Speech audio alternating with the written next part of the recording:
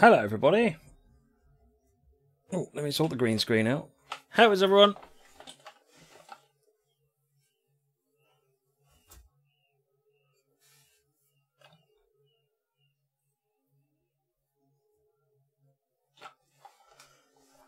Oh dear, that's better. Horizon Racer, how are you? Okay. Today we're coding. Just wanted to change the pace, and there's jobs stacking up that I needed to get done, so I thought we'd spend a bit of time doing that. And it just feels different not wearing a headset while I'm streaming.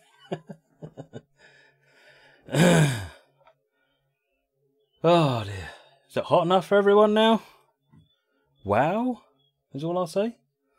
And let me just move this fan over actually. Oh. It's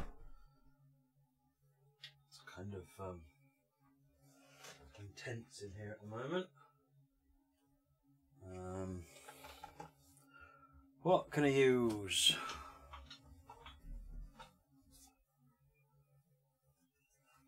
Sure, there's something I can use. Oh dear.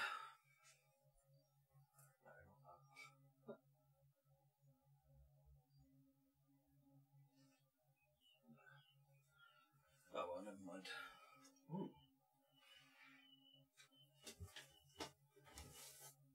Interesting idea.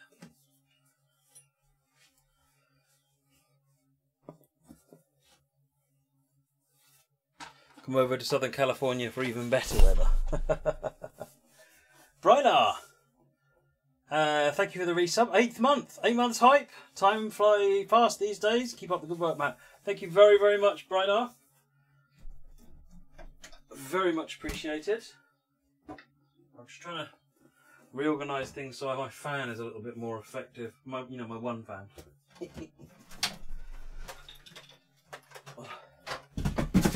Actually, that almost couldn't come out there. Go on there. Oh, that's a bit better. The other fan, what's his name? Yeah, I know. I knew someone was going to do it. Jeff. Right, what I want to know is, if I put that... where's a sensible place to put it? There.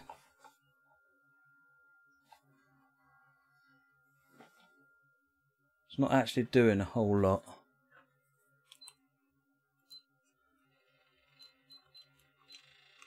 I think it's broke. No! My fan's broke! Stupid thing.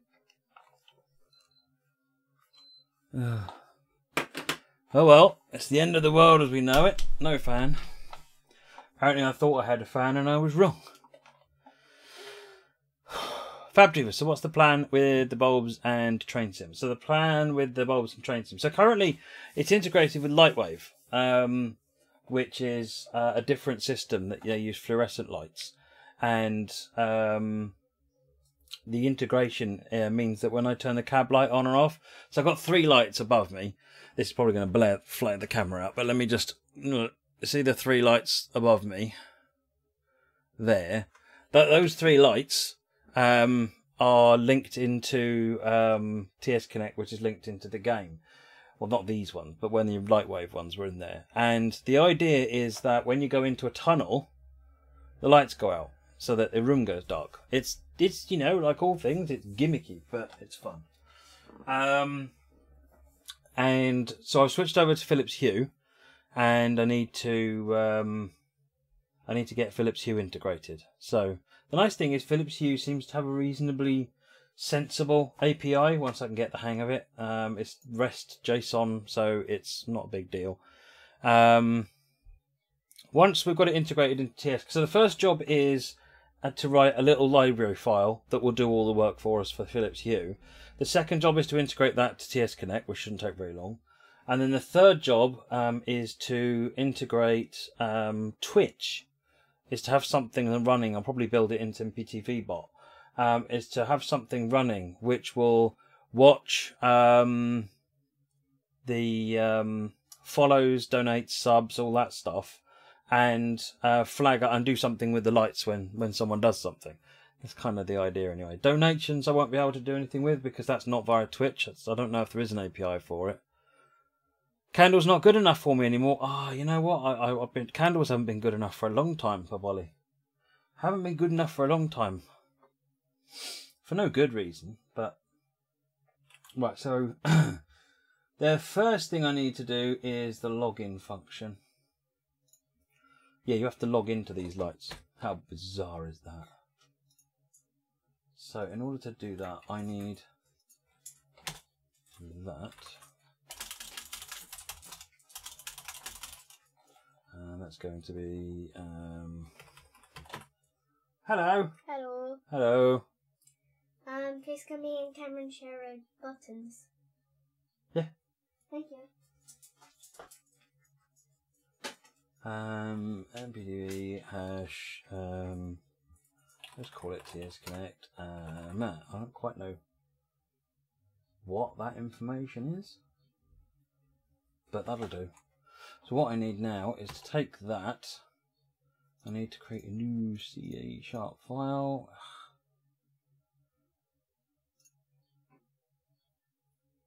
I should say, by the way, this is not intended to be a tutorial. So I'm kind of, a lot of this is making it up as I go along. Alright, edit, paste special, paste JSON as classes. Boom. Right, so that gives me a JSON file for logging in. And then this...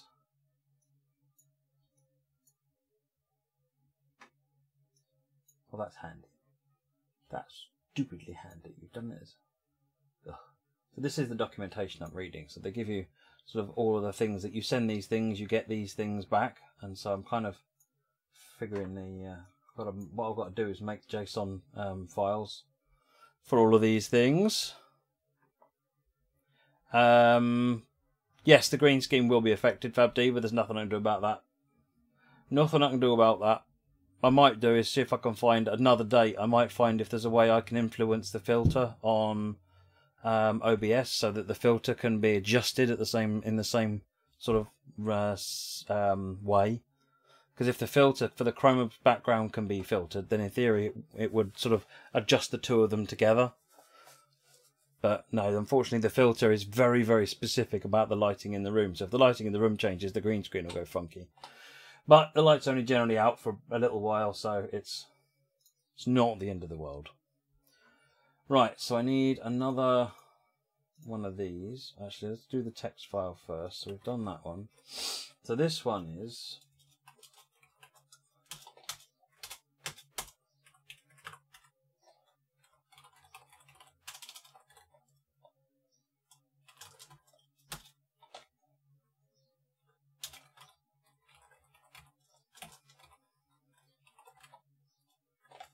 that one.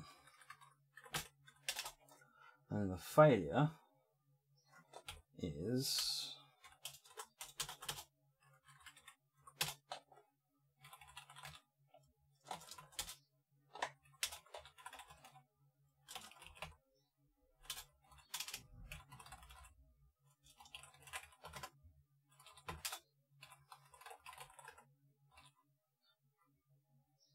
oh, hang on, doing this wrong. Not used to JSON.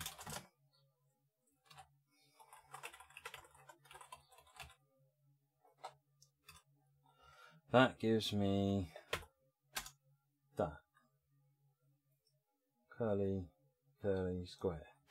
So, if I take that one and paste it in as a class, file, class, no, twit, paste, JSON classes. Really? That's what you want to go with? That doesn't even make sense. Oh, I see. Yes, it does. Success is that, and then success contains username. All right, fair enough. Fair enough.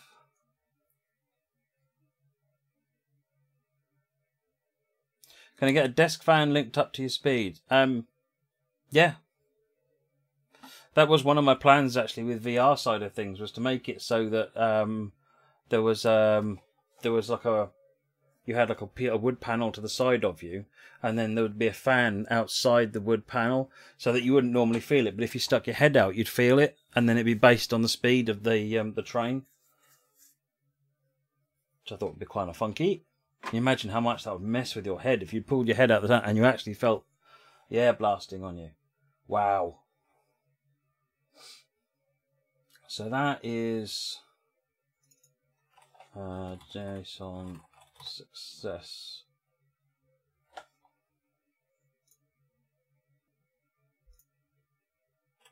No, actually that's actually JSON success.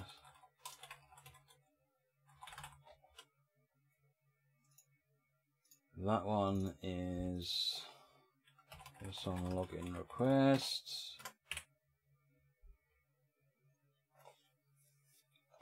Is it just the lights?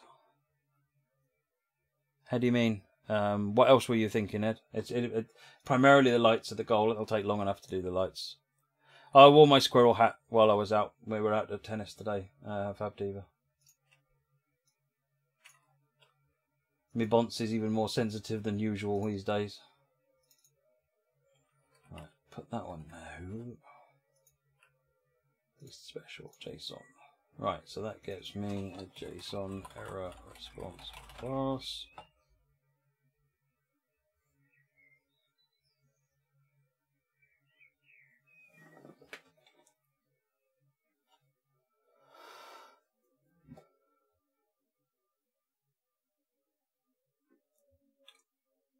Captain Jenks is looking like a lobster, oh dear. I don't know why they've structured the error in the responses so that they're all inside an array. That just seems really, really strange. So hopefully with these JSON classes I could log in now. So, alright, let's save these out.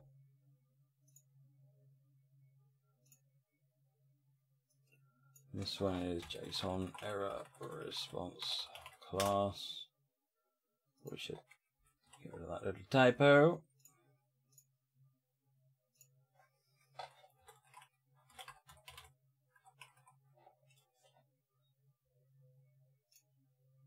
I haven't done JSON in such a long time, so this may even be a load of old rubbish, but we'll see.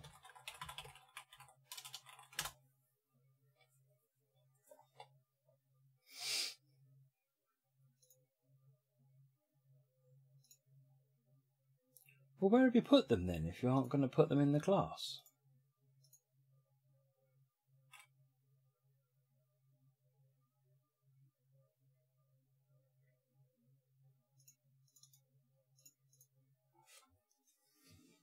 Well, I'm confused.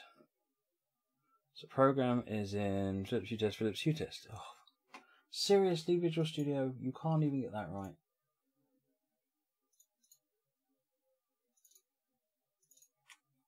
You saved those files in the wrong folder. G friggin' G. Right. Let's include them in the project. Good. Right, that's those done. Now, in here, I'm not going to use... I did start thinking about using another... there's a library you can actually download which does all the work for you, but it's a big bloaty library that does all sorts of things, and I kind of want to keep it lightweight, so I'm just going to do... And JSON over REST is really not that hard, in theory. So, in order to make the request, I need...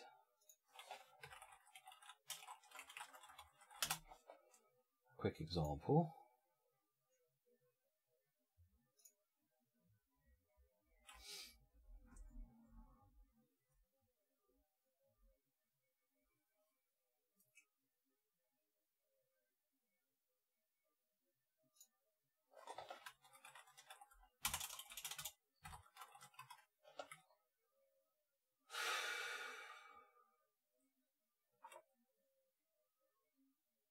Coding for tunnels in TS, basically, yeah. There'll be a bit more than that. Once I've got the library done, then there should be a bit more than that.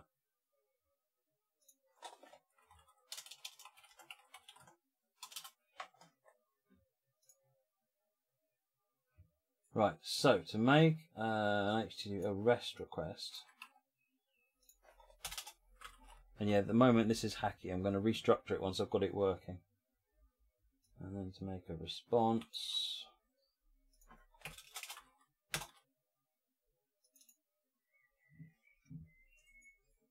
so get response, what I'm going to do is just return the string, I think.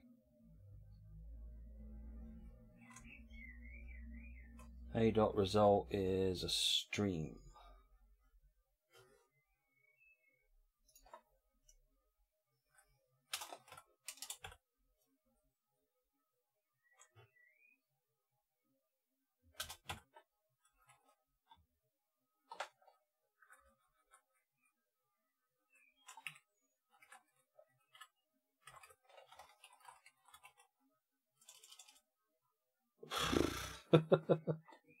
Did Bob figure out what was up with the tunnel smoke? How do you mean, Ed? You mean the fact that it wasn't there when the route came out? He fixed that.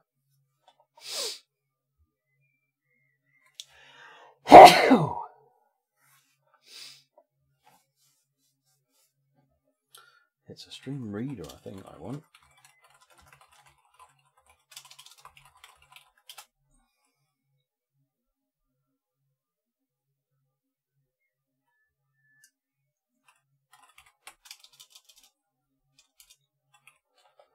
I need to inactivate that.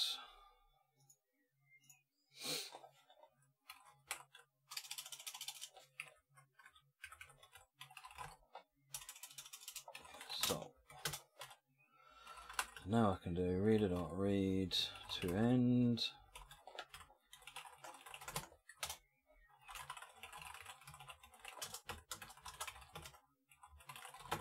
All right.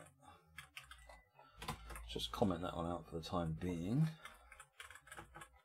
Take that out for the time being, and I'm also going to just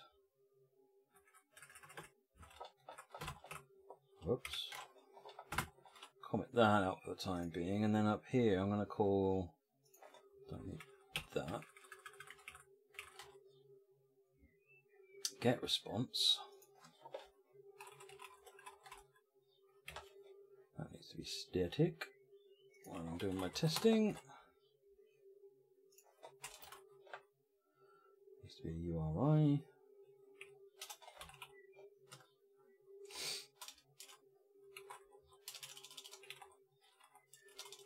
URI. And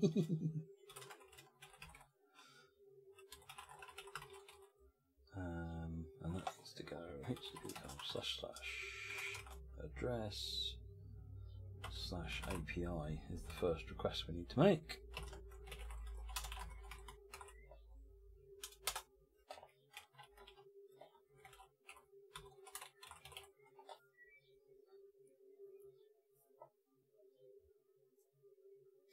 You spent 5 hours on Google Earth mapping and place marking the right of way for the East Broad Top Railroad. Oh no, it wouldn't surprise me at all how long it takes, because if the railroad, even if the railroad is there, it's still non-trivial to get it all marked out.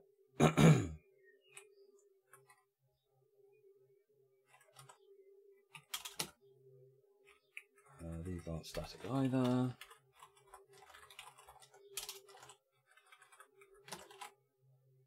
Right, that gets me a URI. I can now pass in my URI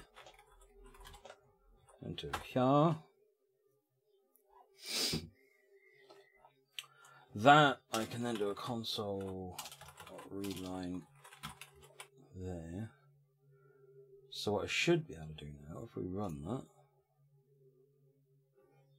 there will build errors. Oh, because we're defining things called class 1.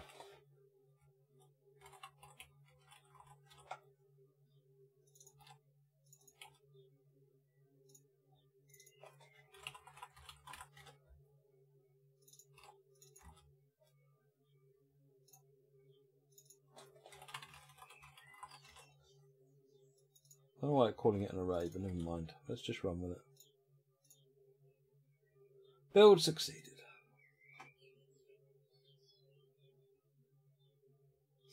Right, we got a response from it. Error type 4 address / description Method get not available for resource. Let me have a look at the documentation. I probably should be doing a post. Yep, typical, that needs to be a post. If I change that,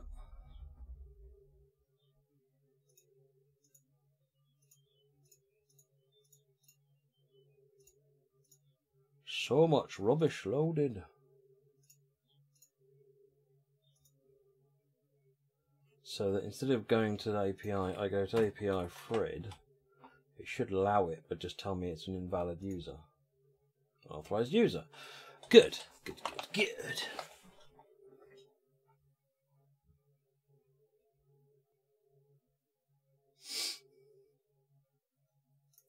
So, having got that working, I now need to do a post response.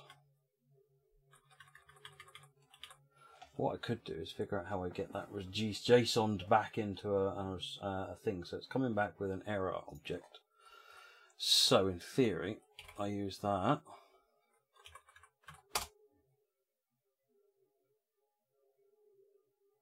I wonder if that's the purpose of the error. So I need to have something which will return an array of interfaced things, essentially.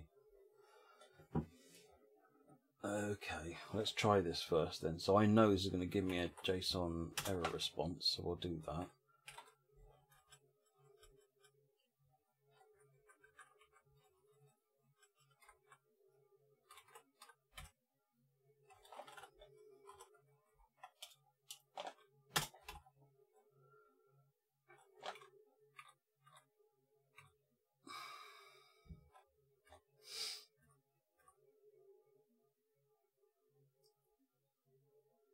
So I can just do a.result as I had in there before,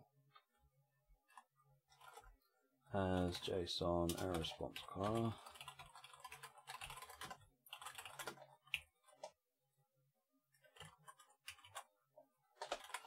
It's a temporary thing. So I'm going to eliminate these three, do that, and then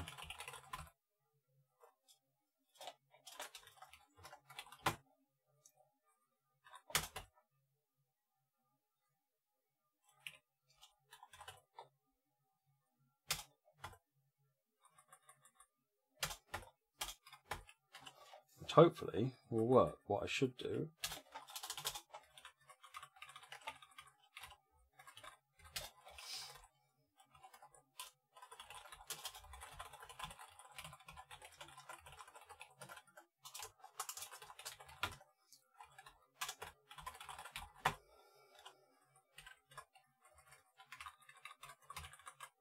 is actually the job message I want there.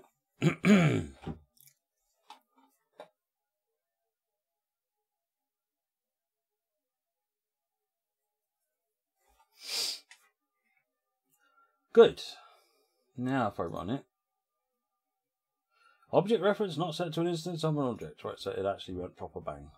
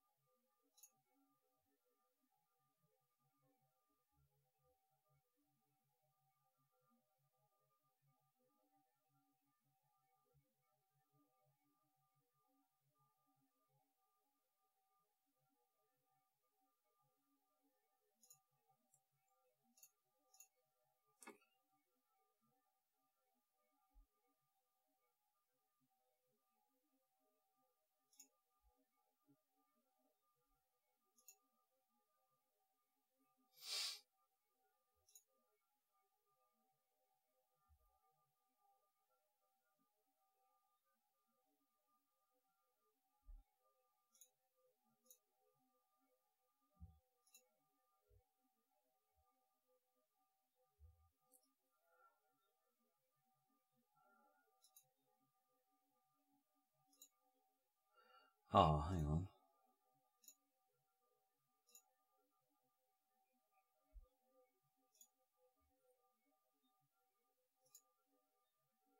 So property 1 is set to null. So it has converted it into a JSON error response class, but it doesn't like what it's set it to.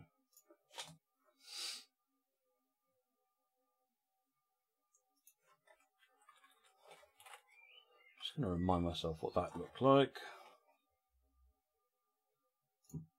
I bet it's not in an array, you know. It is an array. It's in 2 arrays. Well, that's even worse. That's not what the documentation says at all.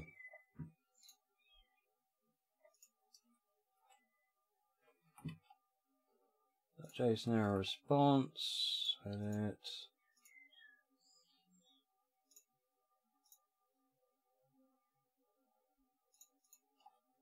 That's not XML, Windows. Don't insult my intelligence.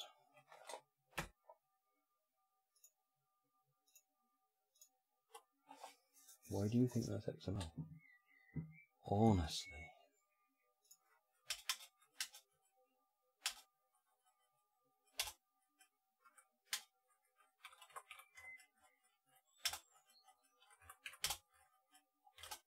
No.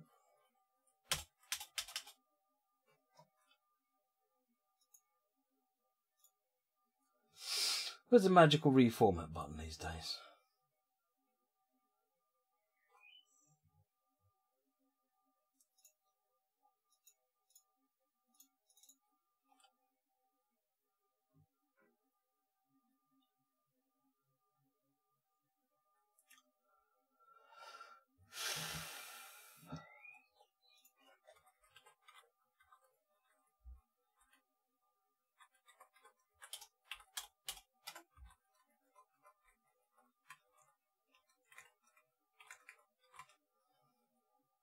Good, that's a proper JSON file now, so don't give me this nonsense about pasting XML file.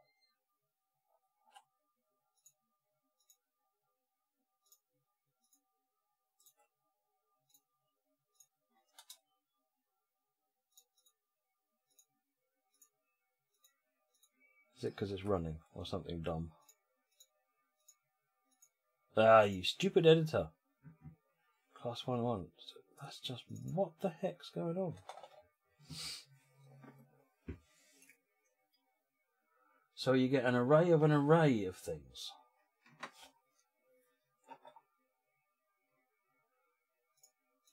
Wish the API documentation would actually be clear about really what they mean, rather than just give you loads of examples and let you try to figure out what they mean. Yes, there are some good examples, but still, that's an array of error objects. So what I'm actually going to get back, I need a new class.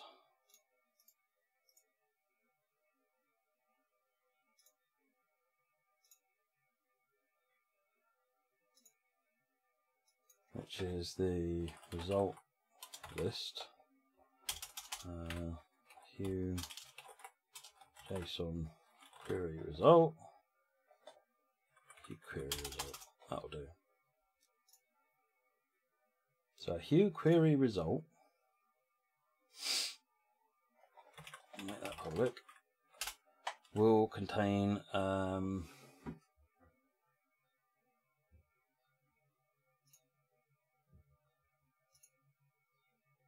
if we say that this is actually, that's the class error, what?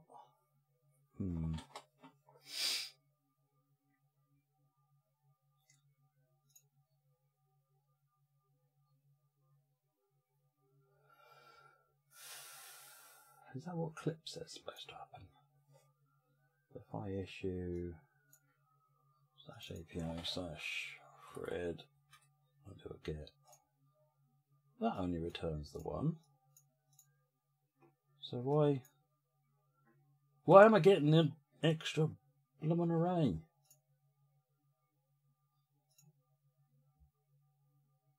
Let's just see if it works. Before we go jumping to conclusions.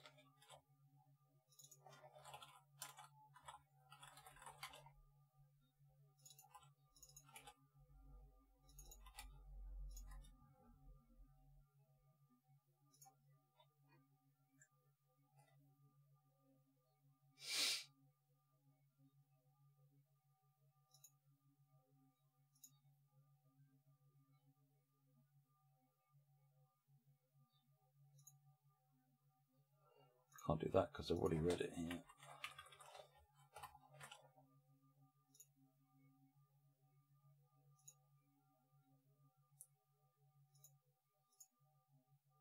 Still no.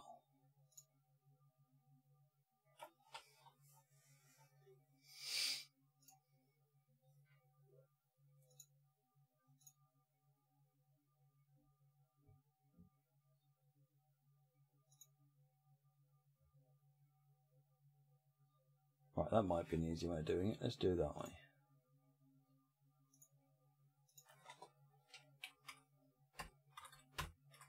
So here I'm going to say JSON serializer.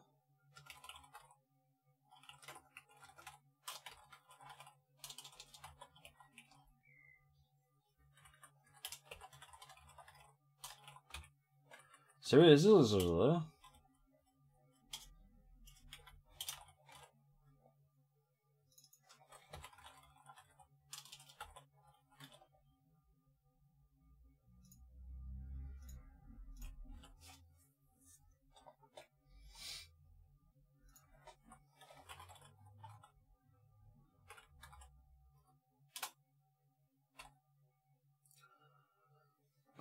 So I'll read from a reader, text reader.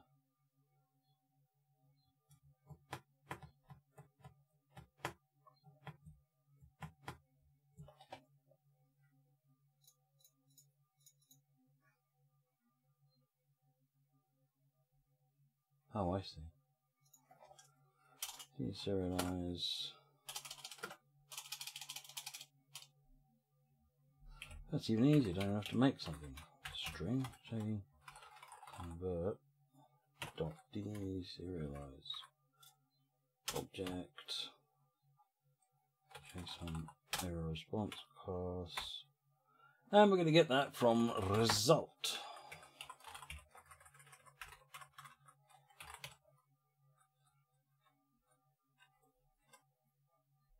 That goes into JSON error response.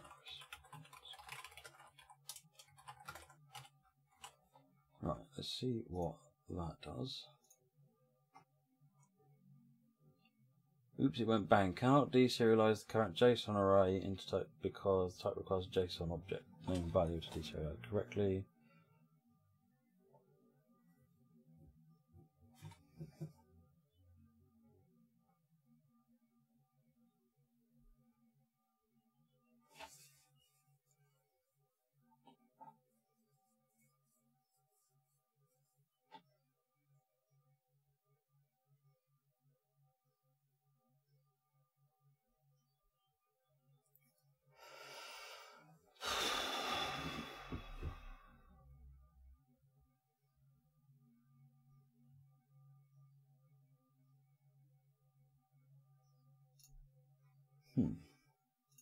Okay, hang on.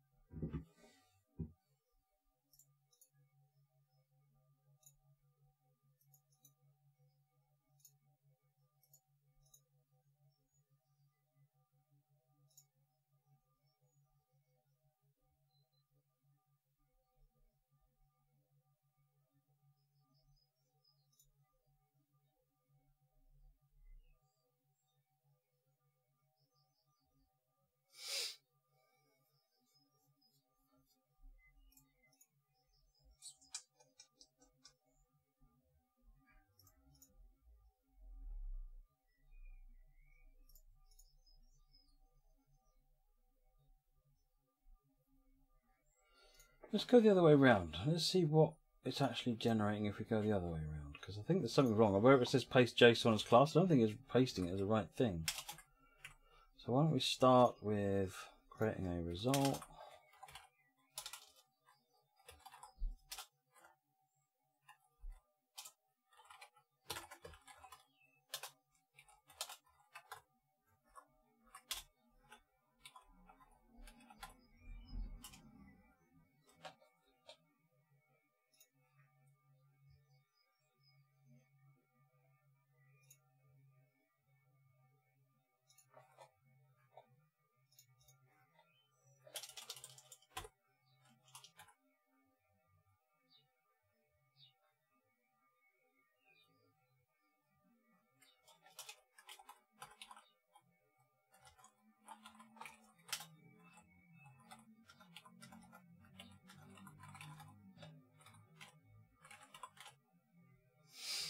It's interesting that that array isn't working properly.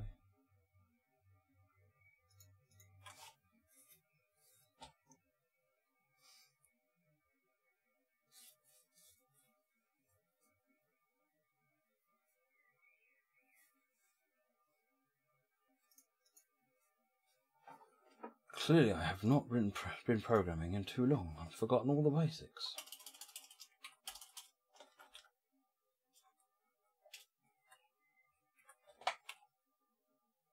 I know that's not right. Error response.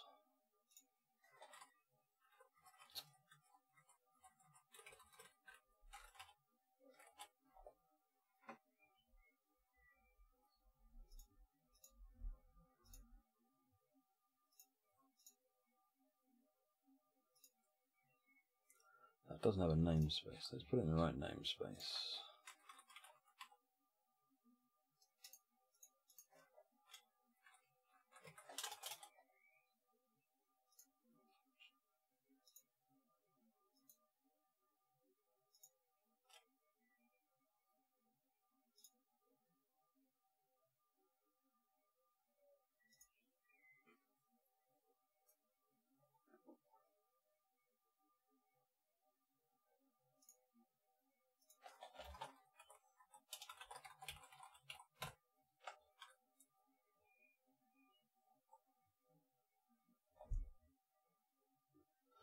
Seems you're saying you're trying to get a JSON object, but it was in an array format. Yeah, exactly. But I've got... So I already created this by pasting a JSON response back in. So this is where the array already is, but it's clearly not done it correctly. So I'm trying to work out what this looks like going the other way around. But I can't convince it to even create the basic stuff. A Hue query result. That was the thing I added.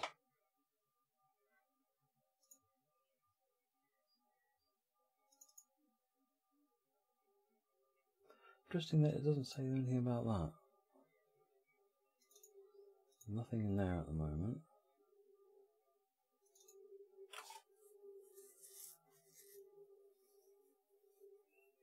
Oh. Dipstick. Dipstick!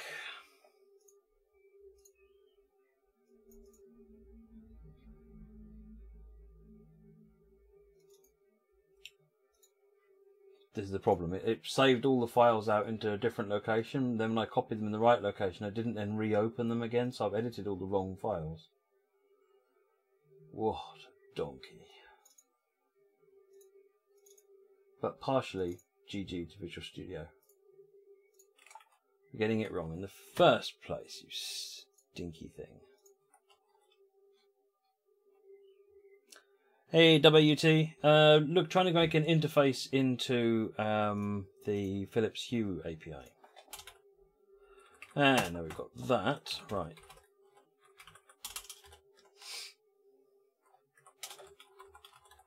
Yep, good.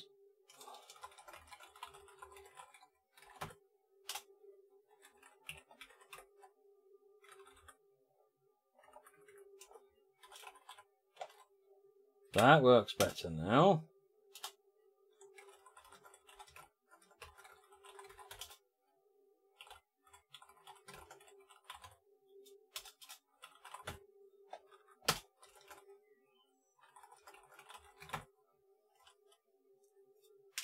Now if I do string JSON equals JSON convert dot serialize object JSON error response class.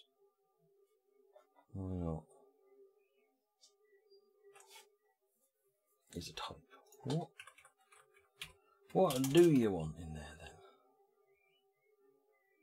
Oh, ERC. Twonky. Are you sure you want us subs to interfere with your lighting? Well, we'll see. If it gets to be a problem, then I can always change it back, can't I?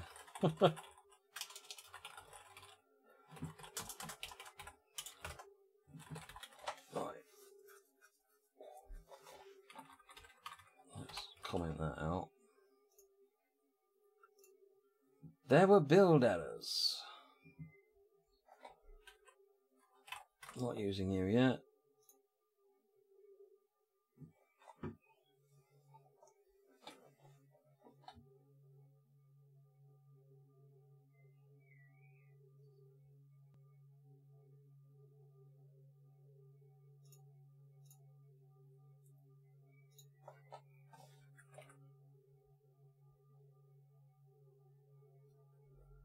It's the 0, 0 was having an objection to, but why? Because that's an array.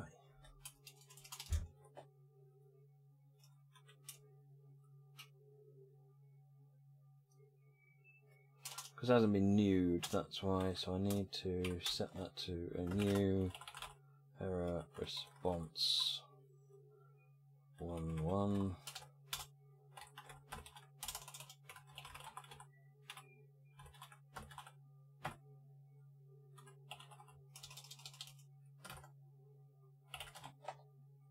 That might work better, or not.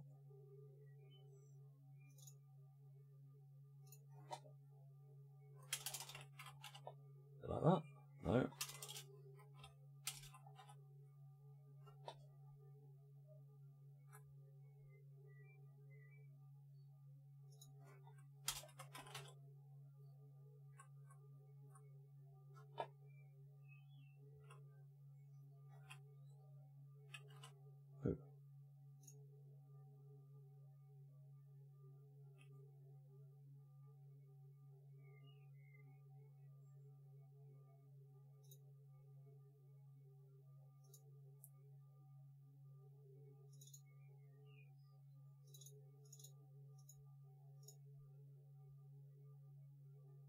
Here's that line that blew up again.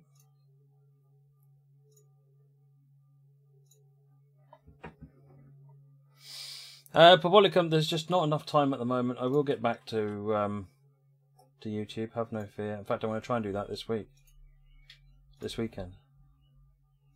Invalid specifier.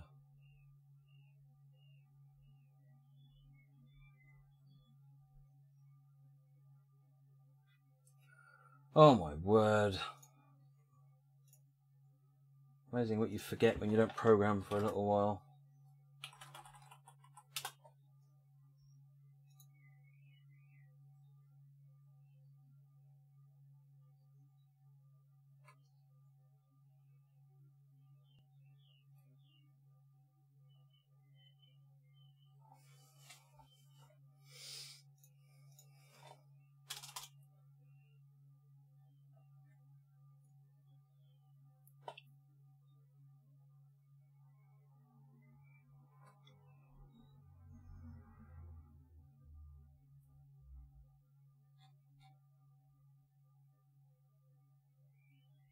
Where are you getting that from, Big Dog?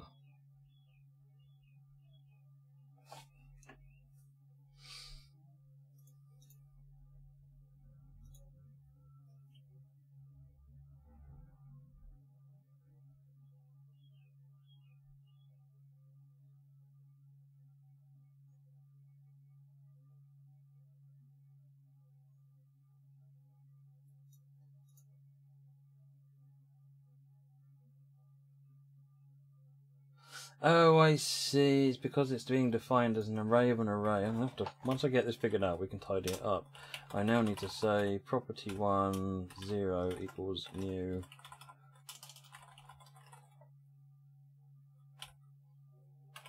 Like that. That then make it a flat array down.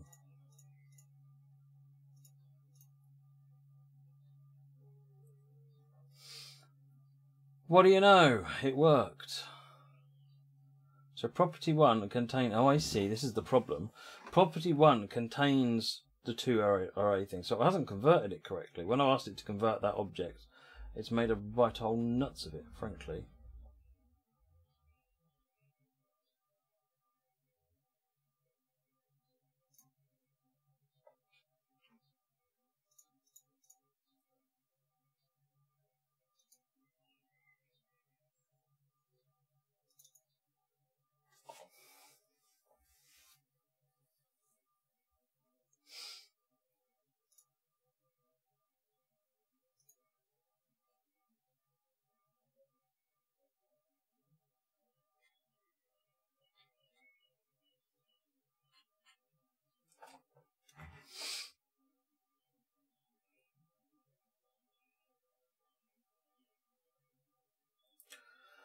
what did I want property 1 to contain? Property 1, see what it is that I've got this this message. This is a response I get from the system, and I want to get that into a data type that's converted back from the JSON.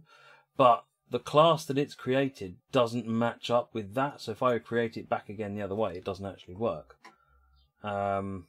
So this is just I'm just complete noob. But I did JSON for a while back, but it's been a while. So if I just create an error response rather than a JSON error response, if I just serialize R, what does that look like? That's fine, except for the fact that it needs to be inside an array, which is what property 1 was all about.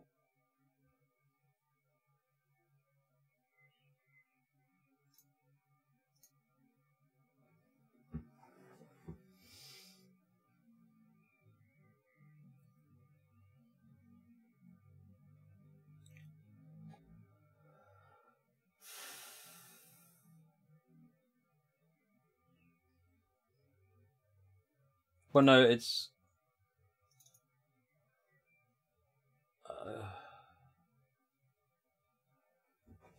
I guess what it's saying is I want an array of these error response objects then, don't I?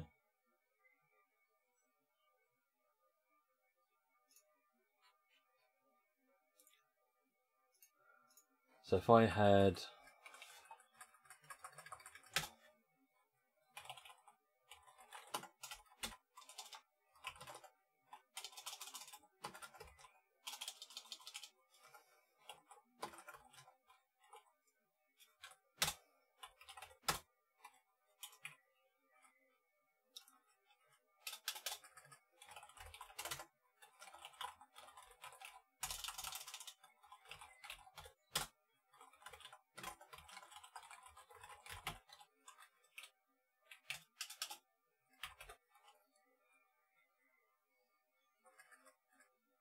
Let's not worry about that rubbish or that.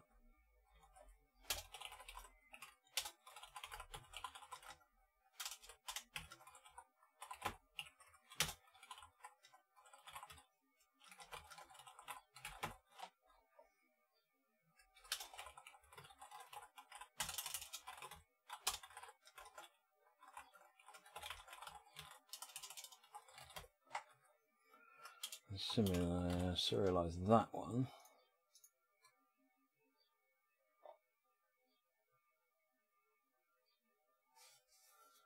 That creates that. So if it's an array of one thing now, so if I only make that an array of one thing,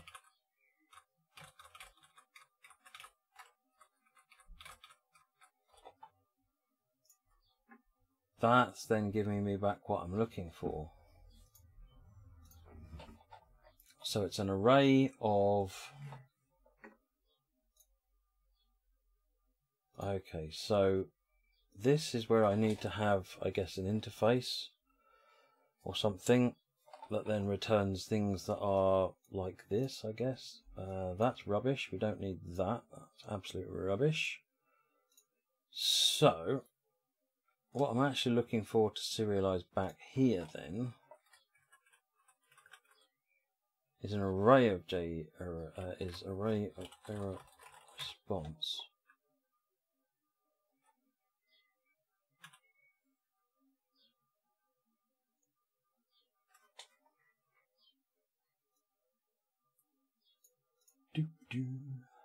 Deserialize a collection. Oh, I see. List. Into a list of error response.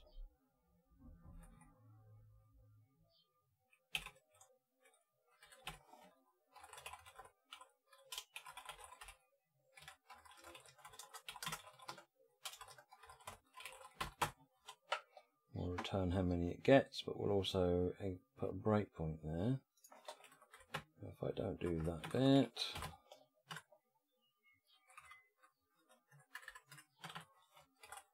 Well, I kind of got that big dog, but I put too much faith in the fact in how it was auto-generating it, and didn't have the JSON knowledge to back it up and to know that it was talking a load of rubbish. Right, so XYZ has a count of 1. It has an error response in it,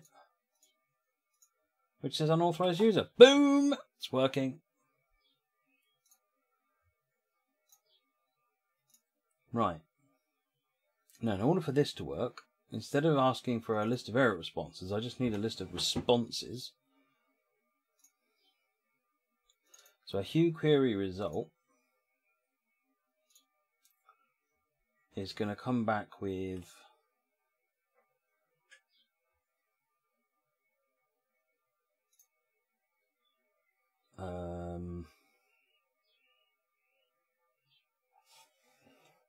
can you make things optional? That's where I'm a little bit puzzled actually, of how you do.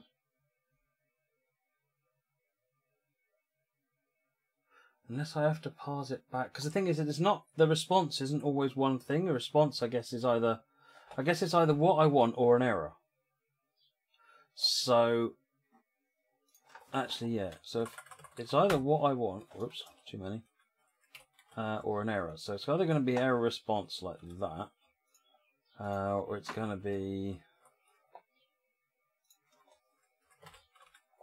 So what I can do is parse what I want, and if it fails, then do an error parse on it and see what that comes back with. That's that one.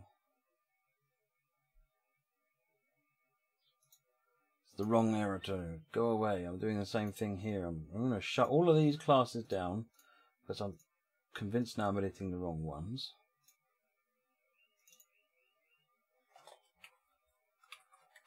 One. Go. That's a login request.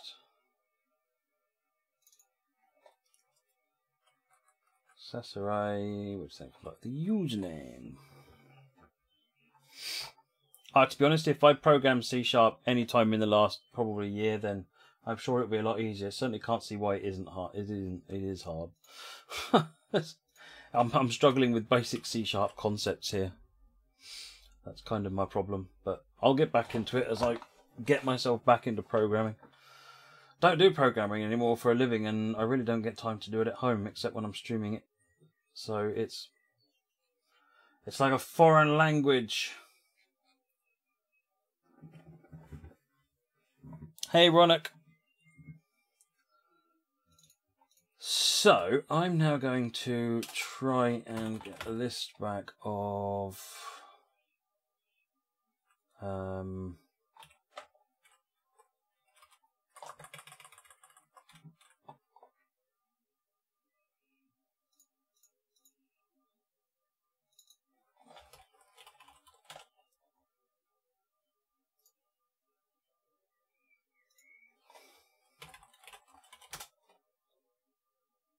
oh no, it'll come back to me. Every time I do, I take a break from it for ages and it's a response.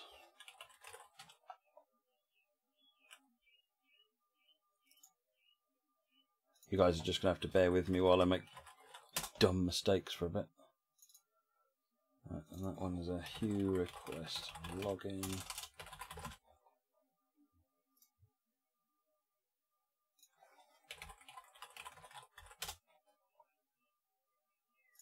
I guess that one. The Hue response error.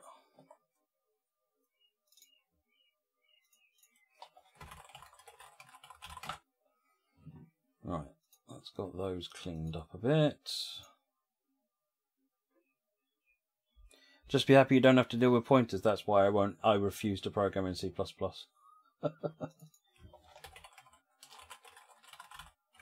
I did C++ for a long time at BT. No, thank you.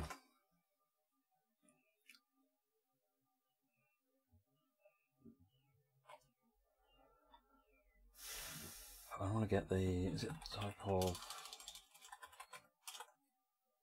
Hue? I need a generic, I need an interface.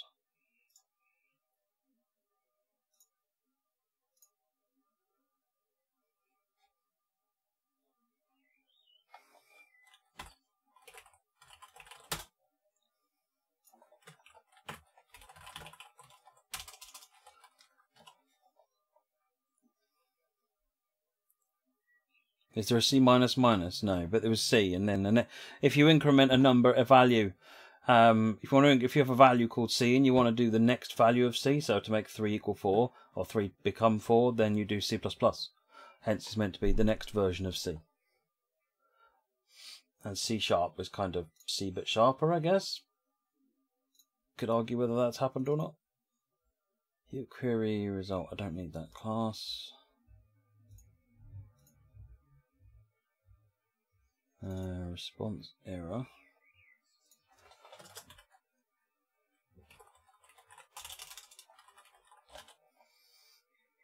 I'm not convinced this is the right way of doing it.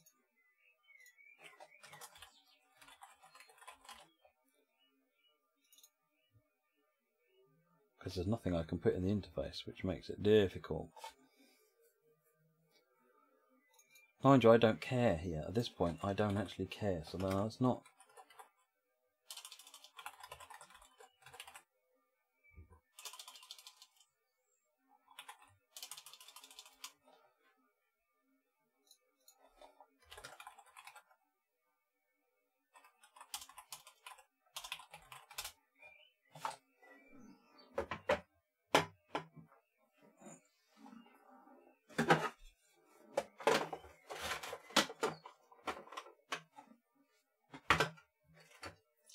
Glass of water.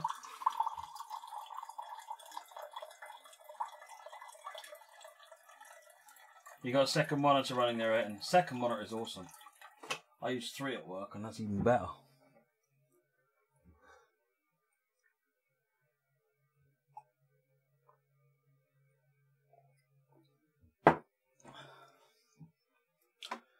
Oh.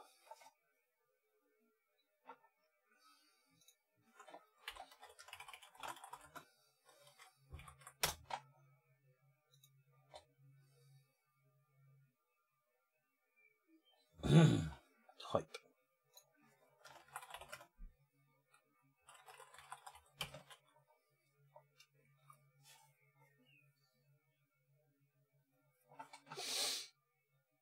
So we read the result, and then in here we do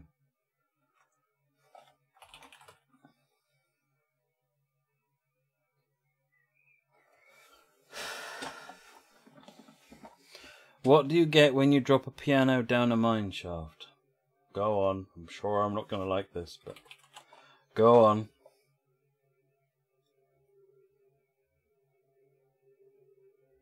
Because what I want to be able to type down here is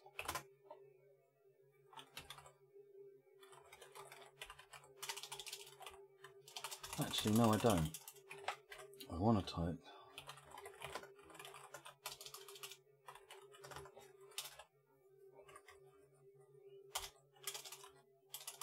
that. And that actually is my response there.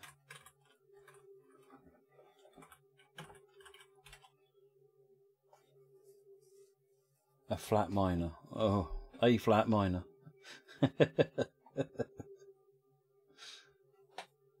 Oh, a Hue response. Once we've got it working for get, it's just a copy paste to make it work with post. So.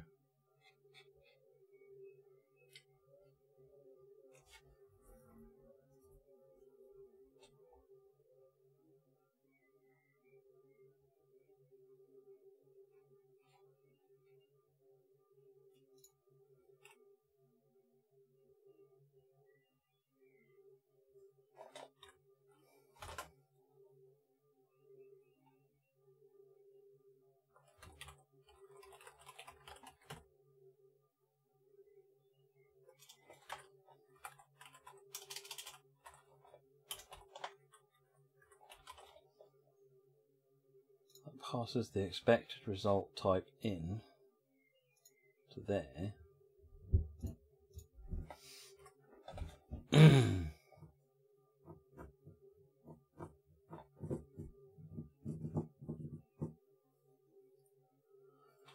Oh, this is burning my brain up. Back to assembly language, where everything was nice and easy.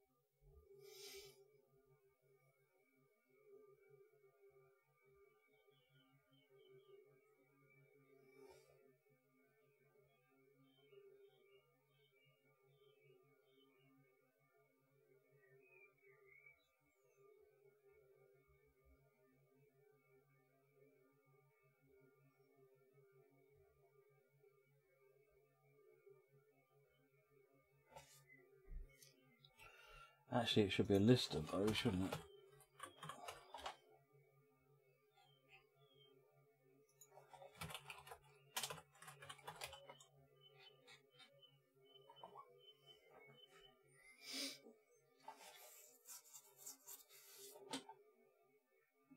So at this point, I can just convert it to a list of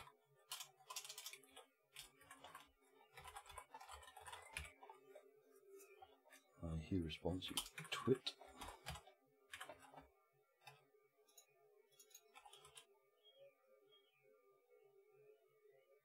Assuming that works, then I can just return XYZ.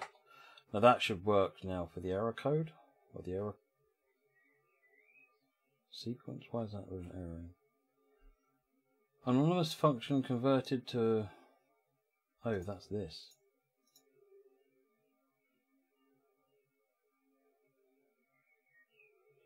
Oh, because that was expecting to be a callback.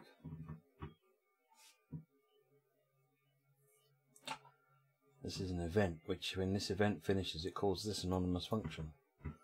That's just confusing. That's to call a callback function.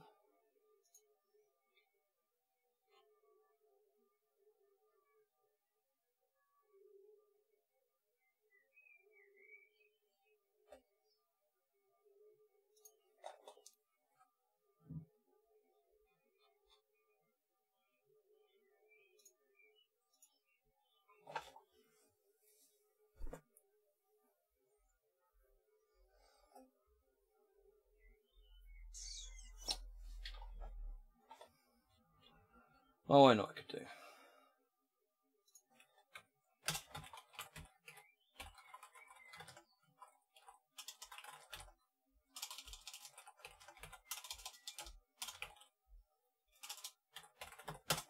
Do that. And then here.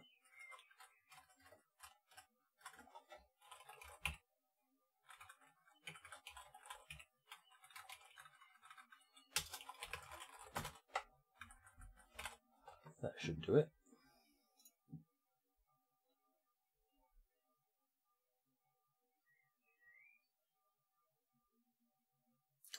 Do not create an instance of type Philips Hue test.iResponse. Type is an interface or abstract class and can't be instantiated. Oh right, yeah, that's because that should be a Hue response error.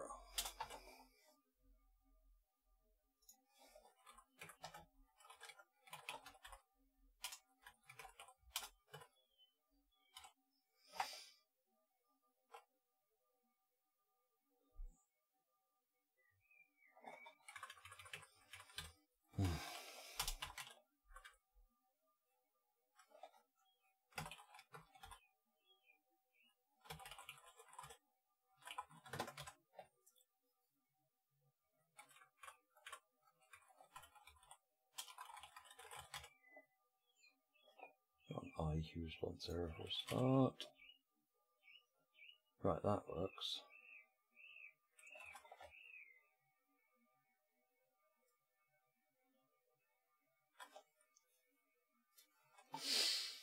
Dave, all I'm going to say is hello and Hottingham, otherwise Snottingham or Nottingham as you chose. Okay.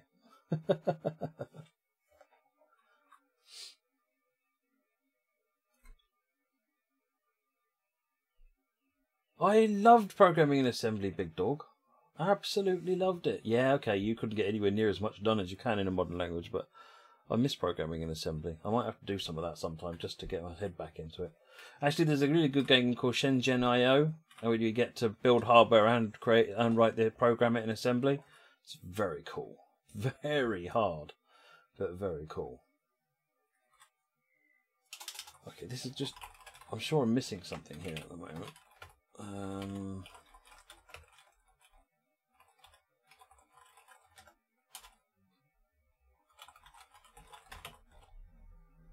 Oh, well, let me populate it like that. Good. Which probably means then I could just say response is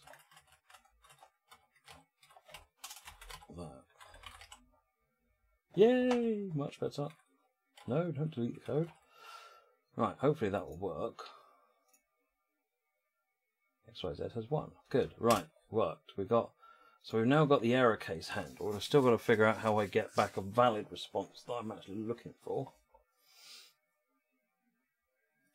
But I don't think there are any GET requests on this API I can use to test it against.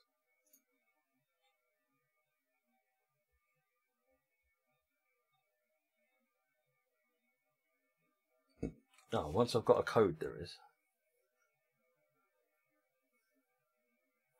In which case, let's try that. Before we get into doing posts, let's get the make sure GET is working. So, let me get the box. Let's got the magic box out. And I need to...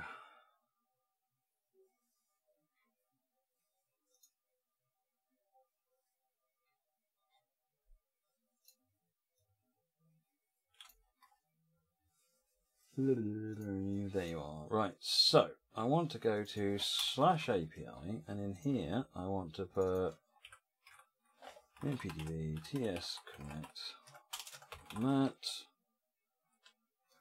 Put a bracket on the end. Post that link button not pressed.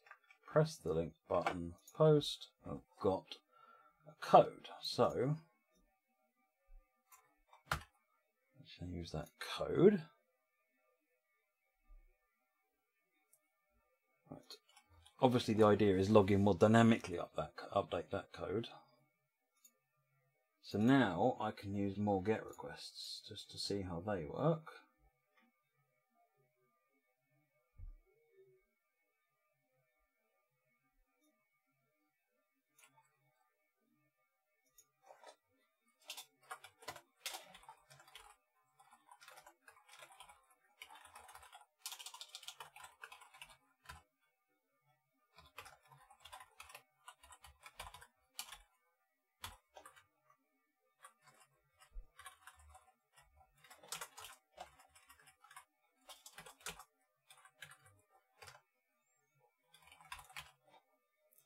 Dave, I'm coding up. I've got new lights, and the idea is I'm coding to make them work with TS Connect. So the question now would be, what happens in the result for? It won't be in there.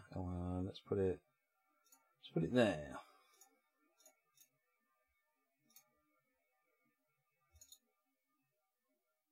Oh, that ain't gonna work, is it? It pulled back all the lights. Smashing. I pulled back the light I requested. Right. So that is the JSON I need to parse out.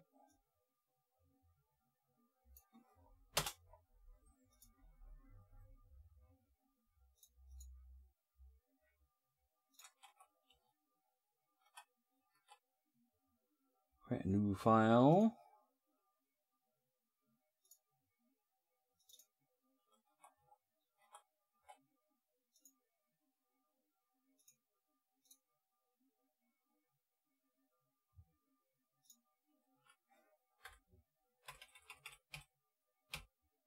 If I get rid of the array nonsense. Good. Now this is a light.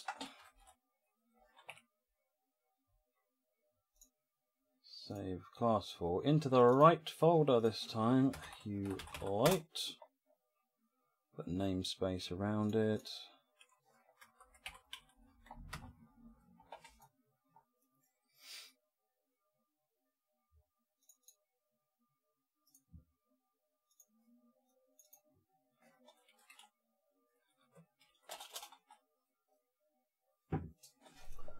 Right, so that lets me have all of that information. So in theory I can parse now as a light. Yes, yes. I lost my water bottle. Where was your water bottle? Huh? Where was your water bottle? I've lost it. Where would you last have it then? In my hand. Ah, no wonder you've lost it then. I've looked in there and I can't find it. It'd take a team of explorers a month to look in your room and conclusively find that it's not there. And it's probably still be wrong. So what do you need? Huh? What do you need? Do you need another water bottle? What about the one I gave you from the bike? Is that in the kitchen? From the what? You know, we found a water bottle on my bike. Oh, the red one. I don't know. The one with the red lid. Is that what it is? So. I can't remember. I remember there was a water bottle. I don't remember any details about it. Probably was.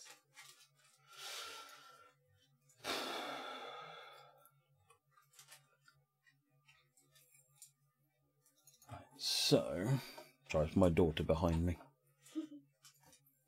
Want more tea? No, I'm drinking water actually at the moment. Speaking of, pushed out that man. Time for a tinkle in the cup. Do you want to use the VR? No, thank you. He's gonna have a day at home. Yes, you can. Thank you. Offer mummy one as well.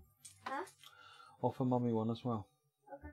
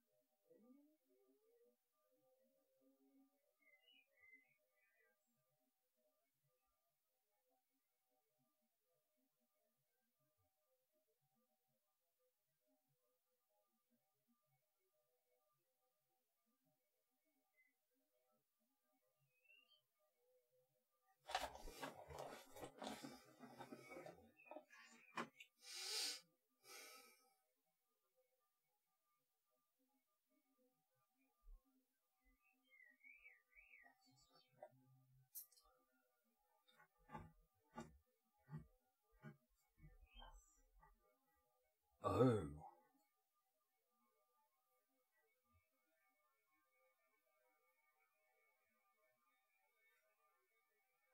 That's interesting.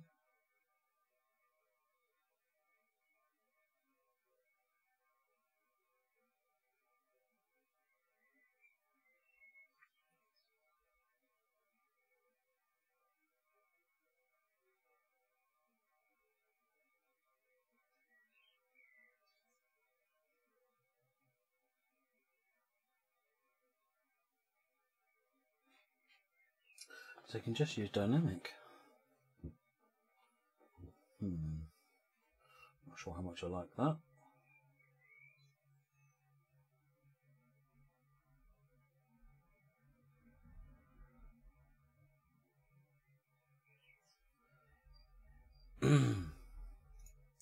So I can pass in here a type.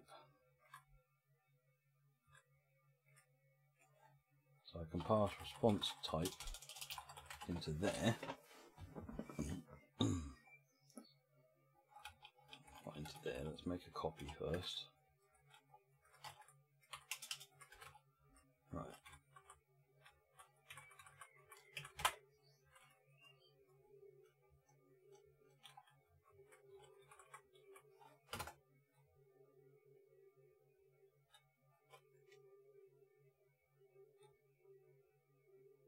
Does it have stabilizers and from the Stone Age that requires coal to power it up? Something like that, yeah. Gouge, have we made the light go out yet? No, at the moment I'm putting the infrastructure together to allow me to communicate with the box. And I'm struggling with the fact that I haven't done C# in a long time and the Braille Grey cells just aren't working very well. Well, at least I haven't done this kind of C# in a long time anyway. So I can put the type in, which is response type.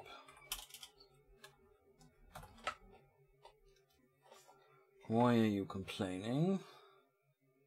Cannot convert from object to int.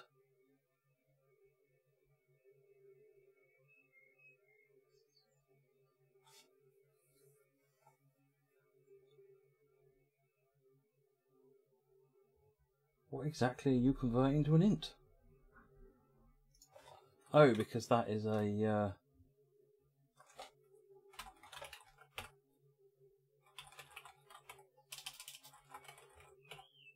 without any form of additional forced casting, it will convert it. It'll let the function method drive up.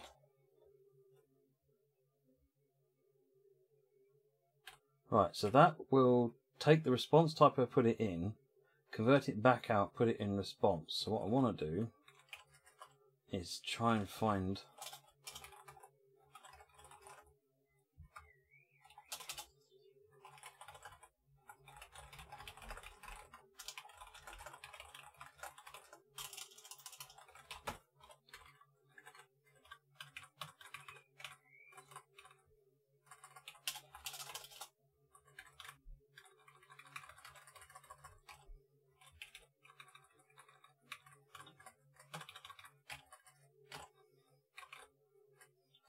right.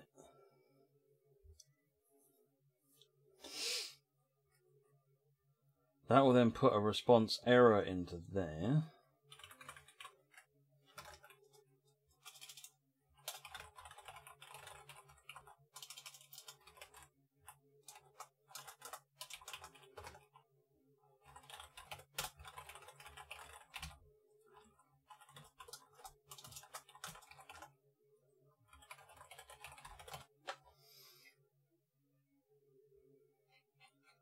That means in here, that is actually going to be a type hue light. No, hue light, not hug light.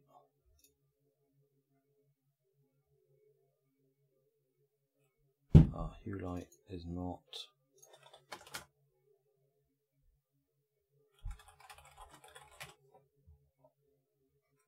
What does TS connect to, Doug Life? It's the tool I've written which communicates between things like morale driver, hardware, the lights when I get them working, the scrolling map, all sorts of things, and train simulator. So it's like a connection bridge, if you like. Right.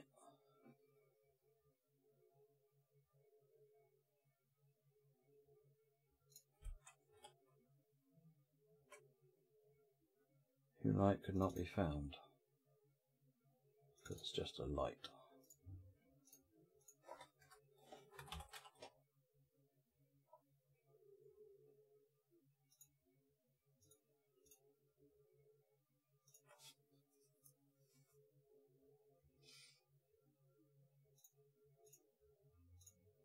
Don't.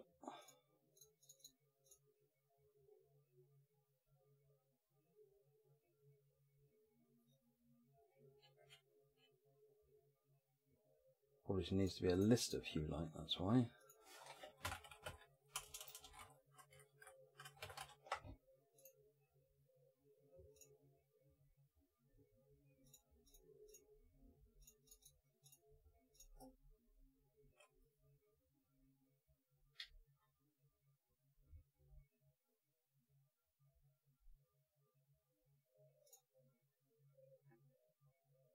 No.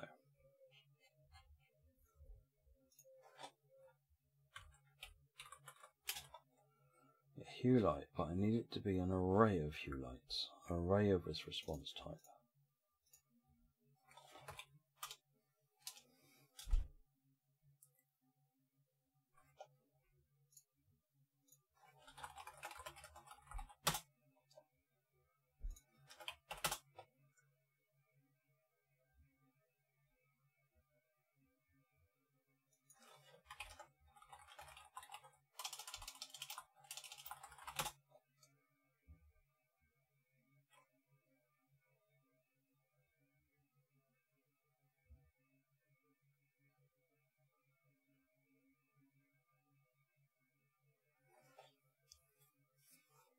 Danderman, how am I this evening? I'll be happier once I've got over this little hurdle here of communicating with JSON. Once I've got my head around it, then we'll be coding at some serious speed, I think, because the rest of it's relatively straightforward. But otherwise than that, I'm good. Had a really good time, actually. Victoria's birthday party was a tennis club. And they don't do tennis birthday parties until we asked them if they did one. And they said, yeah, we should do, really. Because they've only just opened. And so they put on a really good birthday, actually. She reckons it's the best birthday party she's ever had. So, and she looks like she enjoyed it more than she normally did. So what I want to put in here is an array of those.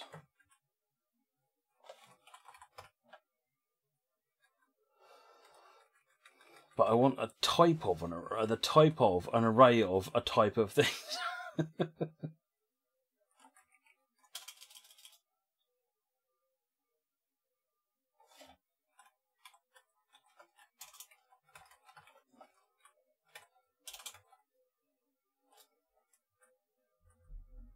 No, that won't work because it's...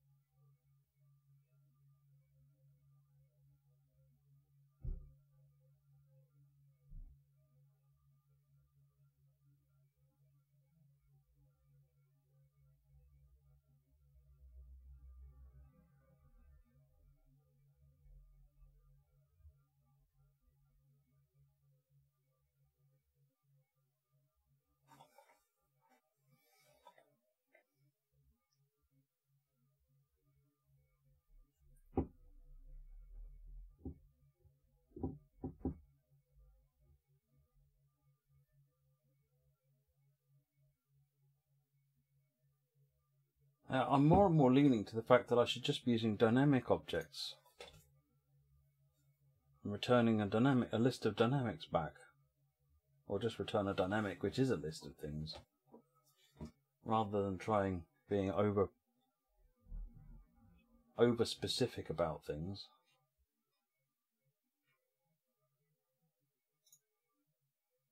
Don't normally like using dynamics though. Ugh. Let's comment that out and try it. So dynamic result equals JSON convert dot deserialize object result. No, I can't use result again, you twit.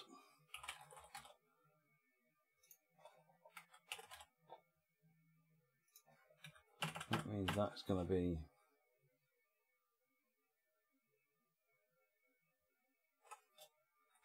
you have a friend who made a third-party BTTF DeLorean for rail use in tier 17. Nice.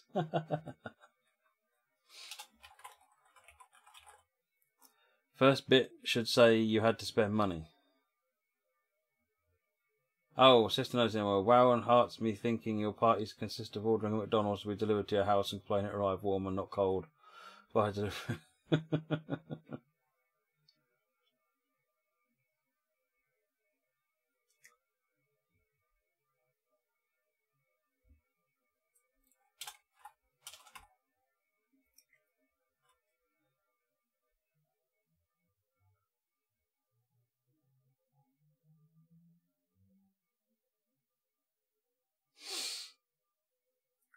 No, we normally let the kids, if they want to go somewhere to do a party, then that's part of their birthday.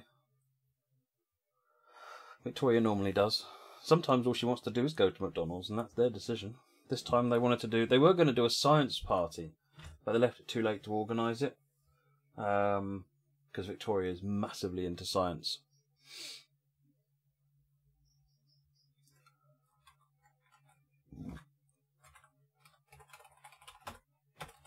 let's do that as an excuse to put a breakpoint in.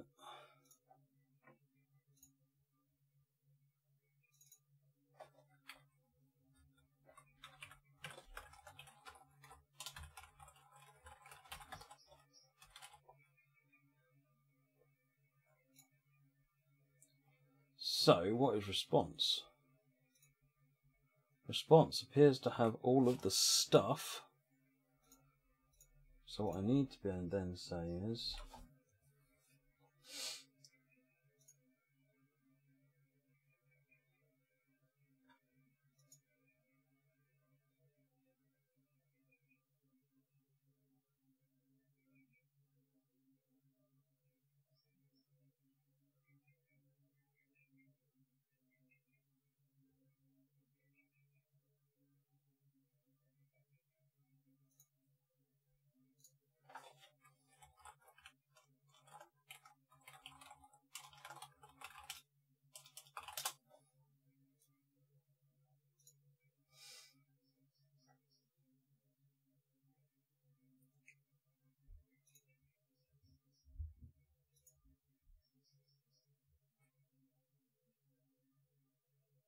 so the first is a state. So are we saying I can say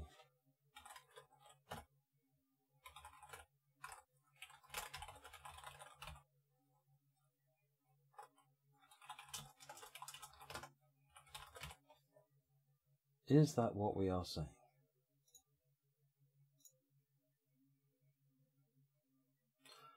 Holy moly, that is what we're saying. Okay, that could make life a bit easier.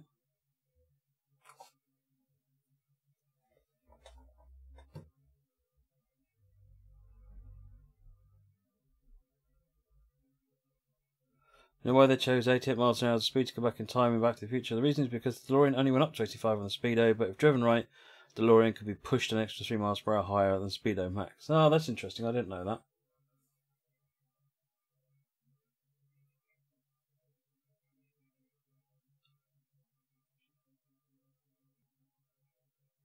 Good. So I can read the state back now. What I need to do now is to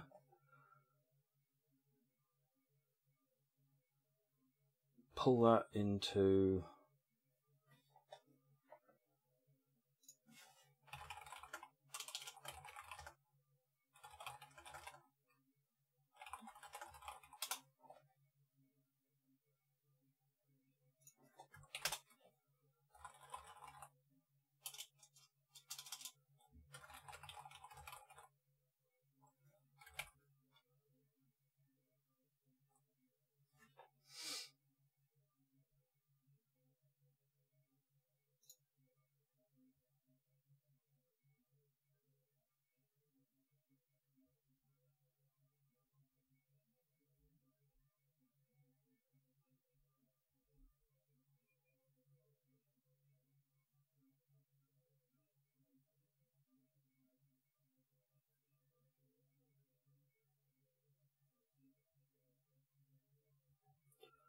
so what I could try and do is say light equals, see if that works.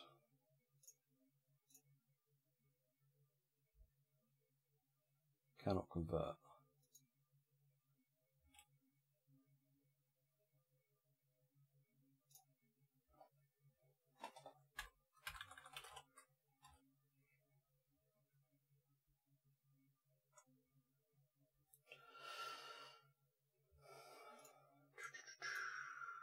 Does this know what type it is? No, it doesn't say what. Oh, this JSON API is just really nasty. There's no standard structure to what you can get back.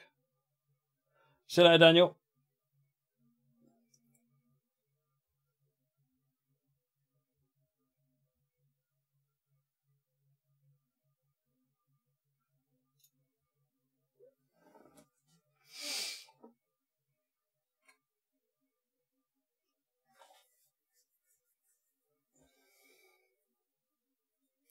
You left work on Friday, trying and failing to convert a JSON HD response to something else. You feel like you stepped right back in. Yeah, I know. It's supposed to be easy, but it seems like it's easy as long as you're in control of both sides of the equation. And if you're not in control of the other half, because that's running on this box, then you're bound by the limitations that they've put in. But given I don't need anything fancy, this isn't a generic, truly generic system. I don't mind it being a bit nasty. So I can just return response, essentially, and not do any of this junk.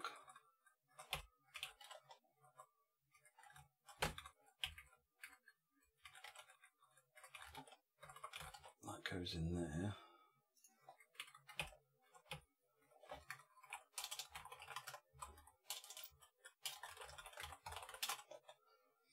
That goes in there.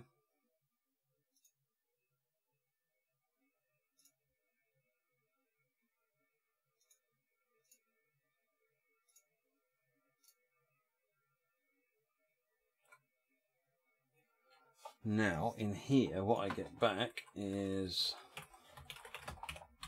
that. So I can say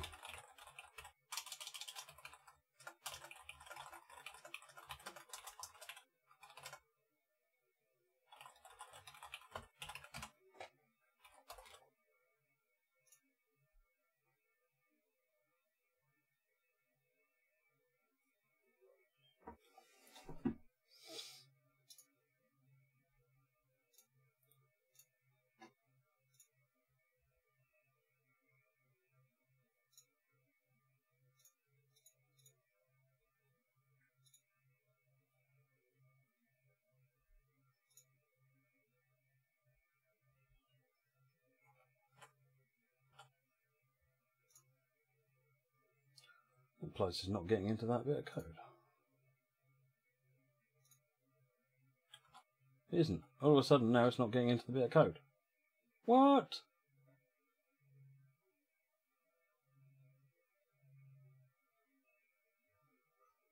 Tell me the box. There's the box playing around on me now.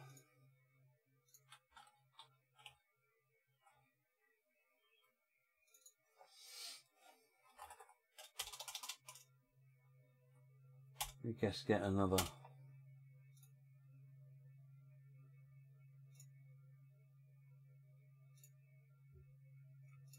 I need to do a login, don't I?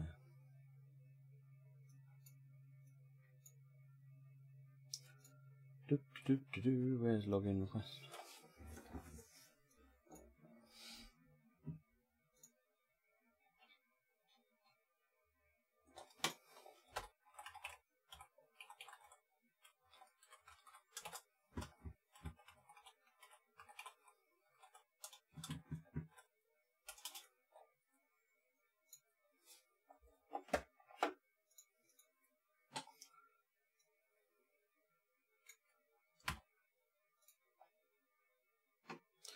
Got some potentiometers hooked up to Arduino yesterday so you could send inputs such as throttle to. Nice, nice, very good.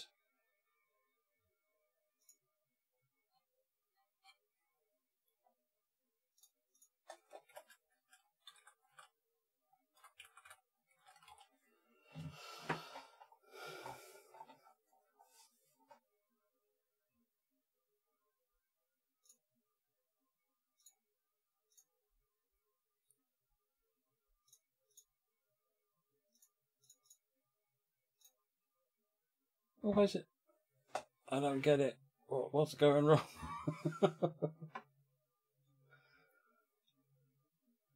All of a sudden, it's not doing anything.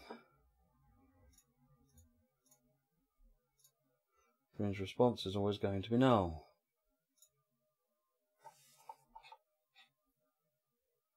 Hey, EC, how are you?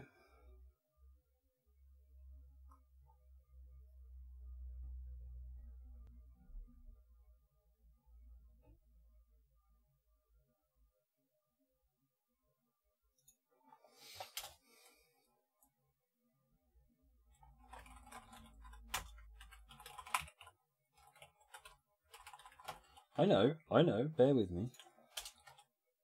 I'm not intending that this is final code.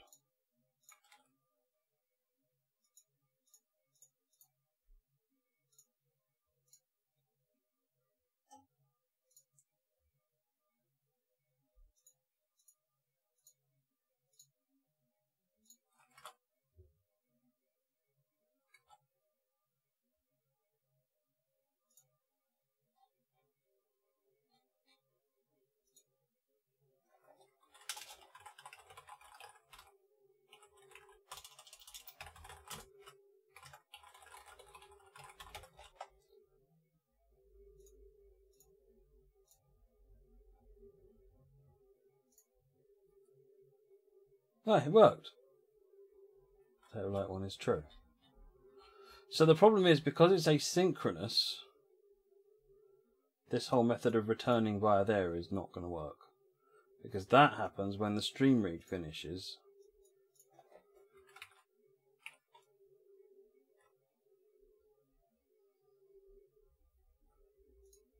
Oops, that's not what I wanted. Stop! Hey, ride car.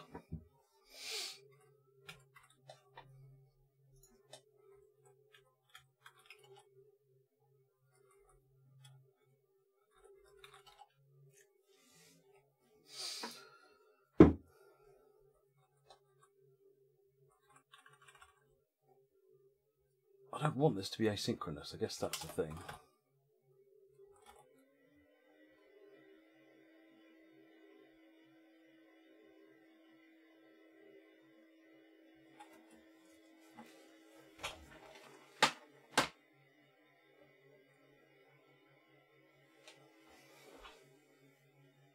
Oh, my water cooler just kicked in.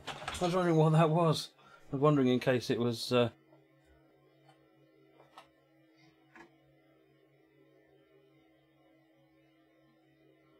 You feel I should disable the hot pink on the light, as that would be abused? It would be totally abused. It already has been abused, let's be honest.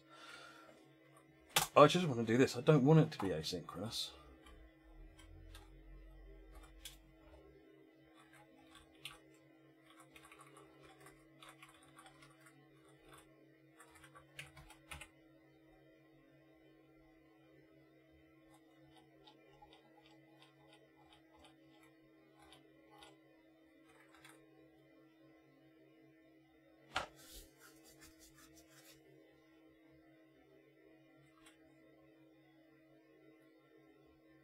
Oh, are you alright? Twit.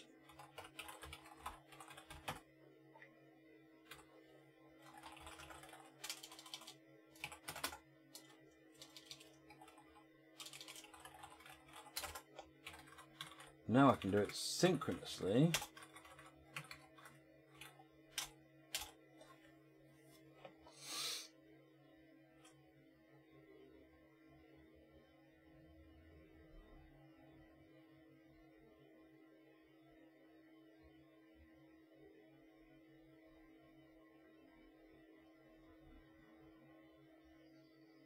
Boss's boss will ask me on Monday, what gets you out of bed and into the office every day? Knowing that if I don't, some other idiot will try and do my job and mess it up. How about that?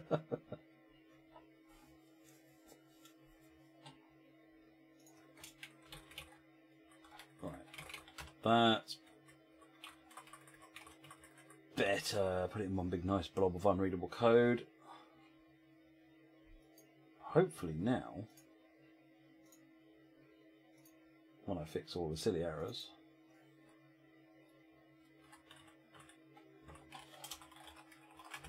I can combine that together as well.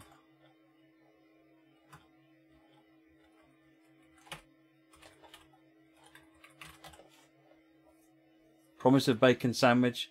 It pays the mortgage and funds your hobbies.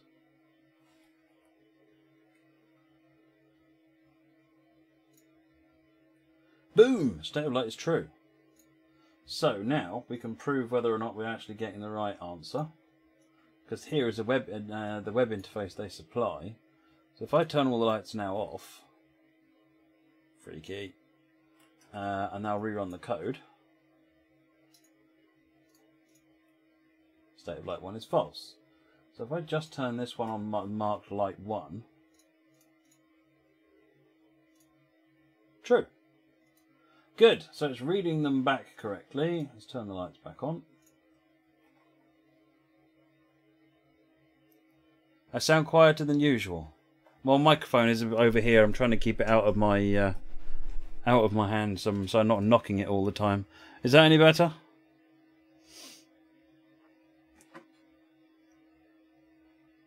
Normally when I'm streaming, it's right here in front of me, and that's going to get in the way. But let me know. Is it better here? if this is better... Oh, that's better, is it? Okay, I'll leave it there, then I'll try and work around it. Good, so I can now read the state of the light. So having got that working, I can now get post working. Because we need post to effect the login sequence.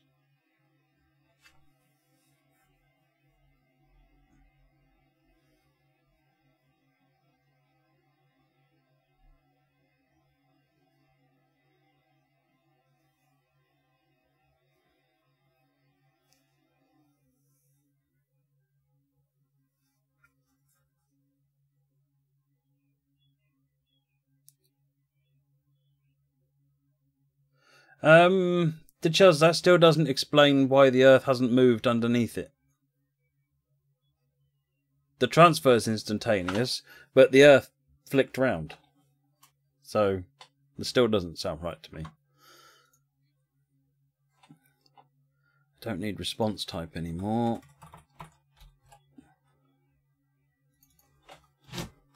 So, static, dynamic, URI. The data that goes in, past that, that goes in, we get that, we pull that back.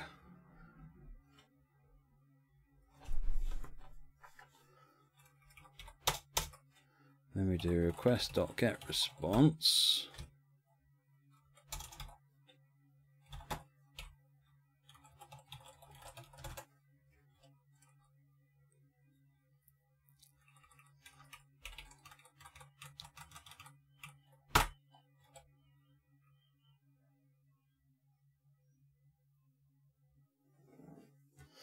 Doesn't sound right, blame Muggy. Yep, blame it on the Muggy.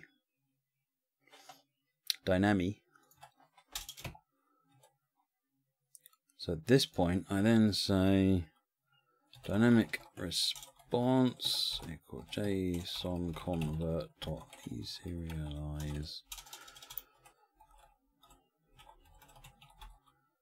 WR dot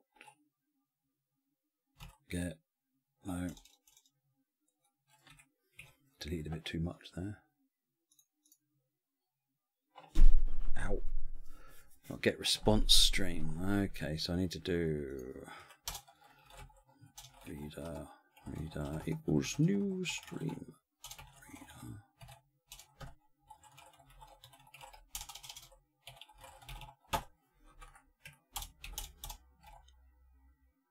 Reader.read to end.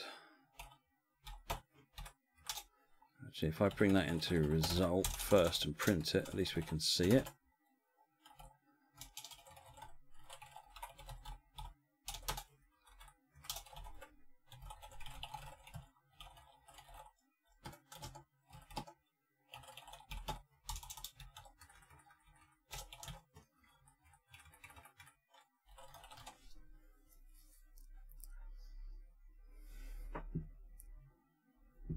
Instead of a DeLorean, they should have used a Gronk. The Earth has also moved around in sun, so they'd be in space. Yeah, quite.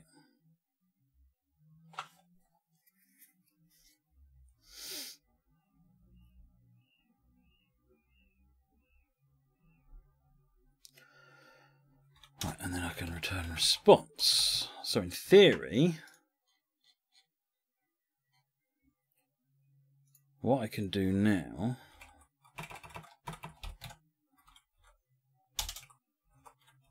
let's put those to one side.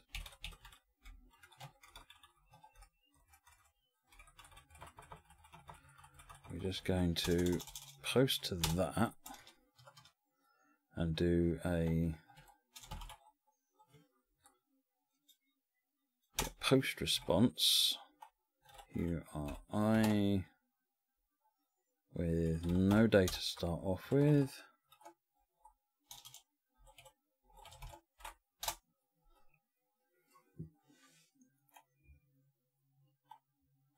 And we'll see what that does. That should give me an error. Invalid missing parameters in body. Really? That's the error you're going with?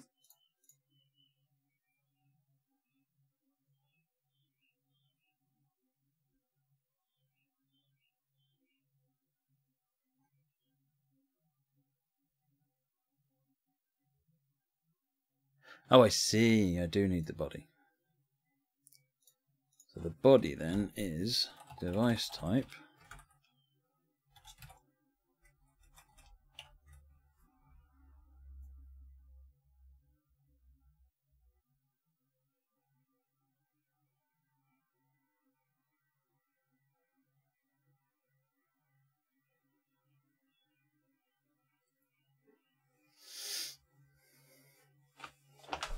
That still doesn't make sense to me, dear Charles, but never mind. I'll leave it to other people that know these things better than I do.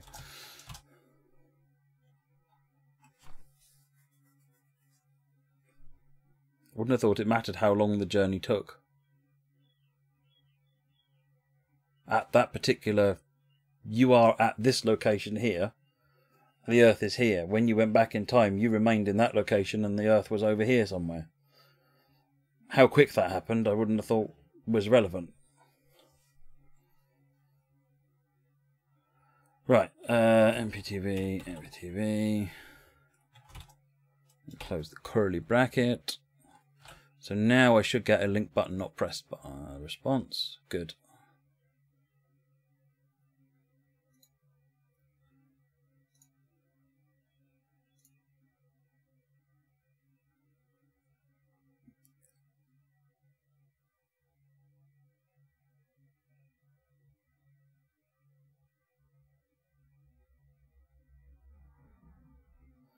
Full wibbly wobbly timey wimey stuff. Yep, I get that. Right.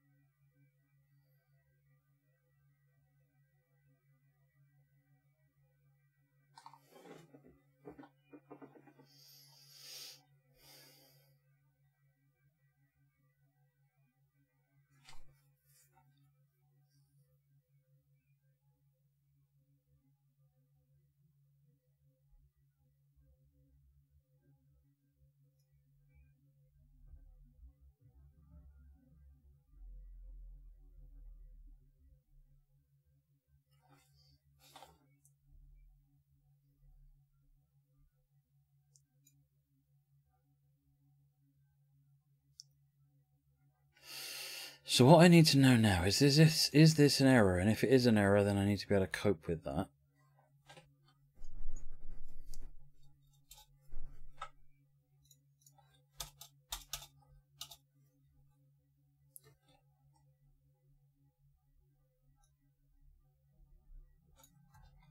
What would be useful is to find out if a dynamic object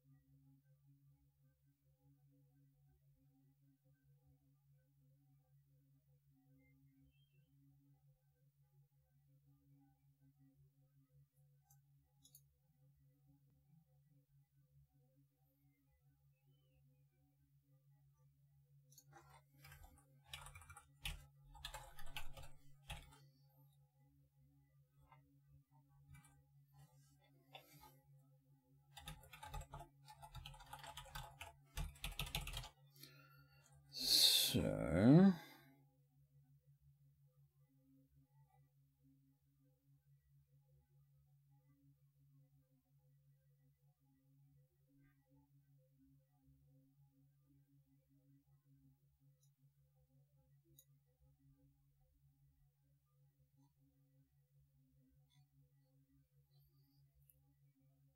what's that? Cannot use a lambda expression as an argument to a dynamically dispatched operation without first casting it to a delegate or expression tree. What the heck? That's basically copy-pasted code. Why are you not liking it? Start liking it!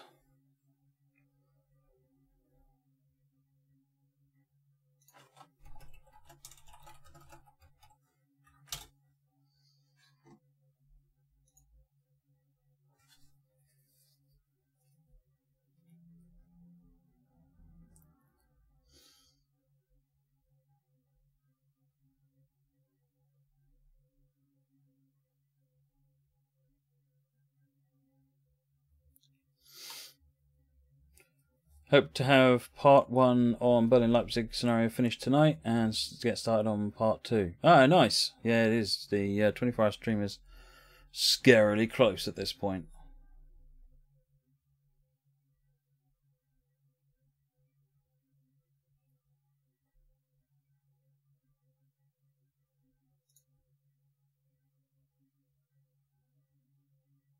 So I can't use a lambda expression on that by the looks of it, but I can do... Let's get properties return.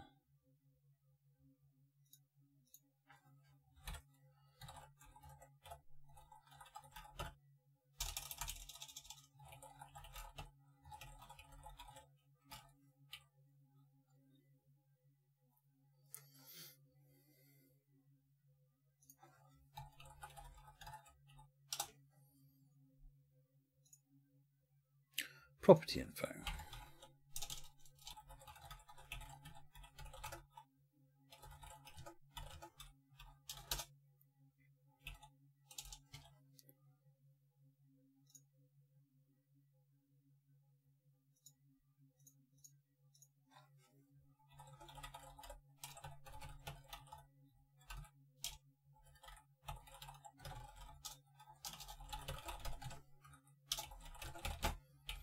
Do it that way then.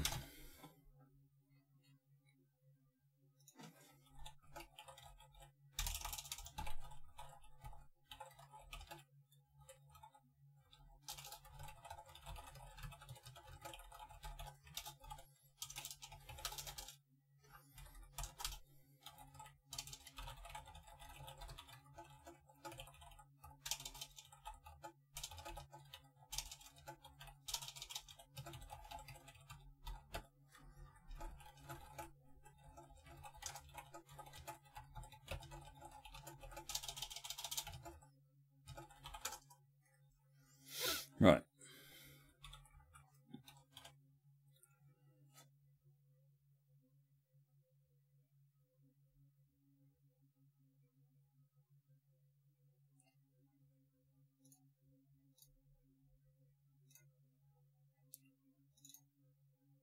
Oh dear. What? Oh.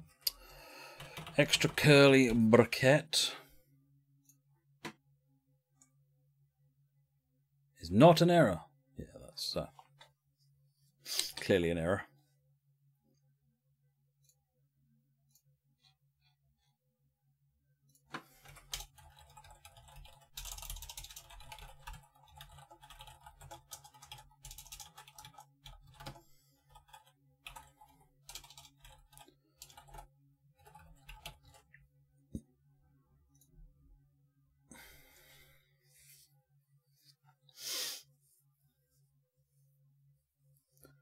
None of those then.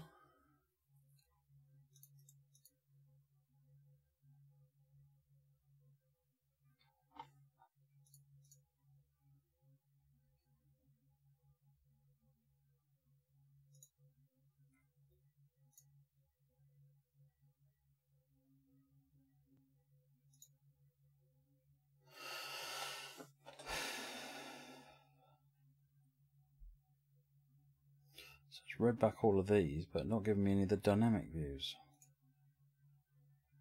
Oh, I'll get the dynamic members. There aren't any. Because it's an enumerable.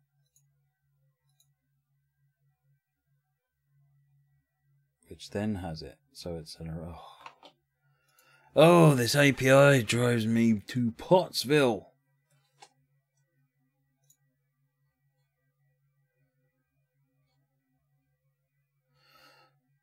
So the dynamic, let's look at that one more time.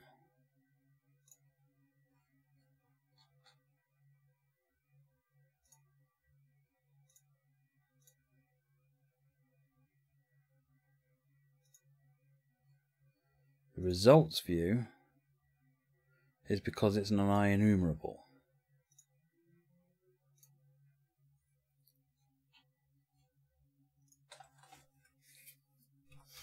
Let's go with if is error response.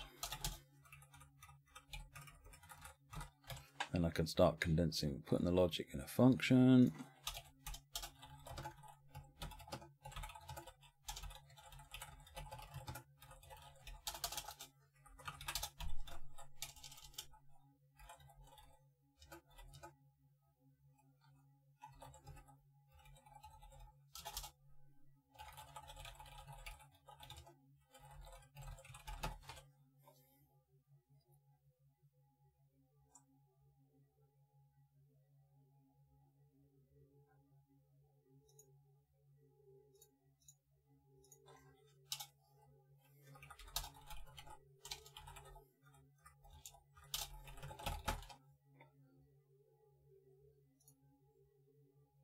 It is enumerable. Good. Now what I need to do is go through each of the enumerables and check if they've got the property. What's a Philips Hue? They're light bulbs. Let me just find it on Amazon. Well, it's actually a whole home, like a smart home system. But all I've got is the starter kit, base box, and 3 light bulbs.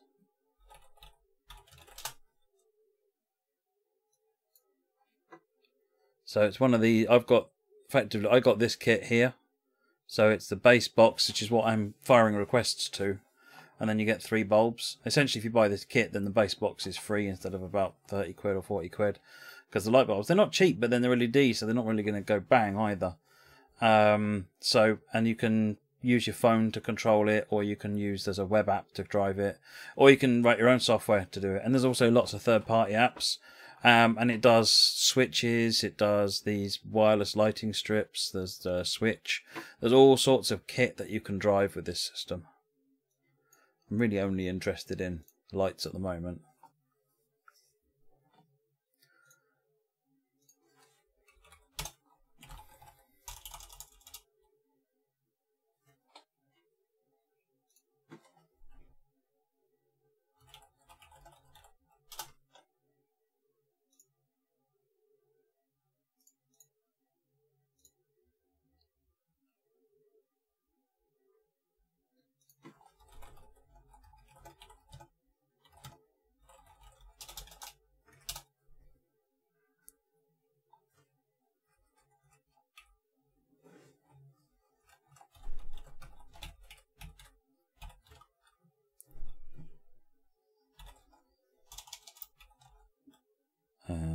Has property item error.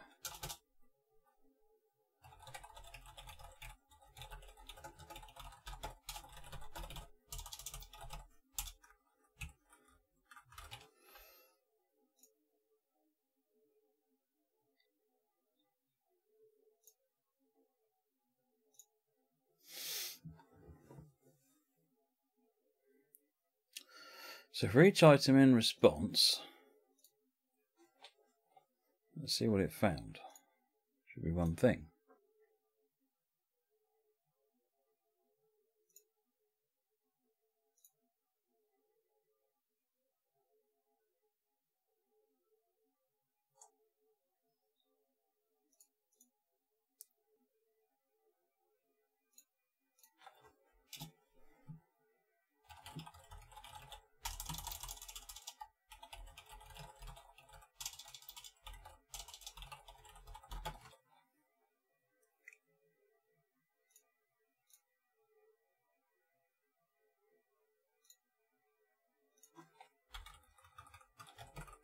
Probably should put that in the code I know it's going to execute.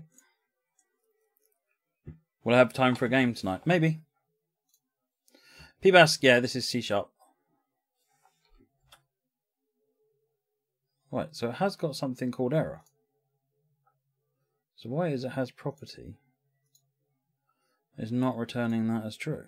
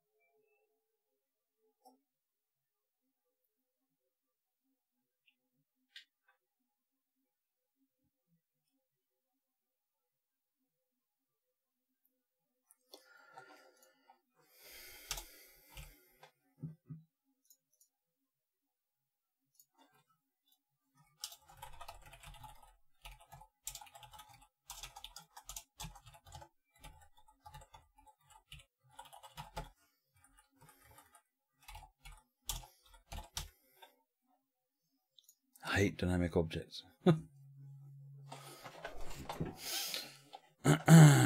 Really hate dynamic objects.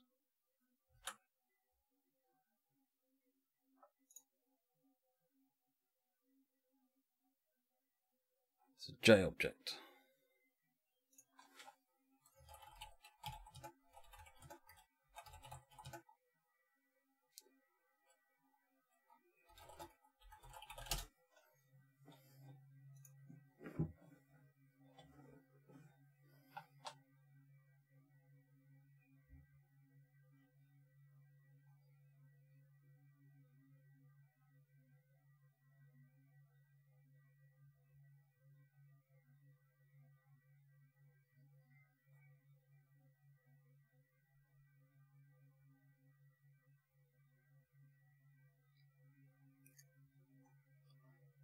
Let's try that.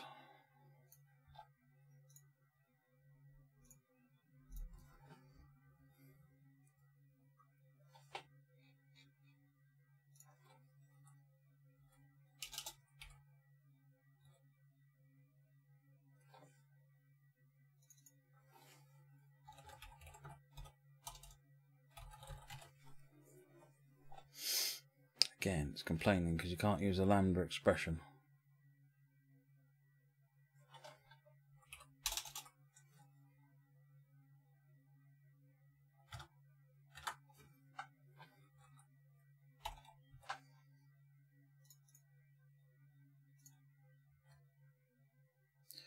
Parent is in there as a property, so we can use that.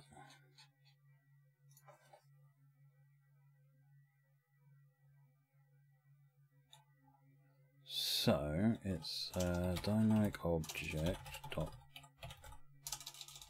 parent dot properties.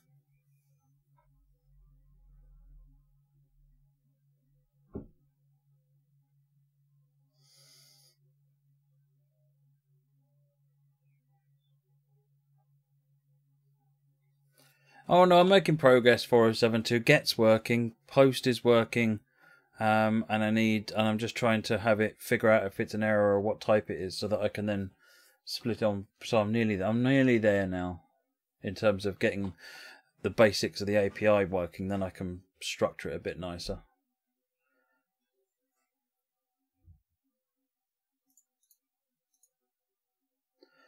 But it involves just reading documentation at the moment.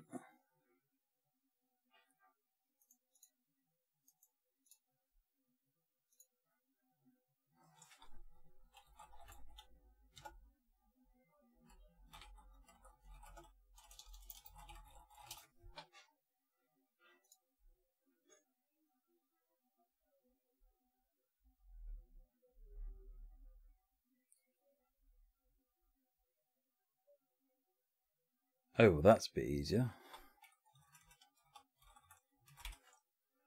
For each var x in dynamic object, name is x dot key. If name dot equals property name, return true. Return false.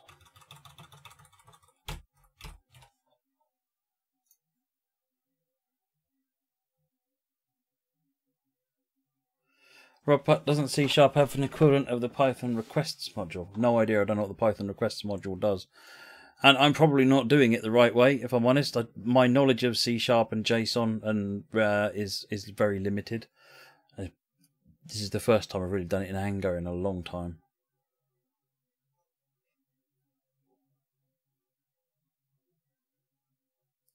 And then all the documentation I'm reading is clearly blooming wrong. Literally copied and pasted that from another example.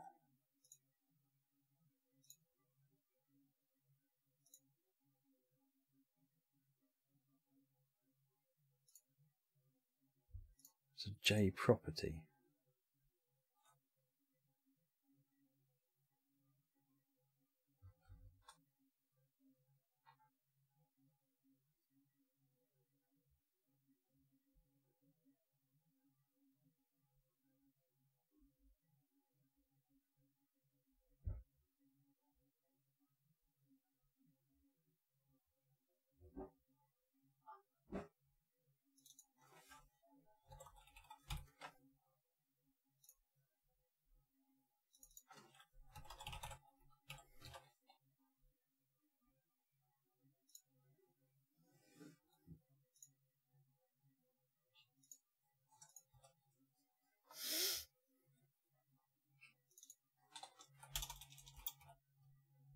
That's name.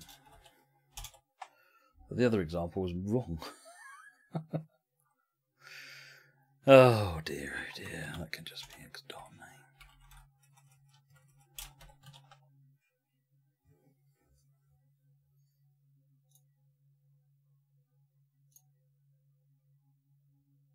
Definitely an error. Superb. Right. So now I know if it's definitely an error. Which means I can treat it like an error.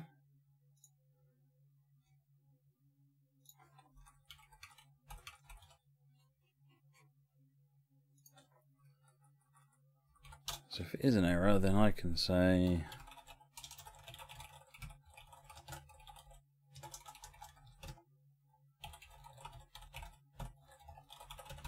something like that, I think.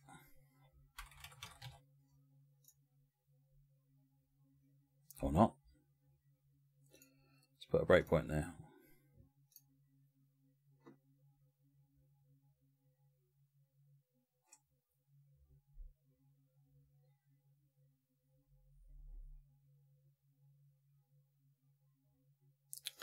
Oh, again, it's because it's response. I wonder if I can do response 0. If it's, will that work? Somehow I didn't know if that would work. There might be chance in my arm here. It worked. Superb. Right.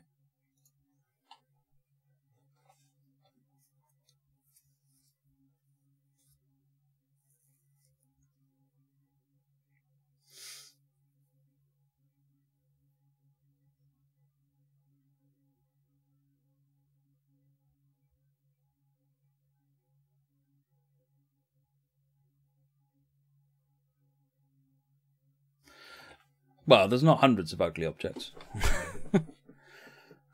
Essentially, the get code is there, and yeah, there's objects in there, but it's not quite that bad. Not quite that bad. Post is more tricky. Right, okay, so we do a get post response, and we can now check it's an error. What I now need to do is press the button.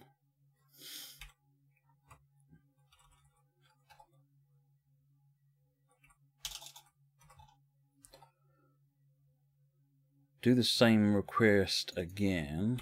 Yeah, the Philips API is really good, Rob. I'm quite impressed with it.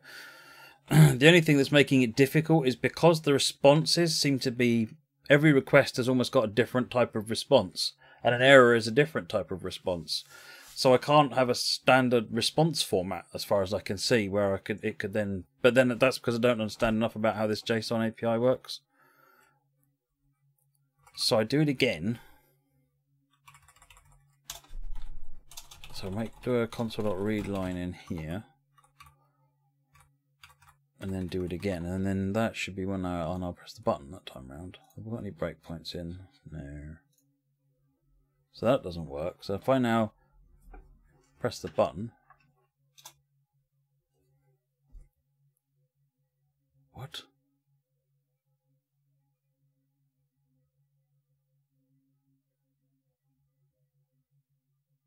Oh.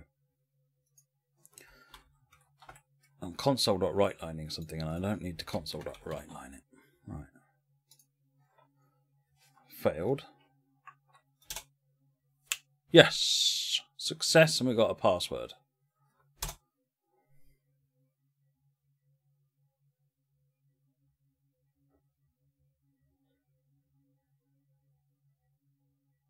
I did see there was a where is it? I've got it in here. Q42.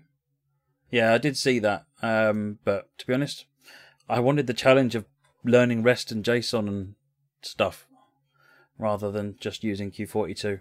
I couldn't quite. Oh, Q42 is MIT license, so it's compatible. But no, I kind of wanted the challenge of figuring it out for myself. To be honest, Rob.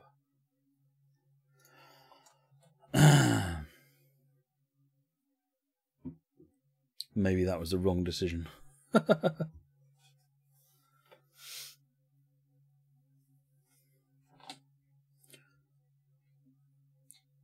Having not used JSON before.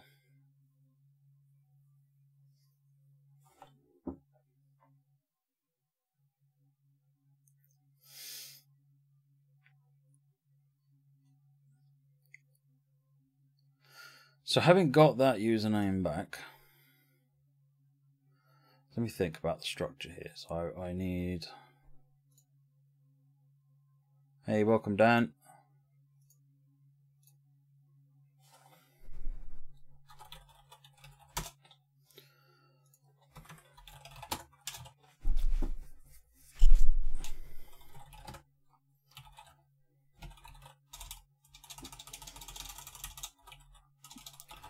Public, no, private, no, nothing needs, outside the class needs it.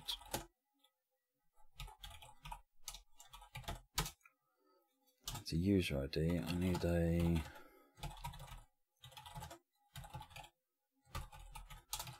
device name. You're learning C++, Dan? Yeah, you will do for Unreal. And having got login, we should just return Boolean.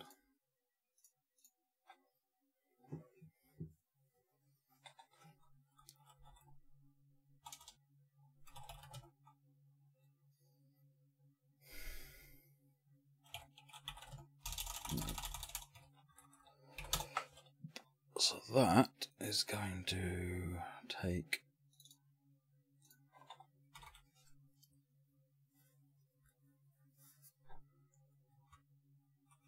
that bit essentially.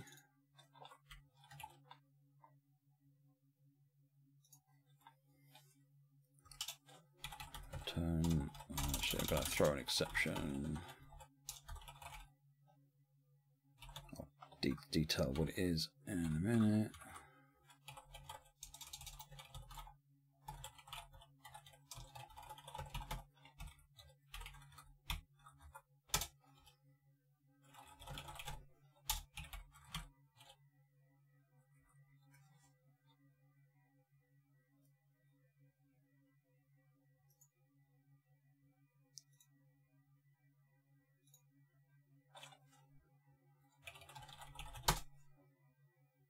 Here, I'm going to put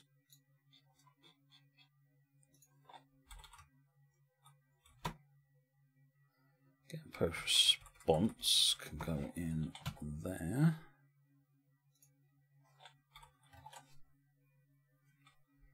As utility classes.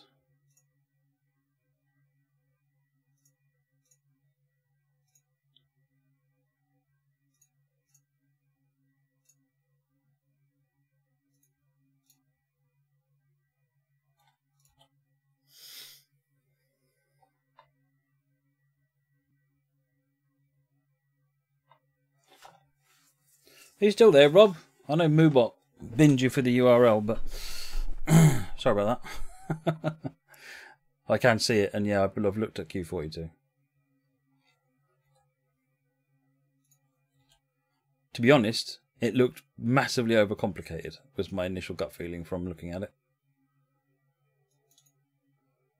Right, so that is...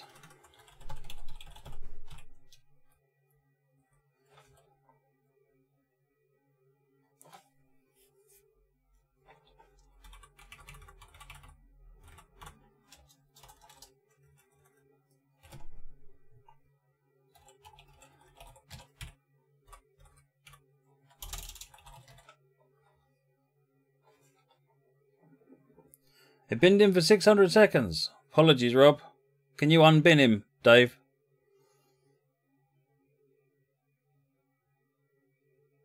Have I not made it public? Twit.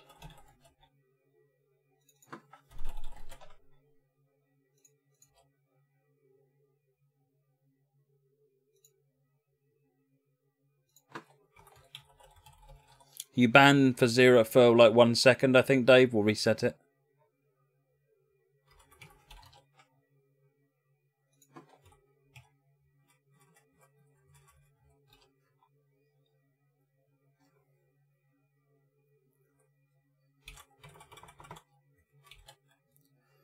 Is that going to work? Fair enough.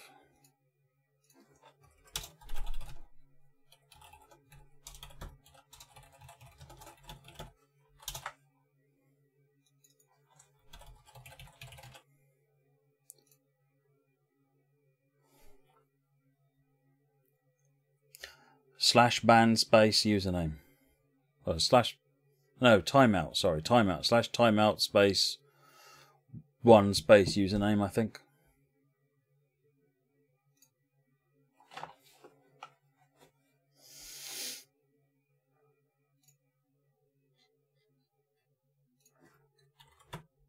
Let's put those in the Philips class, bury them away.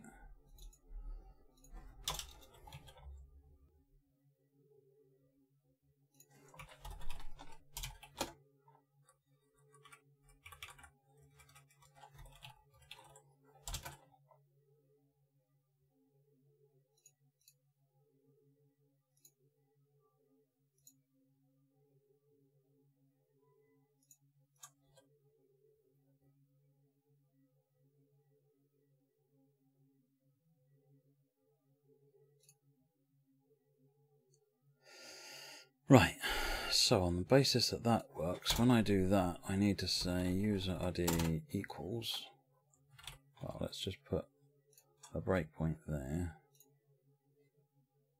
and Philips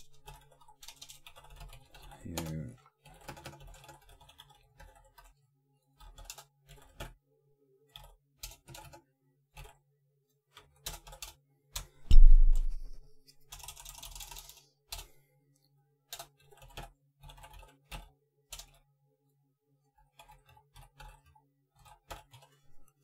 Right.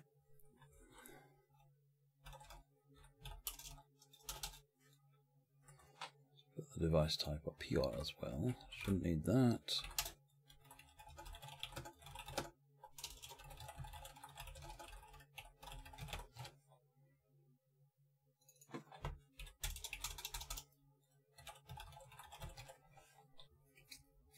See you later, Dan.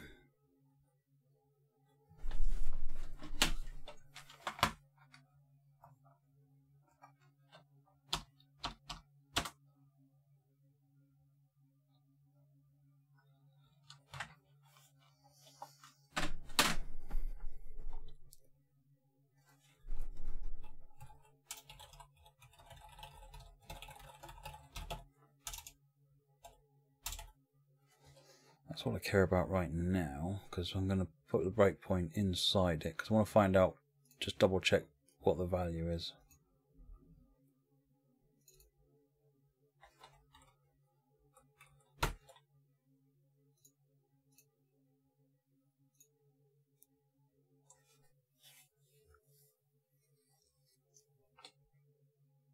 I thought it was getting upset with all those brackets.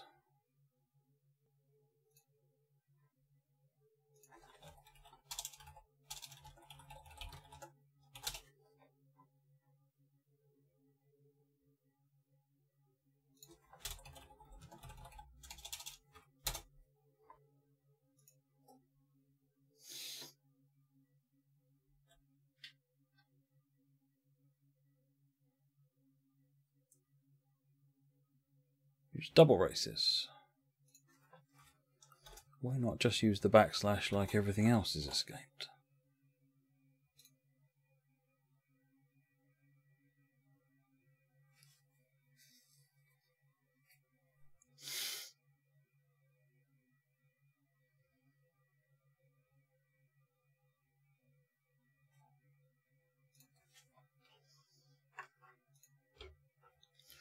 So having pressed the button, we now get a response which is success.username.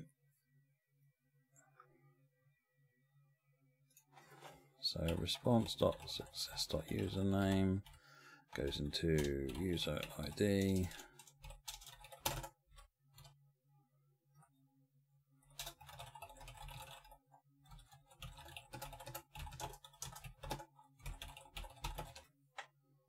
Are you back, Rob? Apologies for that.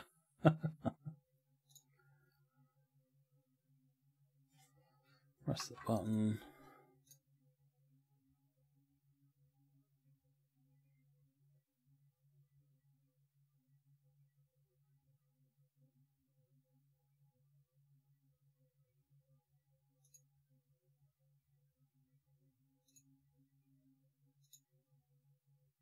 Oh, it's response 0.success.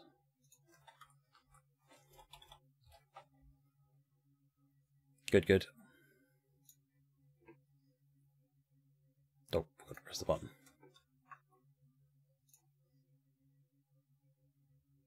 Yay, we're now persisting the username. Good. All right.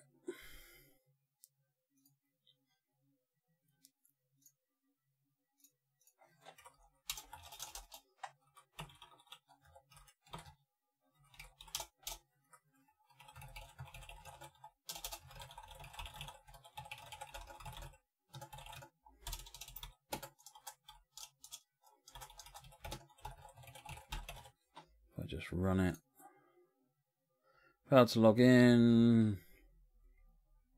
What?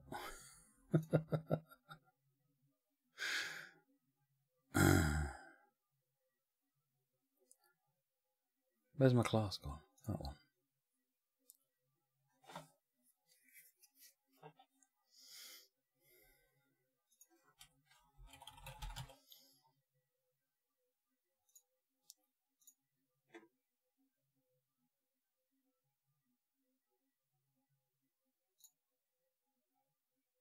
Link button not pressed. I enjoy pain. Yeah. You don't learn anything if you use everybody else's libraries though either, do you?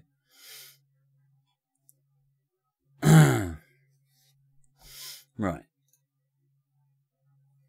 Oh, where's my water?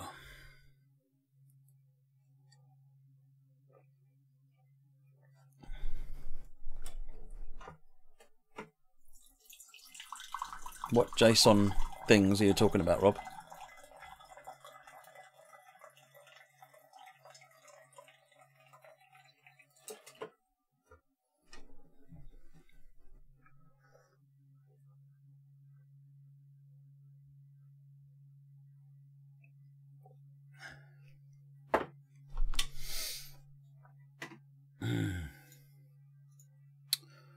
So what functions do I actually want now I've got access to it? I want the ability to turn the light on and off.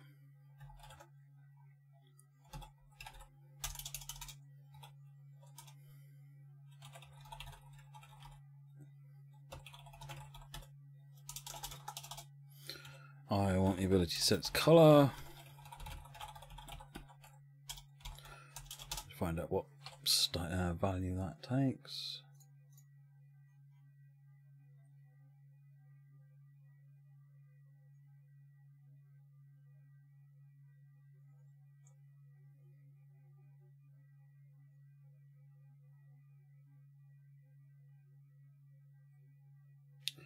So it's the hue that changes the color. So HS and V actually is what I want to set it to.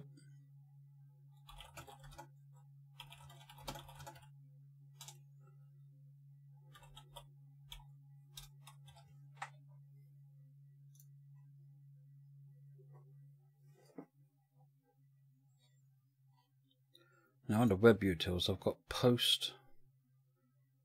Well, that's a put.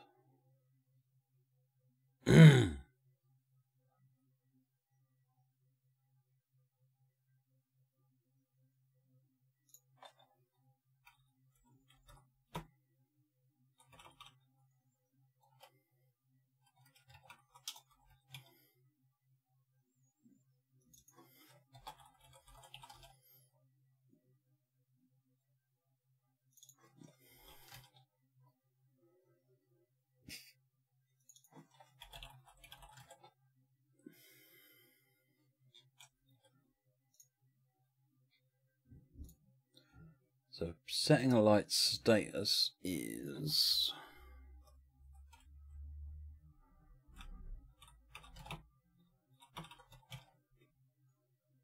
go to API / I need the light index.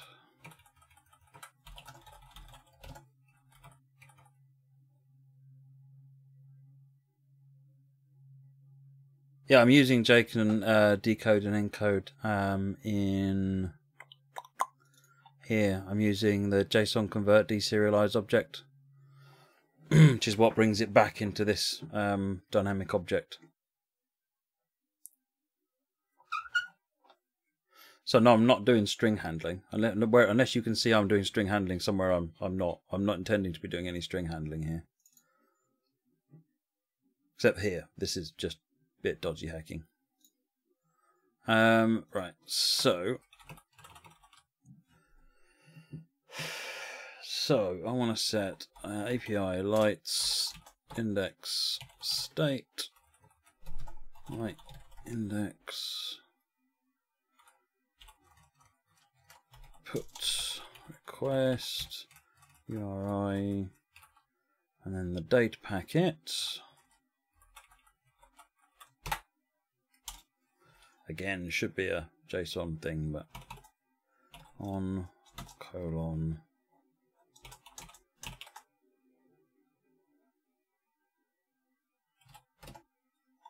oh.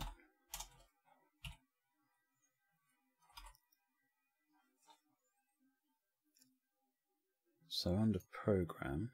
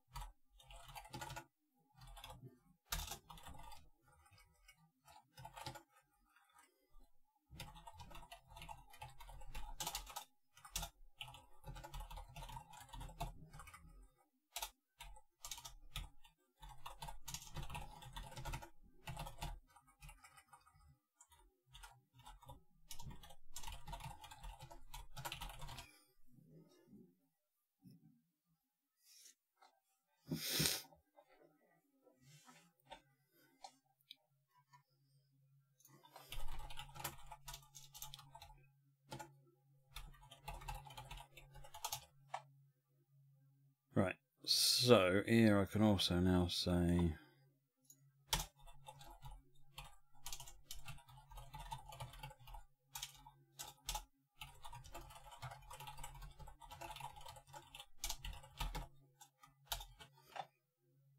that'll make sure we don't do it without being logged in.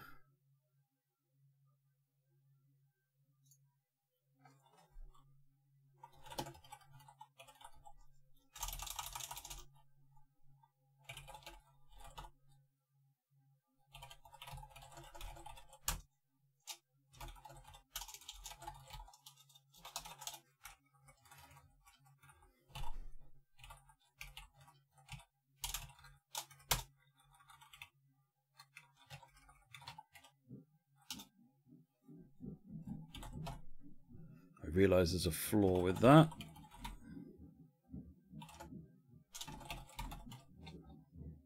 Sounds like there's fireworks going off outside. What am I missing?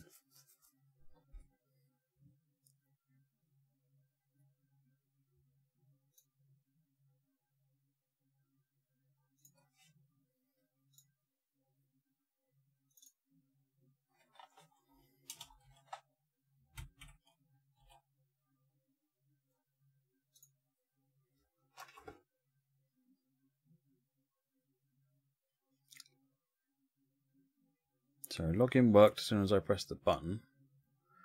Put result, error, type 2, address, description, body contains invalid JSON. Nah.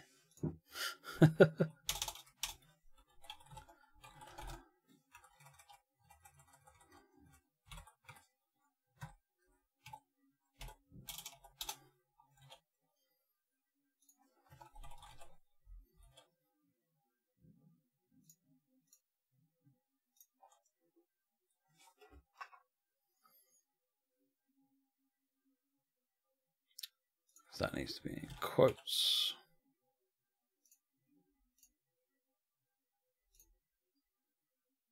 Oh, there needs to be an escaped quotes, you donkey.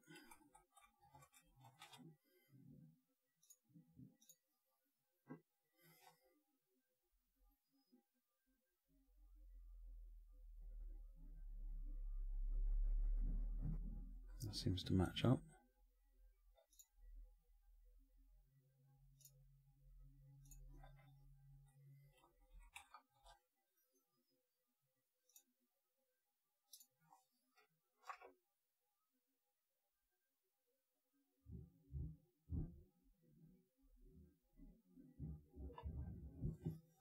So the fireworks or war has broken out there.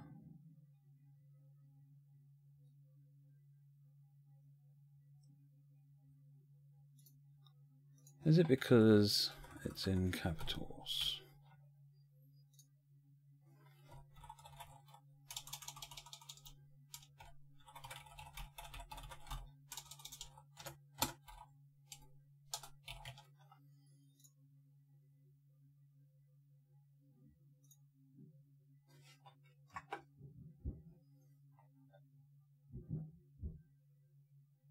Oh, you got to put the username in there. Once again, donkey. API 1/light/index.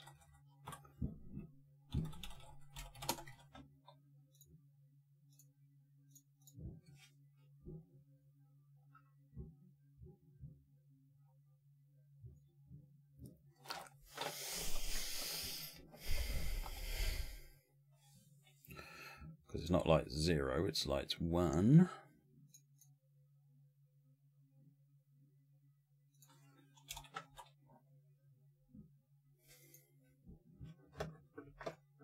Hey, the light went off. Let's turn it back on again.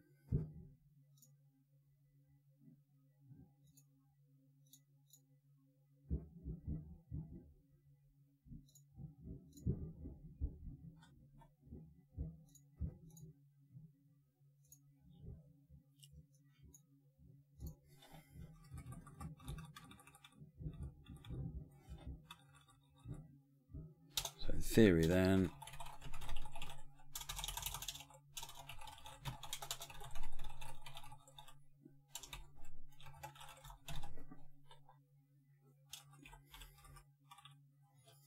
that will turn it off and then on again.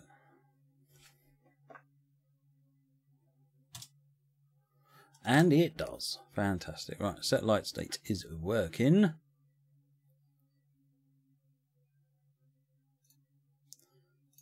Set light color is going to be pretty similar.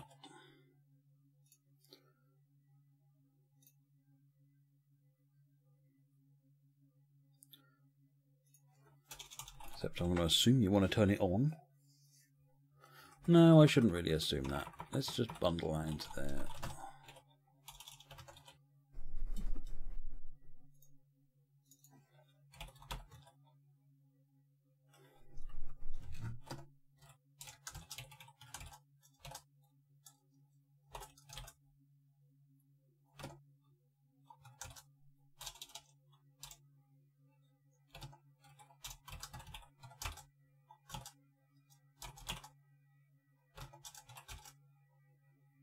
hue.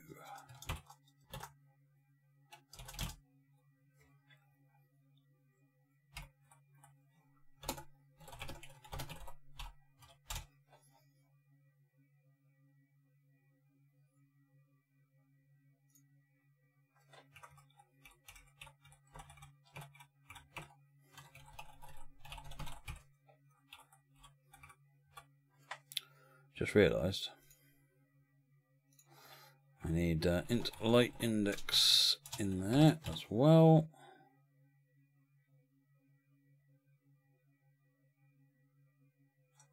Good. So if I set the light color to true, 254, 254, 254. For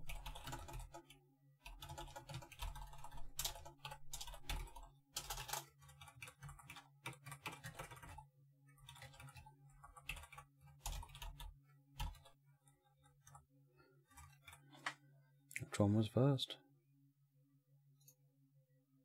Hue came first. Except I'm writing these in the wrong order, I knew I would.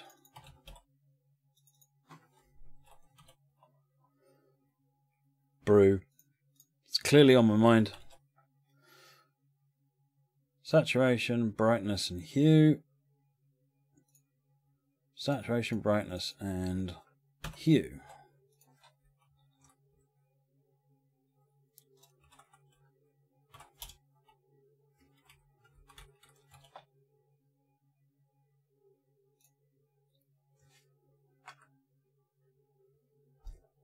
It went red.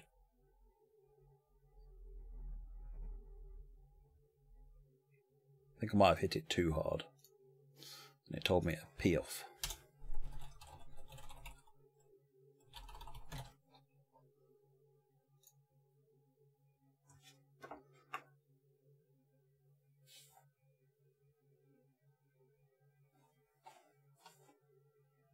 Invalid value for parameter brightness. Ah. Being a donkey. Because I is that one.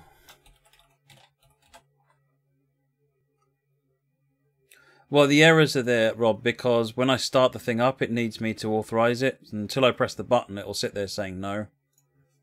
Yes, that's it. That one's worked.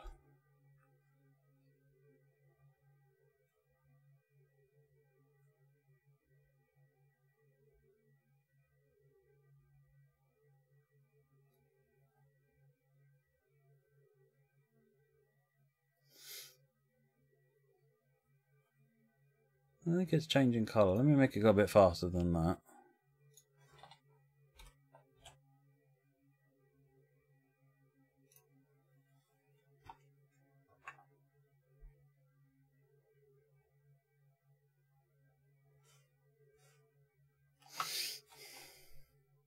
Yeah, it's gone yellow.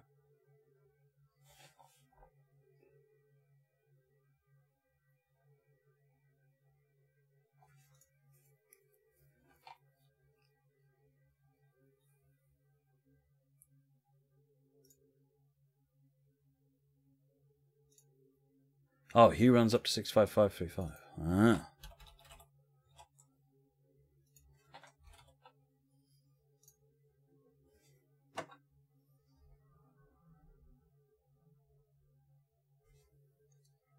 Kind of gone yellow. Boom, internal error.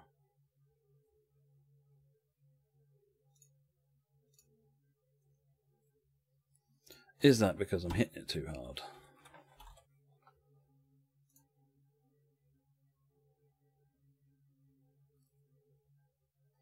On green, blue, purple, yes, and back to red. Right, so the colours are basically working.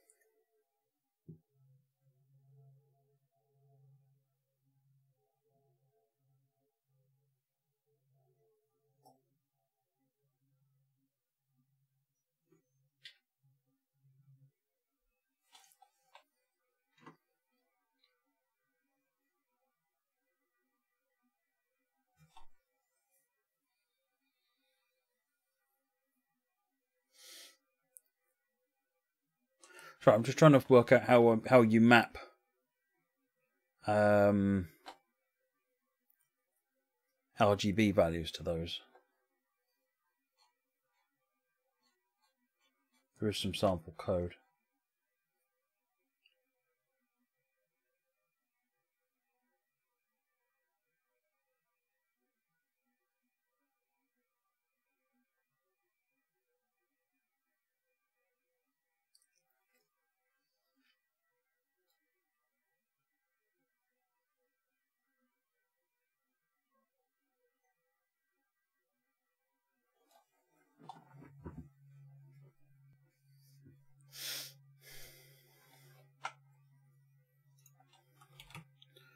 Just comment that bit out for the time being. Are there any games tonight? Probably, yeah.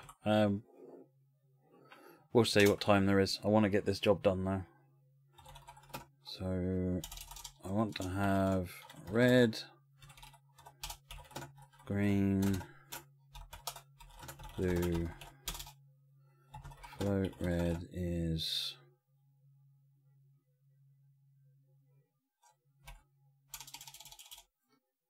F red is red 255.0 is green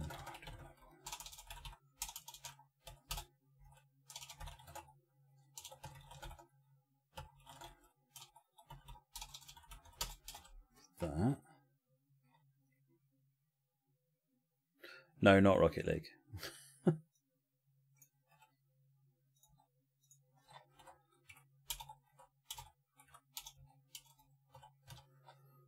Blue.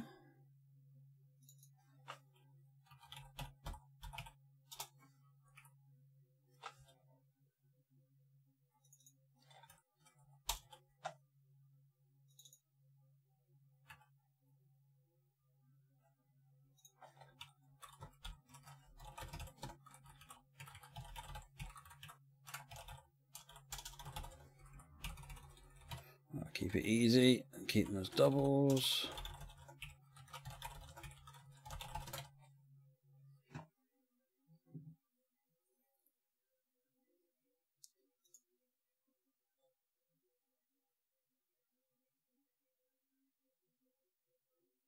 Oh yeah. Twit. Fishing I could go for, Rob.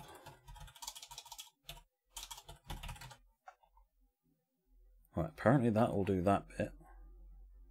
Then I need to convert them to X, Y, Z.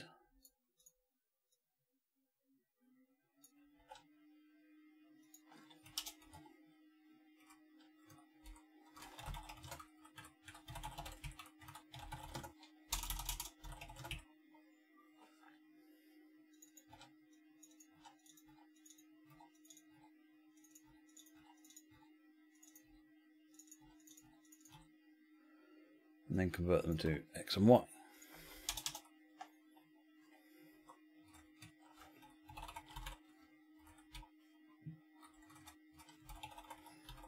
At this point, we'll drop the precision back down to float.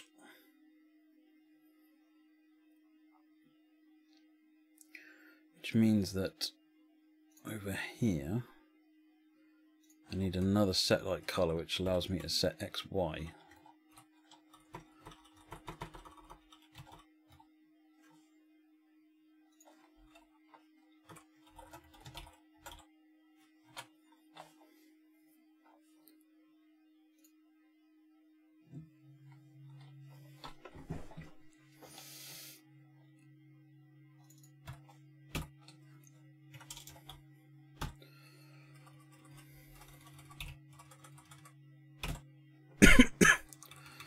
Set the X, set the Y, that then is set to :1, 2, square bracket, I don't need the rest.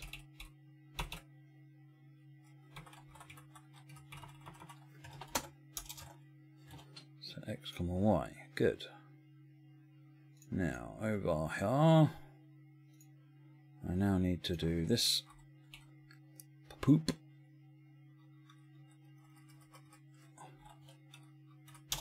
I do hue.setLight color, and that one, light index 1 on XY.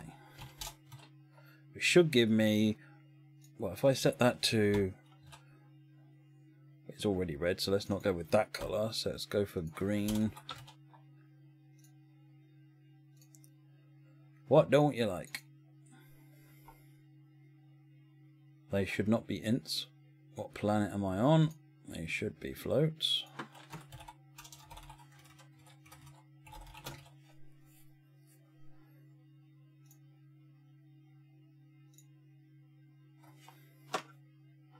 Boom! It's gone green! Hey!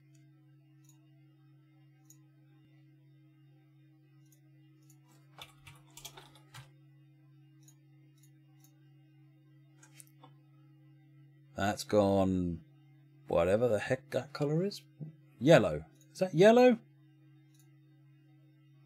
What should red and green give?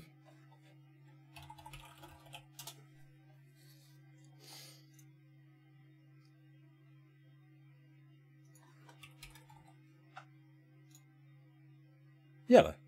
Kind of yellow. Let me turn the other camera on so you can see what it's doing.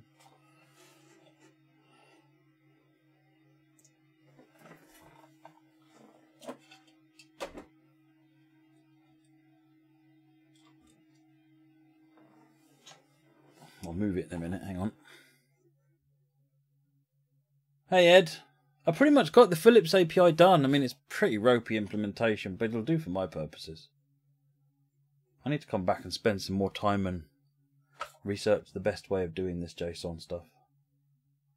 But it works, so... where's that camera? There it is.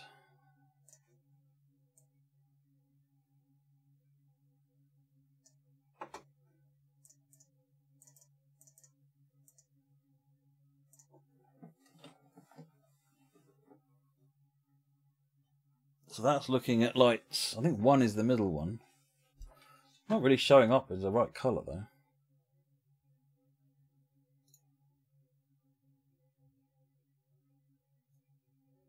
So if I set that to 0.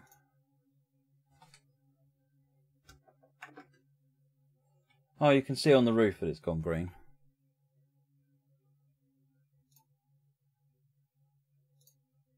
If I set it to 255, 255,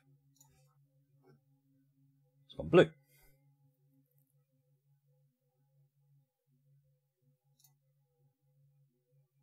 And then in theory, that'll give me white. Certainly does. And then I guess if I drop that back down to, say, 125, should give me a dimmer white.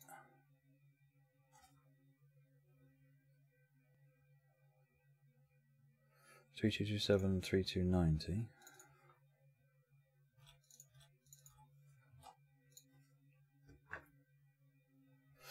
Oh, so if they're equal, then they're equal. So there's no... So what I'd need to do then is to set the brightness separately. So let's have a set brightness.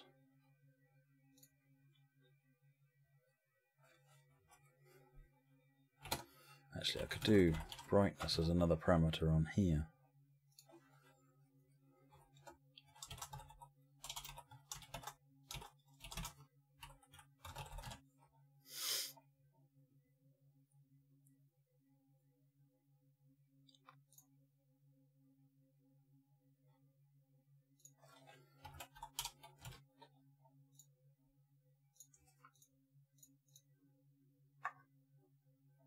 Let's turn the brightness down.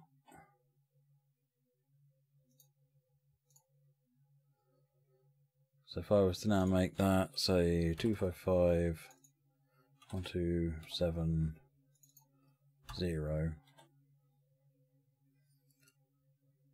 and set the brightness to 100. Got red.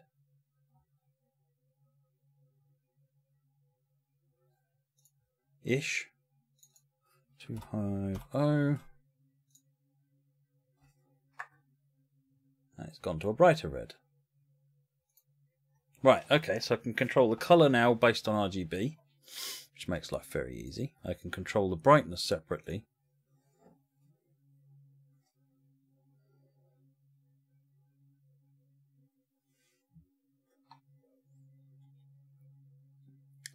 So that needs to come out. And go into here.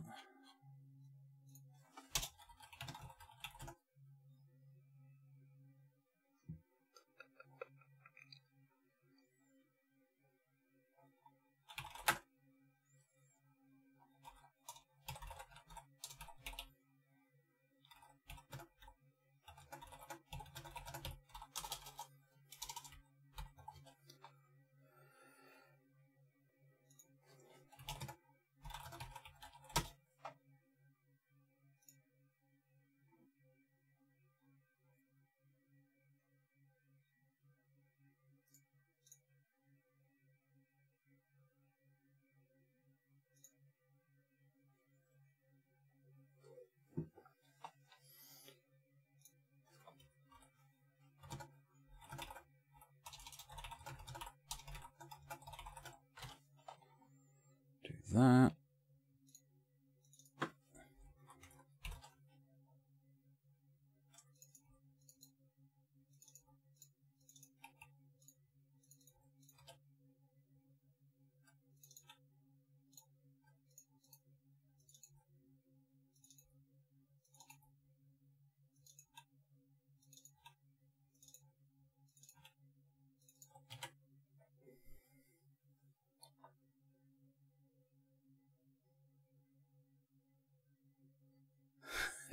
Can't make it flash red when you enter a tunnel with the firebox doors open. Or to be honest, anytime you enter a Steam Loco cab. No. Right, now I've got another set light colour variant I can do here, which is based on this one. In fact, it's public void set light colour in light index bool on int r, int g, int b, int brightness. And then I basically do float x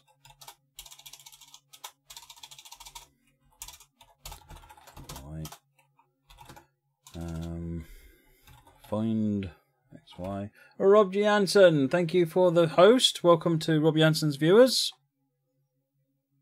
A vibrant neon pink colour variant. Well, this thing actually does vibrant pink quite nicely. Thank you for the raid, Rob. So pass in red, green, blue, out X, out Y. I hate out parameters, just feels wrong. Public void raid.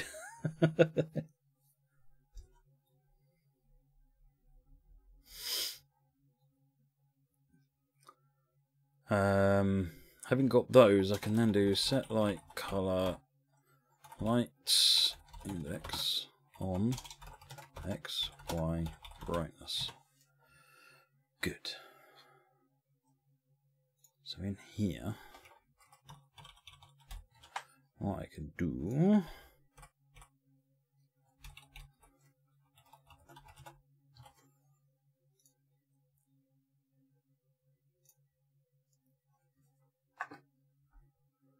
good, changed it red.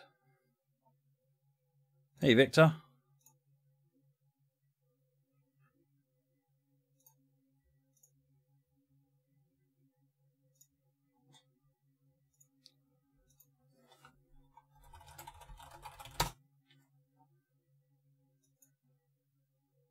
Two two three 66 244. Let's try that. 223 66 244. Yay! We got pink.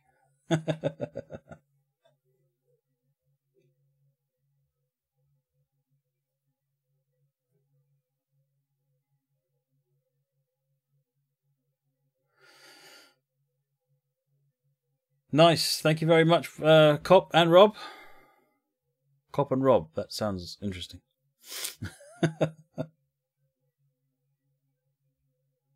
Right.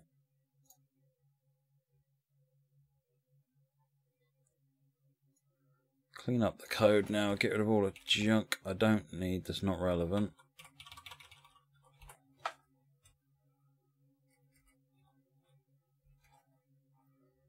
And then in web utils, I'll just comment out that.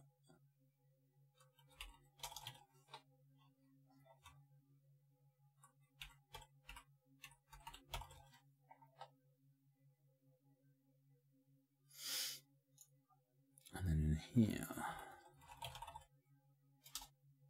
not good, and program.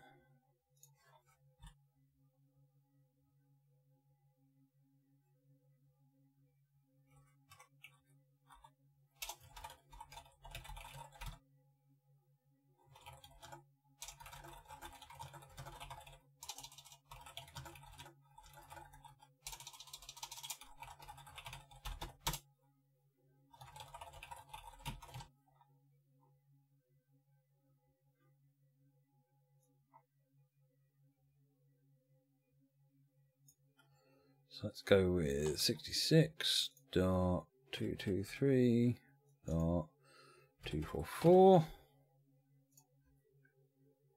Press the link button. With light blue, which is what it should have done.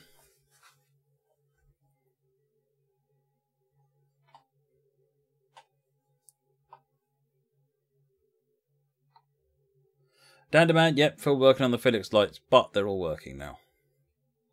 So I've got all the functionality I think I need. So now I can integrate into TS Connect. Right, quick potty break, and then we'll get that done, because that should take like no time at all now. Back in a minute.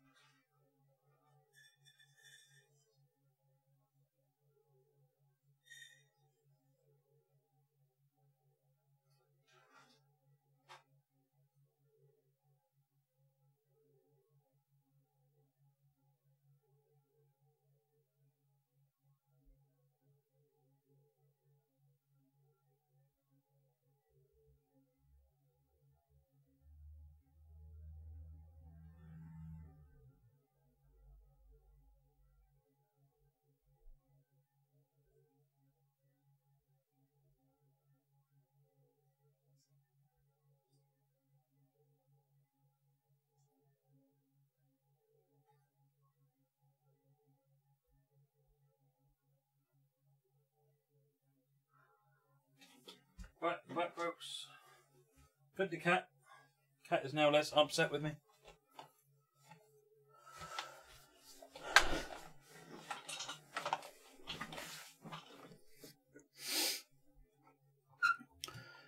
Good. So, the Philips Hue and Web Utils are the two classes that need to be pulled out.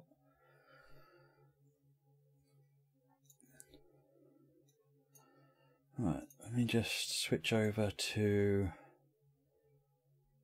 Mouse and Rail Driver.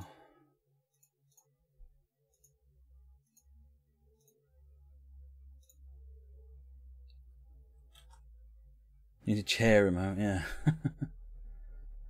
Can you write a script that whenever you speak it turns off your mic? No, I could make one though that every time you speak it bans you. Right, moving on. So in here I've got a LightwaveRF folder. What I need to do now is add a Philips Hue folder.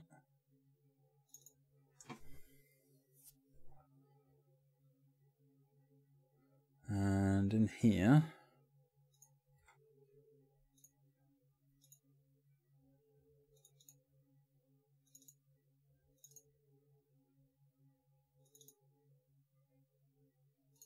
Philips Hue and Web Utils.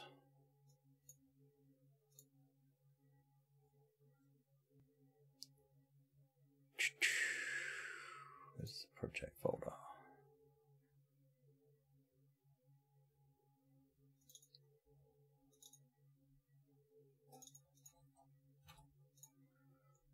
Let's just bring those in. Now I need to namespace them correctly. So rail sim rail driver dot Philips Hue. Philips Hue.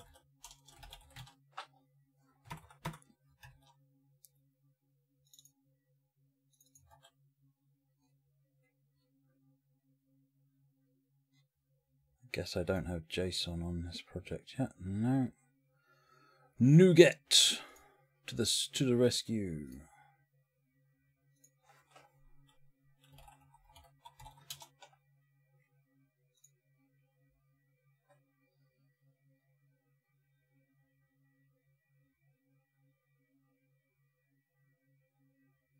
A chair script that allows chair to stream TS17. Well, you see, funny you should say that because I've got permission. I mentioned this on the chat, but I actually now have permission to release my, the passenger script thing with the self-driving train thing. I've got permission to release that now, so I'm going to finish that off. Do a tutorial, put a couple of scenarios on Workshop, and show you all how to use it to make your own self-driving scenarios. And then, yeah, in theory, chair could drive a scenario. That'd be a complete head screw for anybody who was new to the stream. When am I releasing it? I'm going to try and do it next week, Simon. Because next week I'm going to do a couple of scenario tutorials, one making a passenger, one making a freight. Sort of, kind of a little bit like my how to make a scenario type things, but just actually to make a scenario and try use a bunch of techniques. But then I'll also, in one of them, I'll also do I'll show how to use my script. I won't necessarily release it next week, but I'll certainly show how to use it. Or I might release it. Oh, I don't know. Something like next week. Although chair can't really open doors, no. No, sadly, chair cannot open doors. Right, it looks like we have no errors on that file now, and we have no errors on that file now. Good. So, in form, my Uber class, which I'm very ashamed about,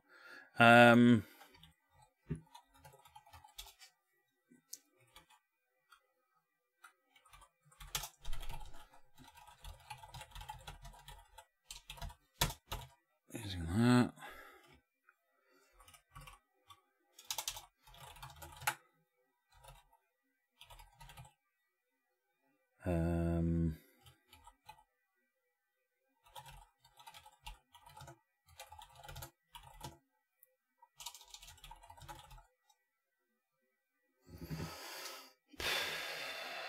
Let's use the same format. So let's set light on. No.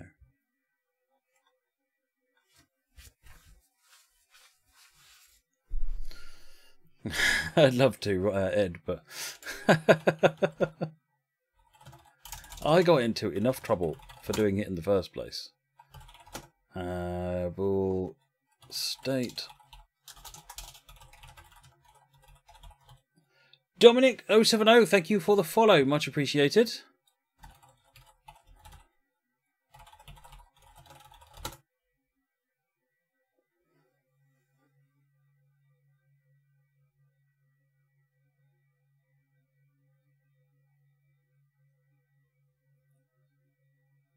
You know, you say that, Simon, but everyone bought it.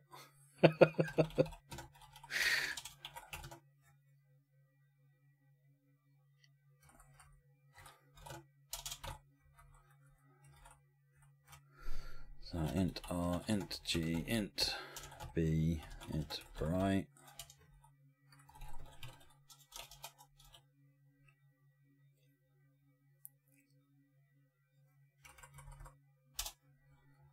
I need a singleton that I can refer to. So under Philips Hue, let's turn Philips Hue into a singleton, I think. Oops.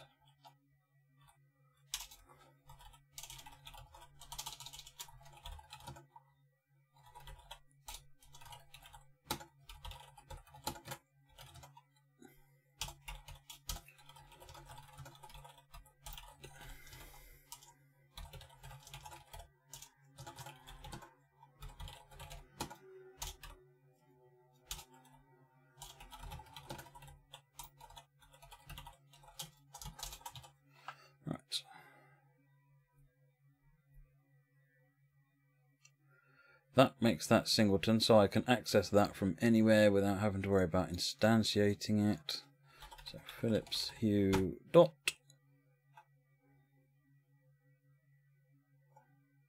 I don't want to have to use Philips Hue dot Philips Hue. That's just rubbish.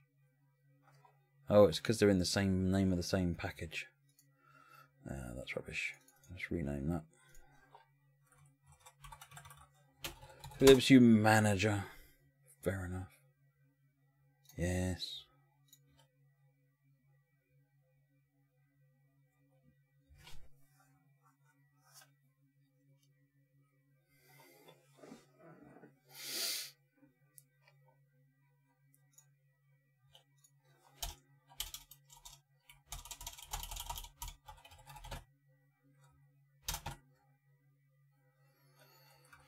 That would be to set light state, device and on Philips Hue Manager instance set light state.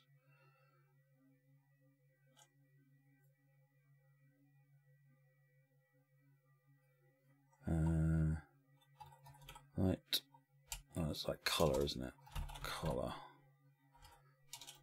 Device on red, green, blue, brightness. Alright, so that gives me those functions. Where does that get defined? There.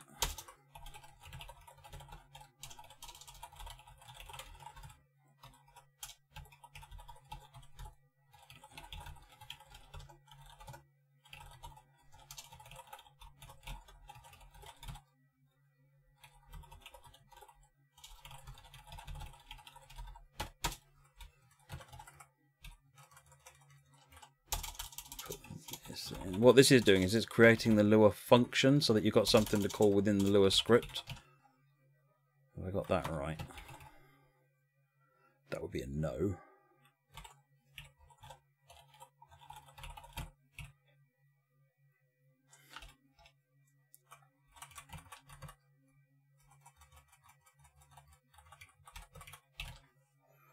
Right, so if you call that Lua function, it calls that. Call that function, it calls that.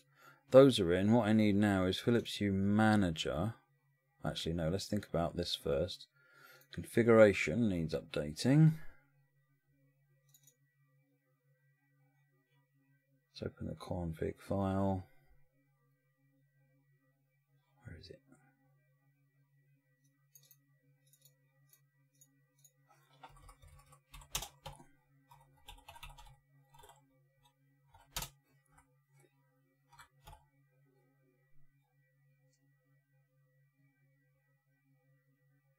See you later, Rob. Sam, no, I don't play P3D. In fact, even when I play FSX, I don't really fly commercial that much. I don't really get as much out of flying the big heavy aircraft. So I generally fly general aviation. But I pretty much, because I work for Dovetail Games, I either fly FSX, Steam Edition, or Flight Sim World. I couldn't justify paying the money for a commercial license of P3D, to be honest. It's very expensive. So that needs an address, which is 102.39, and it needs a user ID, which we leave blank and it can update. Configuration manager.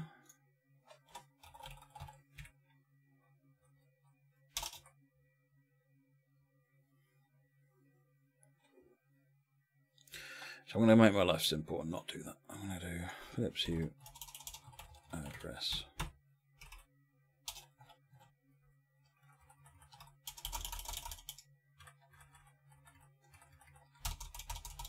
I know I'm being a little bit lazy.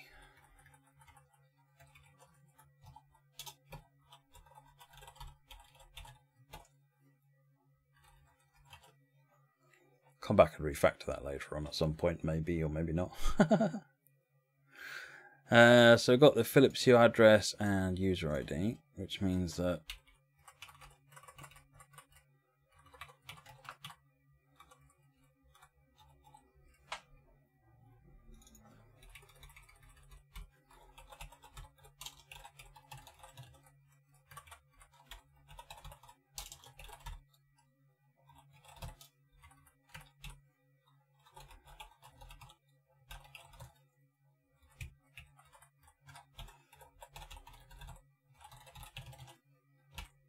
they're at the bottom, aren't they?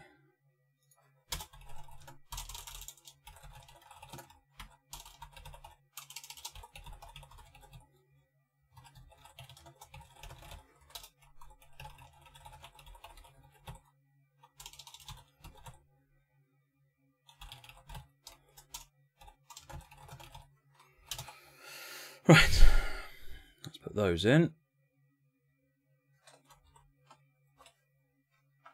That now sets the config back out to the file.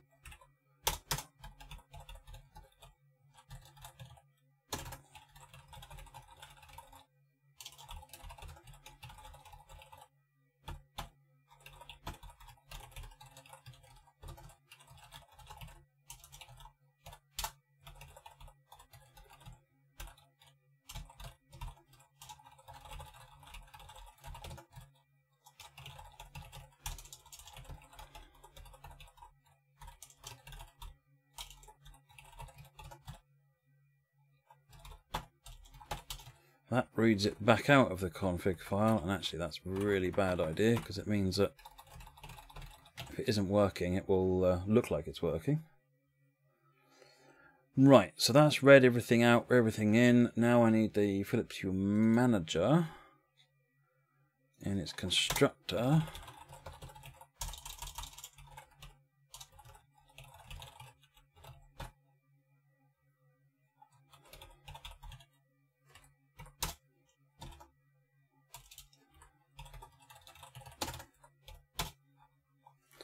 I'm going to make that a private set.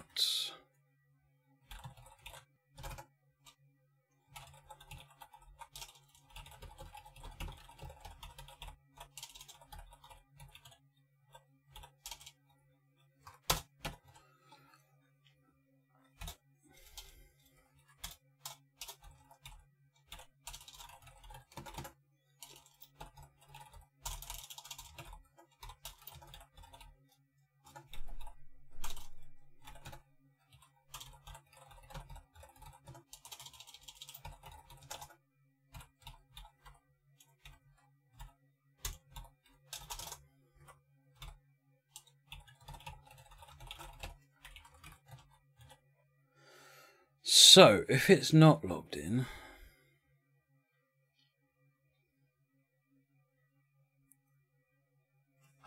then over here, if I bring up the designer. Under other, I've got Lightwave, so I'm about to add. And then I've got what, on, off, and register. So let's do on, off, and register. Why not? Good evening, 30. So on, it's going to say Philips Hue Manager .instance set light state 1 true. I realise this is a moment quite specific to my setup, but it needs more work for everybody else to use it. I'm not sure how many other people would even want to use this, to be honest.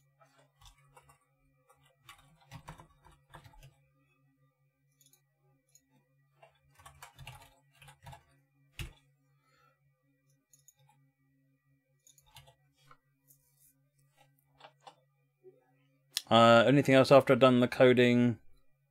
I think what I'll do is I will stop once I've got TS Connect all working with the lights, rather than worrying about the follower stuff. Once TS Connect is working with the lights, then we can play a game. Since it's already 11:15. 11:15. What? Mind you, that is 3.5 hours I've been doing this so far. And then back in the design, register needs to do Philips Hue Manager .instance reset login. Philips Hue instance login.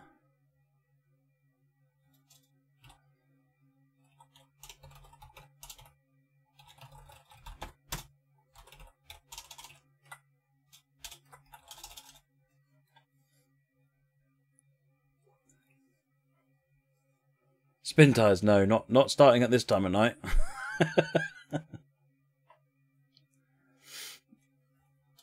No, spin tires is an afternoon game. Not going to want to play something long. I think we'll play something. I mean, fishing seems like a short enough game. Either that or Wreckfest or something. Something we can get into and out of without too much hassle. Without me having to set a load of hardware up, I'll just... If it's not Xbox controller, it's too hard. For today, anyway. Right, so I now need to try and do a login. And if it fails, then I need to do... Well, either way, I do to do a message dot box dot show text caption. Text is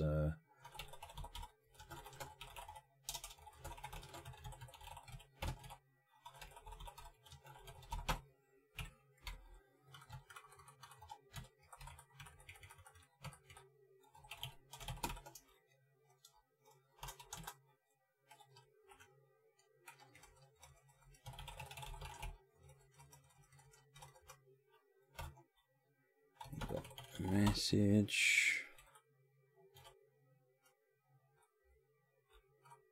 Oh, can't be E.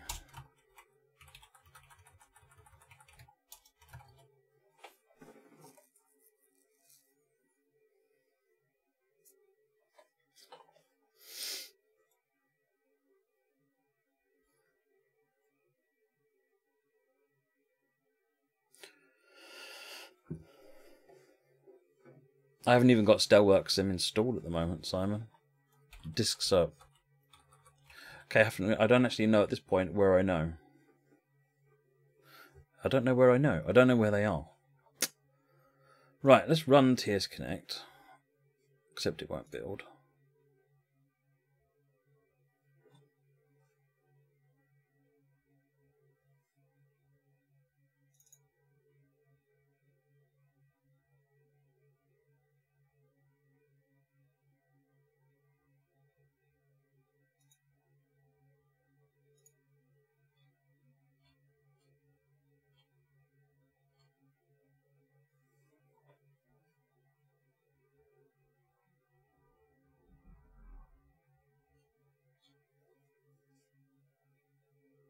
This missing compiler required member. Not heard this before.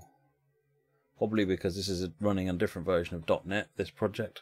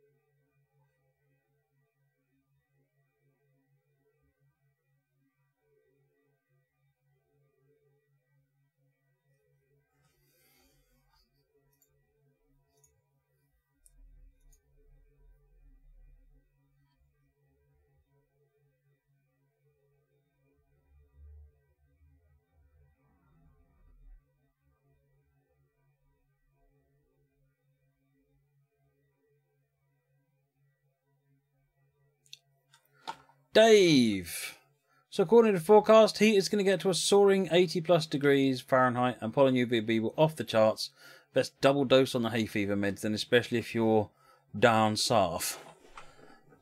Yeah, I mean, it's been pretty hot today. I think it got to... must have been a good 28, 29 when we were out today.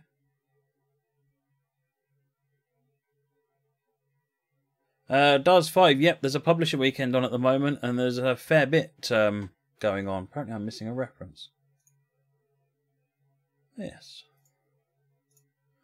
For some reason I don't have Microsoft.C#.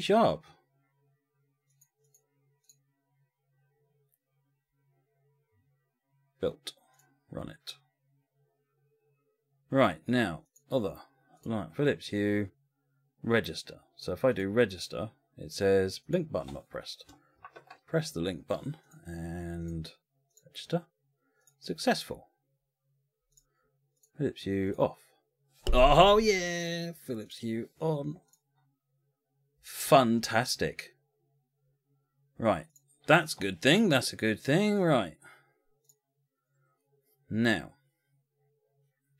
when Philips Hue Manager does a login and it works, as well as saying it's logged in, I want to tell the configuration manager.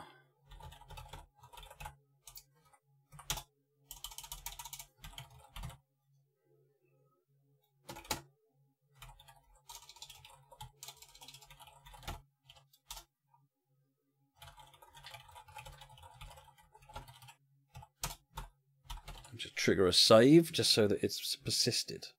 So if I try that one more time, actually let's do a build.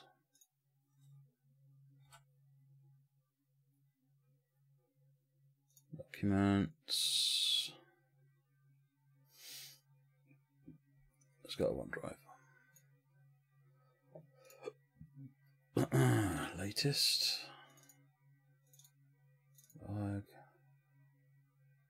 Right, configuration. At this point in time, the configuration has no user ID in it. So if I run the tool and we do register, successful and off, on, reload that. Boom, we've got a user ID. Now, if I come out of here, in theory, I don't have to re-register anymore, because now it's persisting and using the value that's already authorized. Good. Now we're almost there.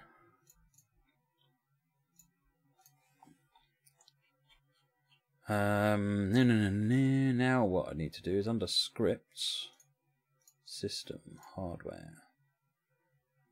I've currently got a LightwaveRF set of scripts. TS Connect Common.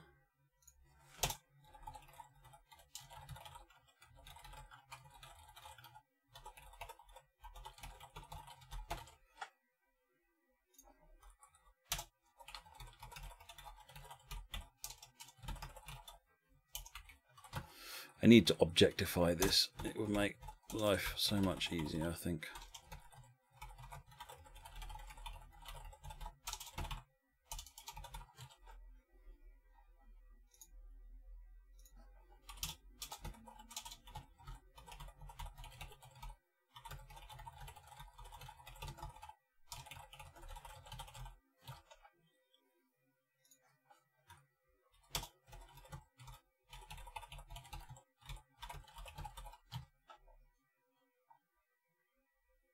That's my AWS sounder, by the way.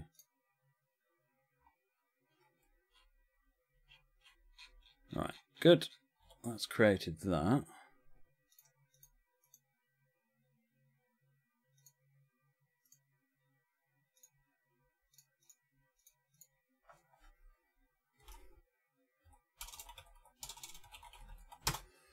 Philips Hue, and then in here.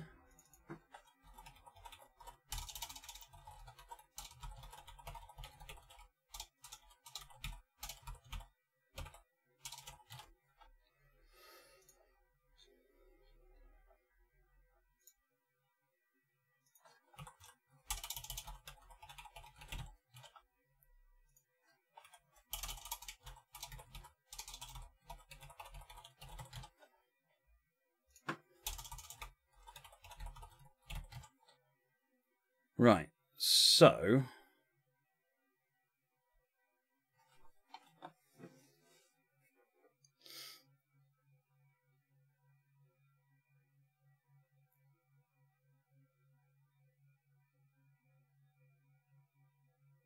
that needs to be Philips Hue set light state.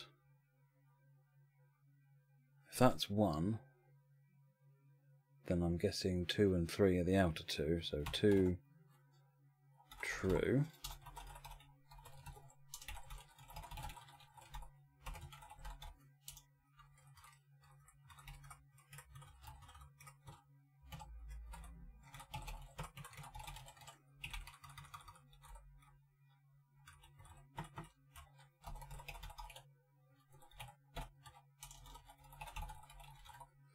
We do a loco change.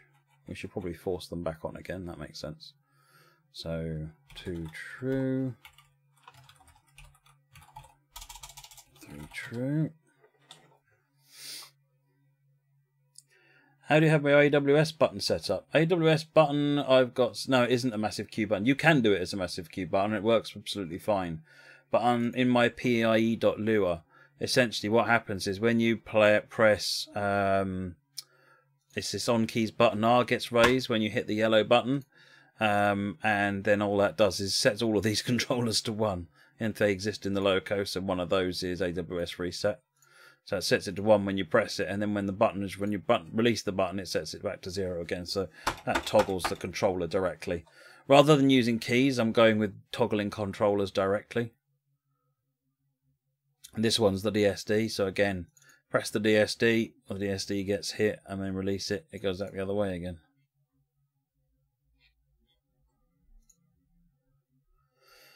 Right, now, in the case of the cab light, I'm going to Philips Hue set light color. If the cab light is on, I'm going to set index 1 to on, white,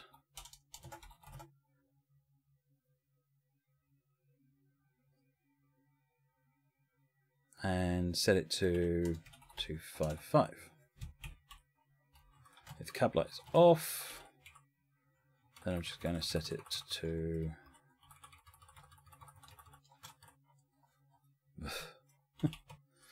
light state.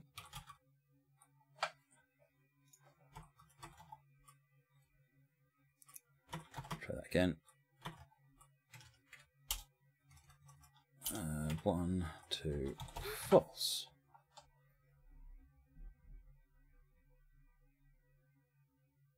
Right.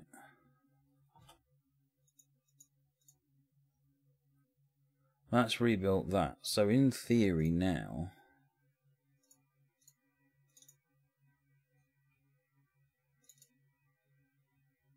fire the game up.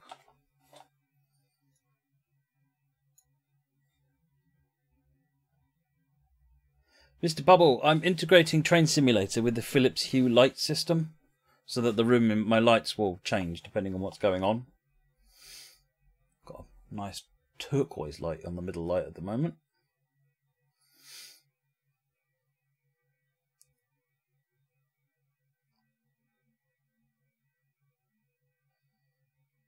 Right, 1 second.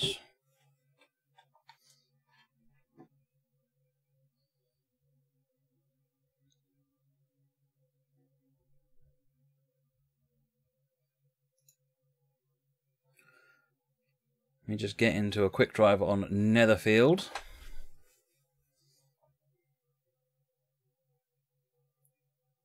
So when you open a firebox door, you can make the lights orange. Absolutely could, Zaragonar. In fact, let's do that in a minute. Let's absolutely do that. I'm going to do a diesel first, though, because I want to check the cab light setting works. Mr. Bubble, I work for the company that makes the game. I didn't personally make the game.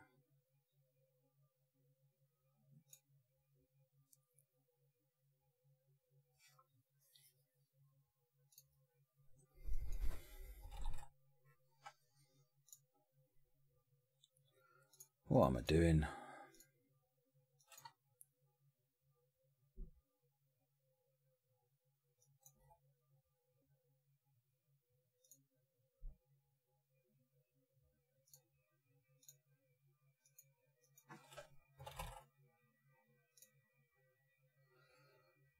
Basford to Netherfield, I think, is the route. Danderman, no, at this point I'm not. I'm still working on it though. It's not all lost.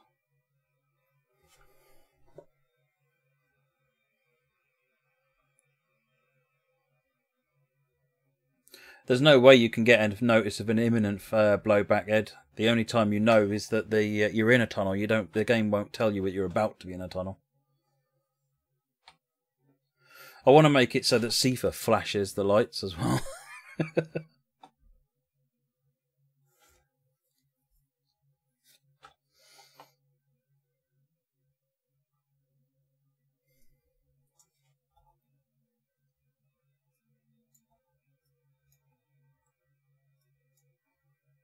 Oh, hang on, I should probably run the software.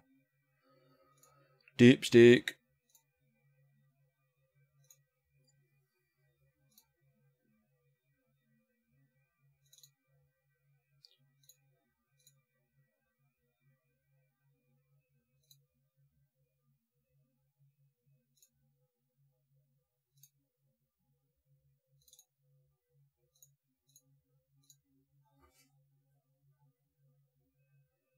Line 17 blew up. Right, we're logged in now.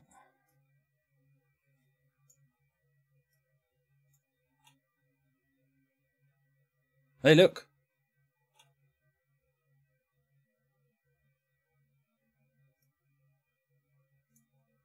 Well, that didn't quite work. It sort of turned the light on. Let me turn all the lights off.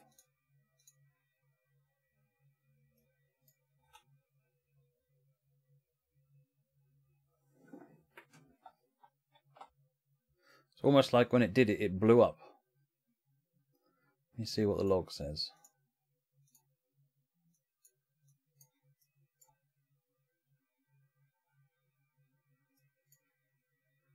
Or it's running really slowly. Danderman, have you got for FaceTrack No IR installed? If you have, then FaceTrack No IR has a problem whereby it reports to anything that asks it that it's they're active and working, even when it isn't. It even reports valid coordinates and positions for your head, even when it's not running, which constantly overrides what you're doing in the game.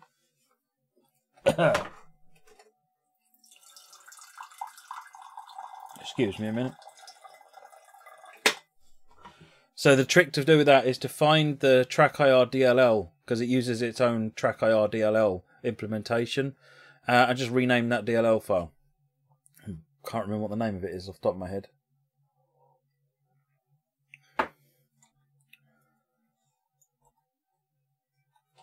Right, confused about what's going on there.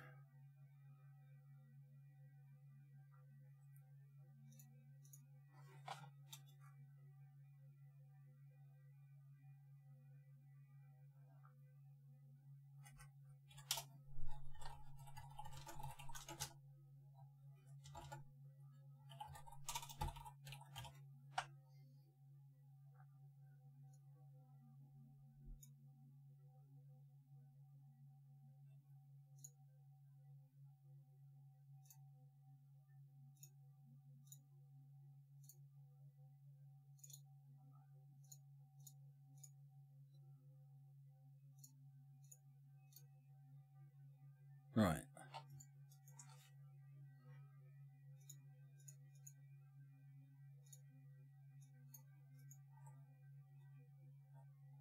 Oh, wow. There's no logging coming out at all.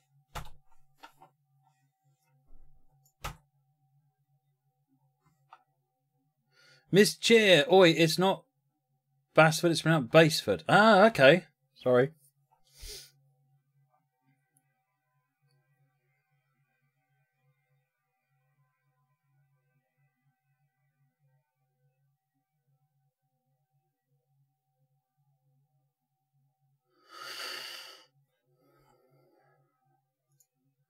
Hang on a second, let me find out what the file name is.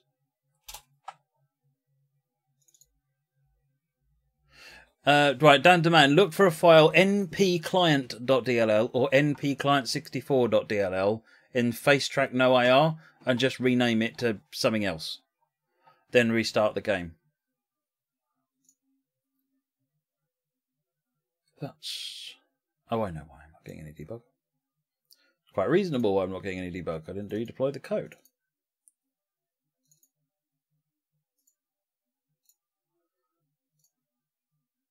So in here, I want to prove it's even running this.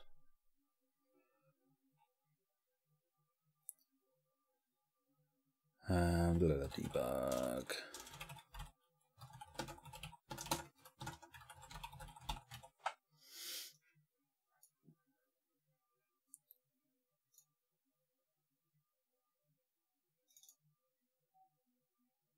Funnily enough, there's an exception. Line 23. What did I do wrong?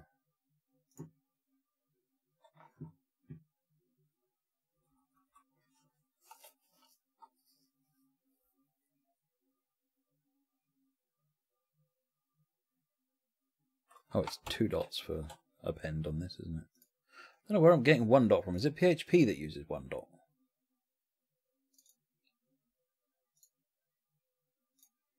Right, that's it where it does the on loco change and it's reset the lights. Let's turn them off. Cab light on.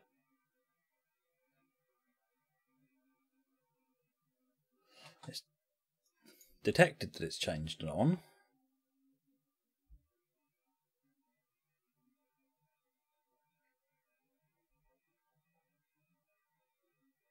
But it's not actually done anything.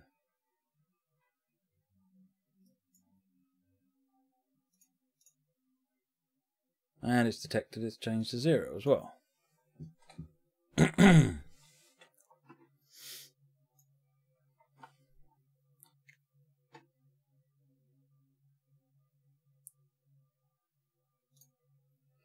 I'll be a bit more debug then, I think. So now that's cab light.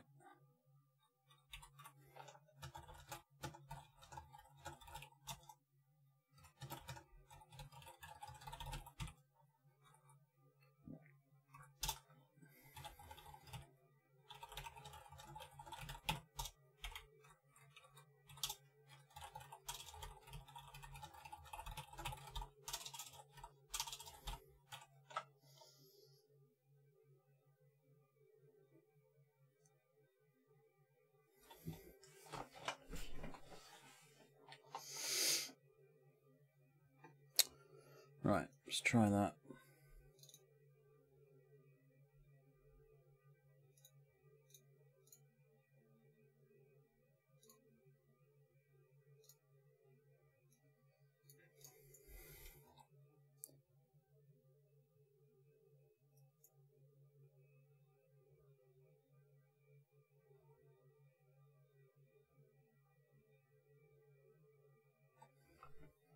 Well, that's odd.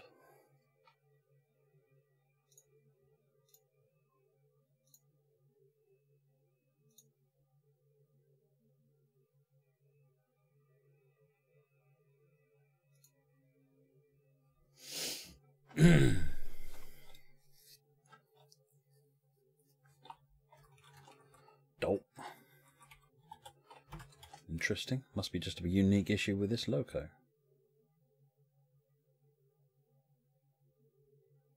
Let's try that.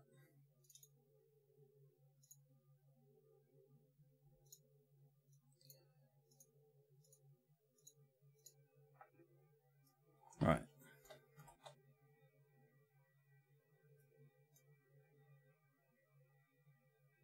Still not worked.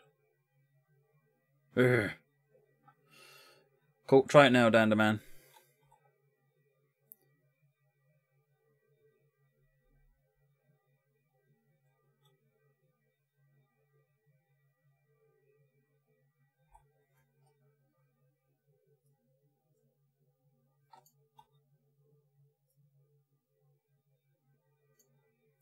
Where's the light coming from? That isn't going on. It's up there. Oh, there it is.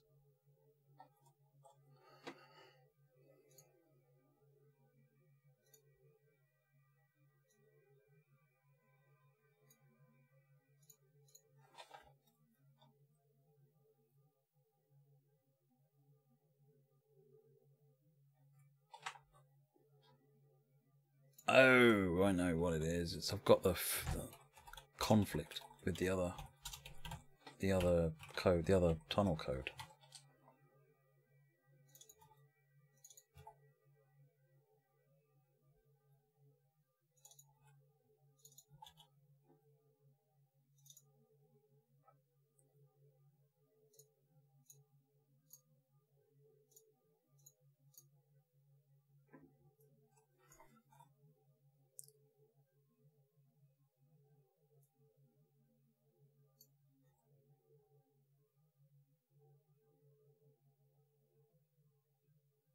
Bit of a delay on it.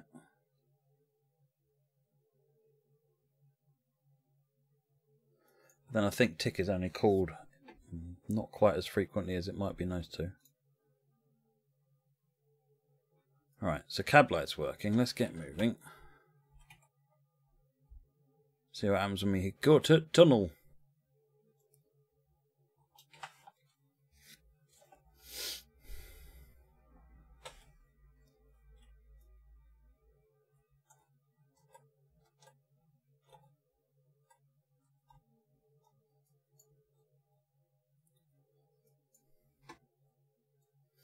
Of which there is one just down corner.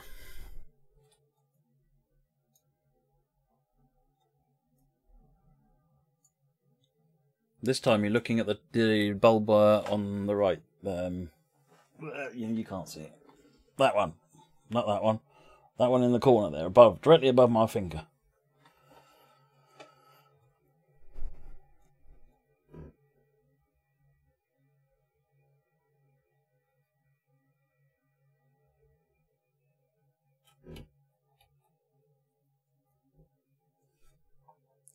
DRS66 is Trent Valley.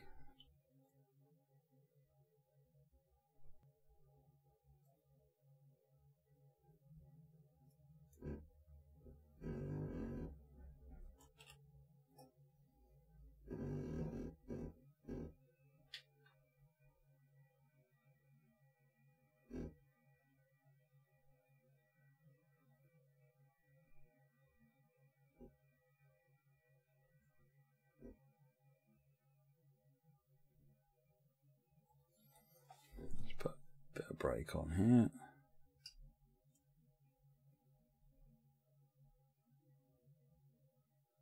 Right, let's see what happens. Oh, hang on, the light should be on. Dope. That's a false test because the light's already off. Well, they should turn on again in a minute then. Let's go with that, shall we?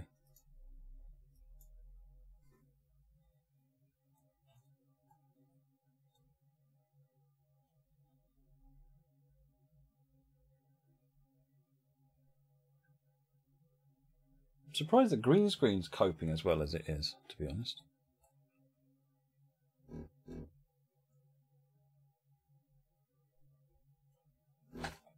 Doesn't seem to have turned anything on.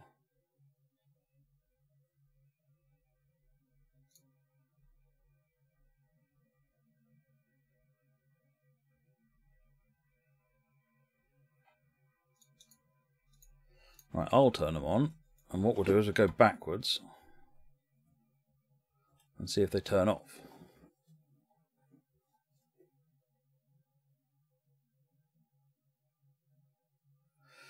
We only ever got permission to do the one thing with DRS. That's it. They weren't interested anymore after that. Don't ask me why. Possibly just changing the people that are dealing with it, and but no, we've never been able to get anything. They're still trying. I know the licensing team is still talking to them.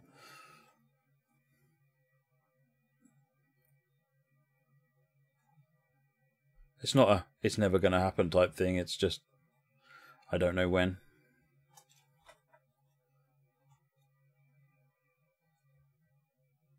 See if this turns the lights off.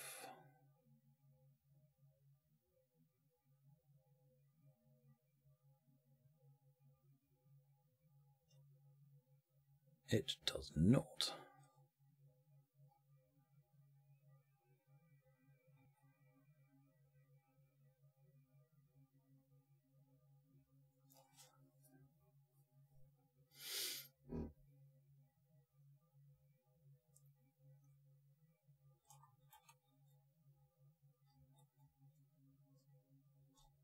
Right, let's put some debug in. Well, let me just check a couple of things over first.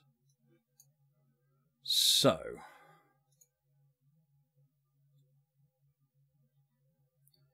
what I do need to do is put that back in the build.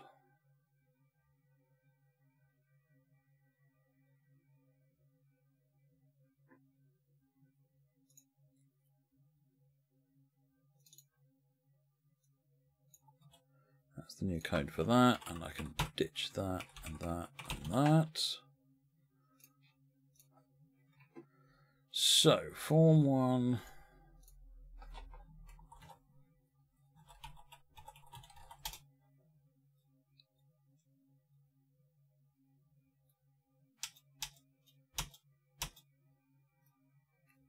Philips Hue underscore set light state calls that function, which is correct. Okay.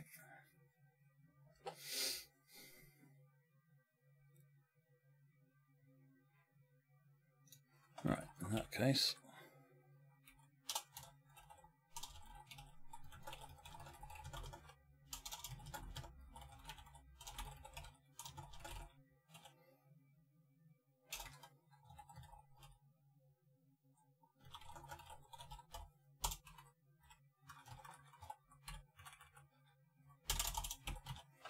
put some debug in.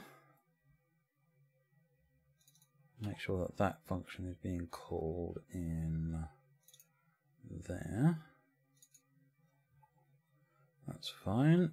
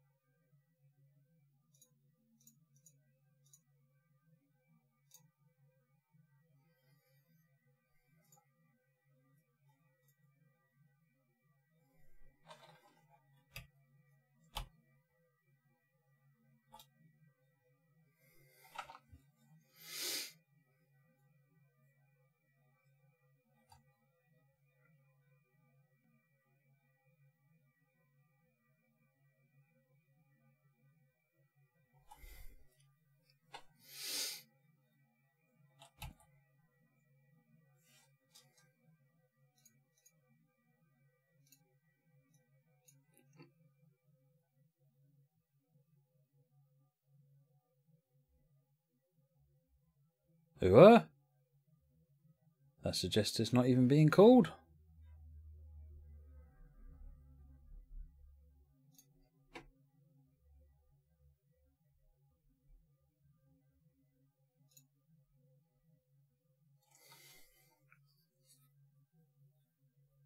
Oh, it isn't. Because of that other bug. I should probably just fix that other bug. You stop the train first, eh?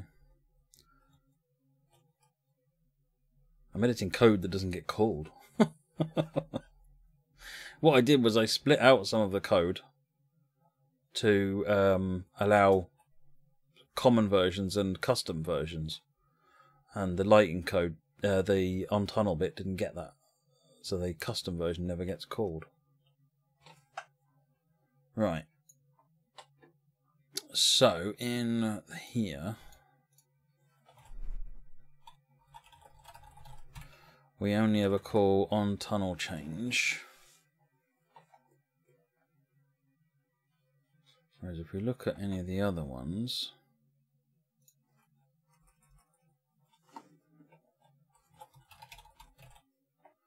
I call to.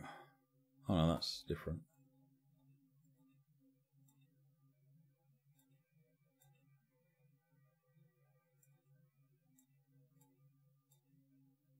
Yeah, common on loco change and on loco change. So I need a common on tunnel change.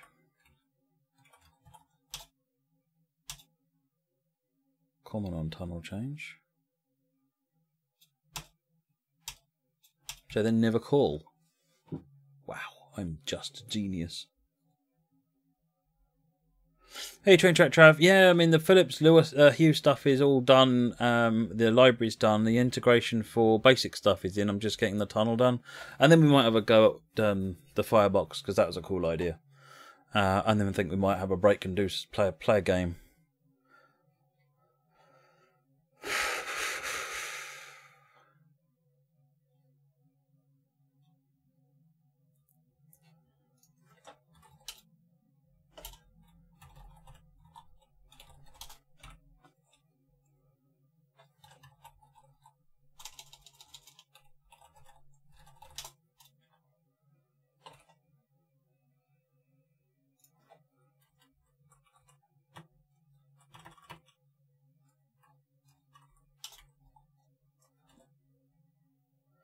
Right, so we'll be doing if on tunnel change, and I want to do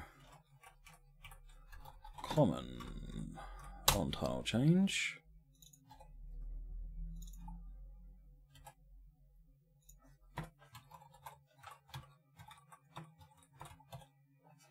Because at the moment what happens is it goes into common on tunnel change. That's the TS one that gets done. Yeah, so this one is never getting called.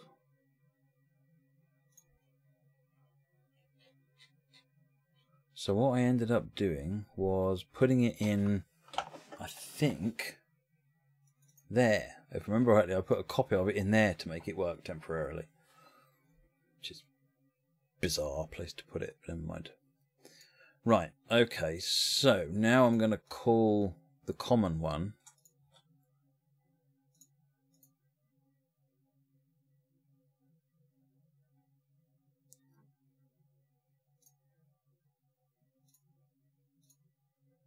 Lost the config. That's fair enough.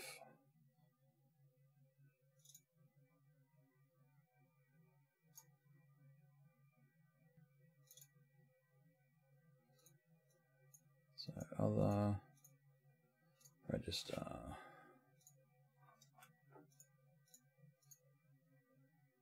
Right, that's that logged in. Live on.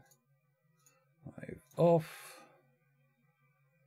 Right, now, just to make sure we're still good.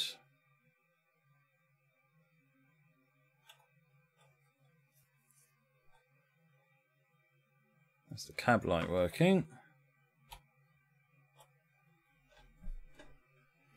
Francois, this is a coding stream, so we haven't really played any games. So I'm integrating with the new lights that I bought, the Philips Hue ones.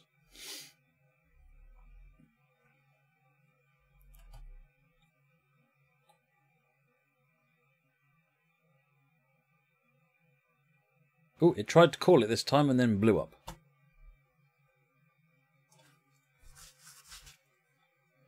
Attempt to call global libbip on tunnel change. Oh, don't tell me I've not defined that.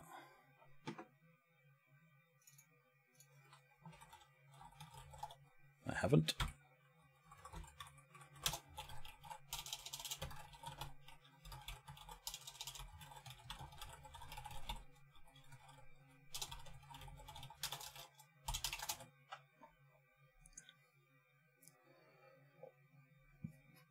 Just to save me having to reconfigure it, I'll just copy paste that change in.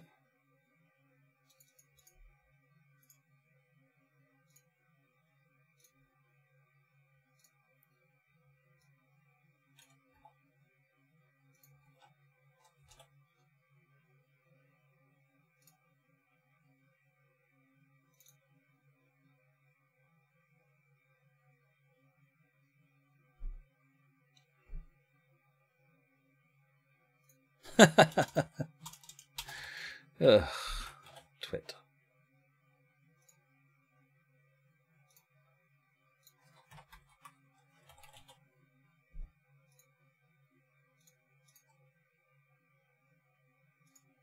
Okay, lightwave off.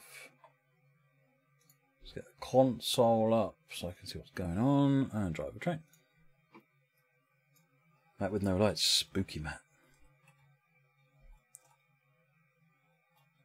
So no lights is actually the correct situation for what we're doing right now. So reverse back out.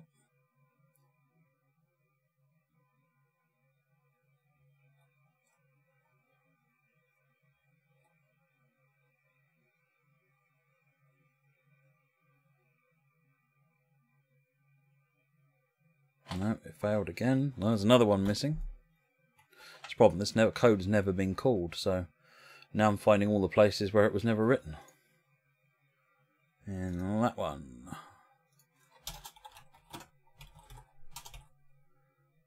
Thompson. Tunnel change.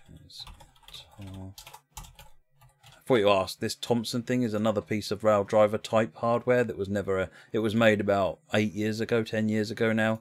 Never actually made it into a shipping product. But it works on my system, so just in case it ever does. Right. That's that one done. I need to implement that in there.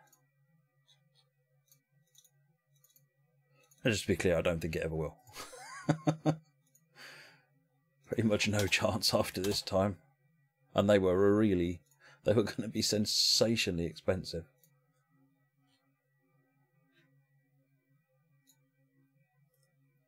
Right. We're outside, so lights on. 2 outer lights are on, good.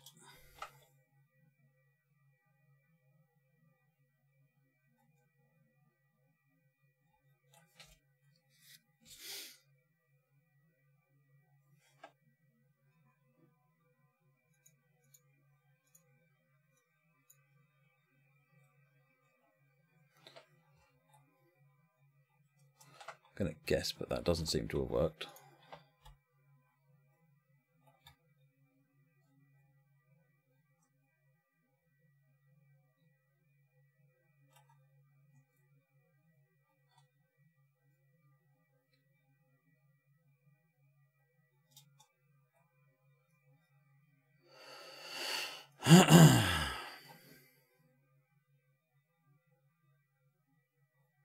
Nope, there's another one missing. Bloomin' half a job wrote this code, I'll tell you.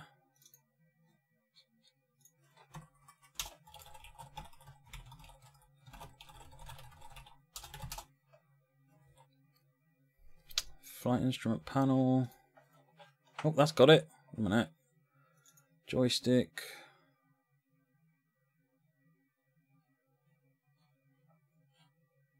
That doesn't have it.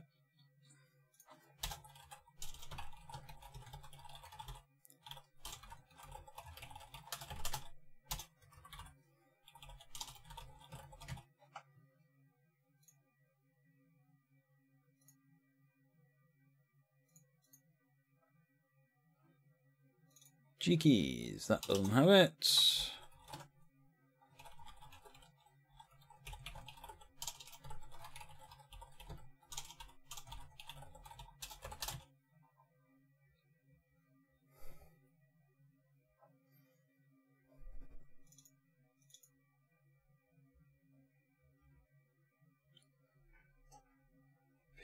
Motors done. Speech has it. Thompson does. X52 Pro doesn't.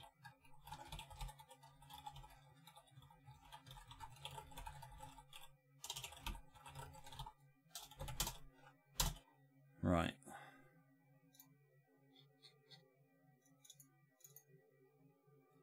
I'm just going to rebuild that. Make sure I'm using all the right scripts.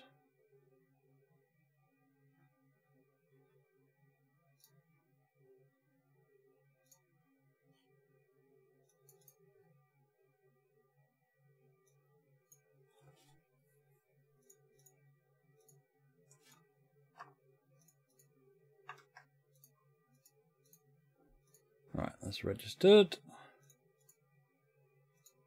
We're outside. Got the debug console open.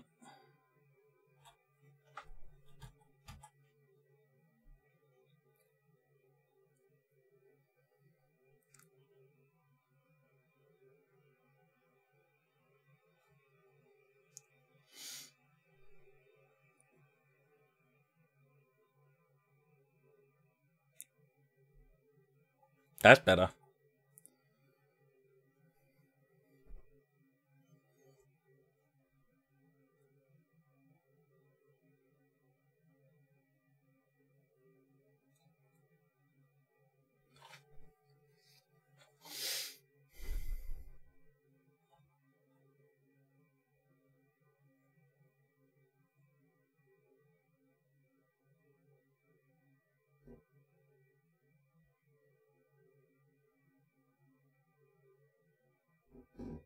That's it. Seems to be working.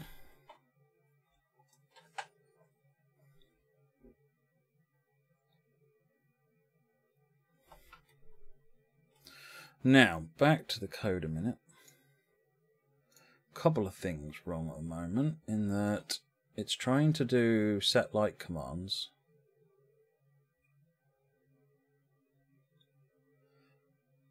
Can we make it do a day and night cycle? In theory, it could, because I can also set it to match the date time of the game, because I can get the hour, minutes, and seconds out of the game, and therefore set the lights here to match the lights. So if you're on a night scenario, it runs the lights dark. If you're on a sort of a noon scenario, it's bright, and if you run sort of mid-evening, mid-afternoon, then it's darker. San Pellegrino orange is very good, isn't it, Mr. J? The limonata is nice as well. Limonata has got a real bite to it. Right, so what's wrong? So the first thing is, when I first do an install, a first run of it without the key, it's spamming the log with exceptions. Because it's doing a not logged in. What I ought to do is just simply ignore it.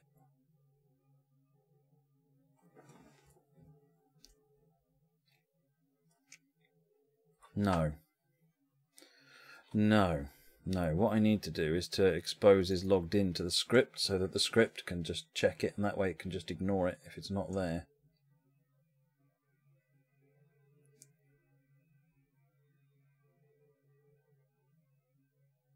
Train Trek Trav, you hope to try Iron Brew one day. And so you should, sir. And so you should.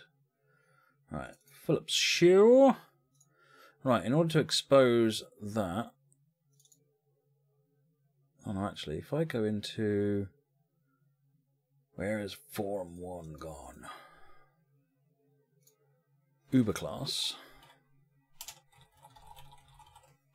Into here, I'm saying if Philips Hue manage.instance is logged in, then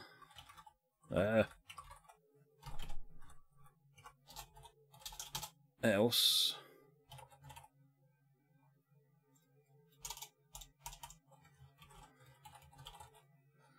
Lua debug.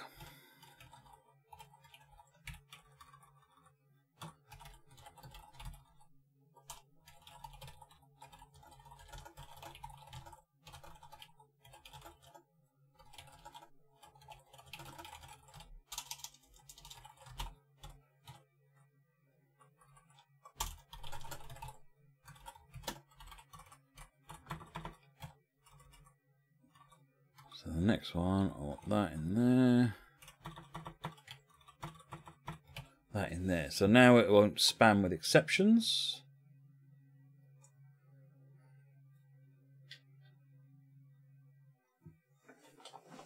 Yeah, I've had the limonata and the blood orange at work a couple of times because our local sandwich delivery place does all the San Pellegrinos, and yeah, the limonata is just a beast.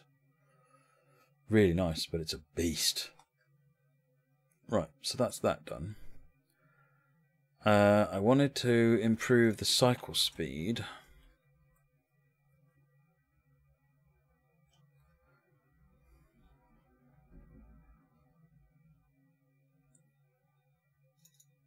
Of the heartbeat. So at the moment, the heartbeat goes for digit refresh pause, and that does tunnel, loco change. An inline tick, which I think does common on tick and on tick. So that's what's calling tick. So in the configuration file, what do I set that to? So it's set to, is it digit refresh I set that to? Don't ask me why it's called digit refresh. Oh, it's because it's the time, that is the time delay I used to use on the digit refresh for the rail driver. It just does a hell of a lot more now. So at the moment it's set to every second, so I can drop that down and that'll make it a lot more responsive. Right, let's do a new build. And we'll open up the configuration. We'll change the digit refresh to 250, 4 times a second. Run that. Tools, debug console. So now I'm just getting nice errors when something isn't, because it's sitting there saying, I want to set the lights, and it can't because it's not registered, because I've done a rebuild, so all of the registration information's gone. So if I now press the button and hit register, and the next time it pulses, it should all change the lights. It won't, because they're already set correctly, so that's fine. Now, if I cab light,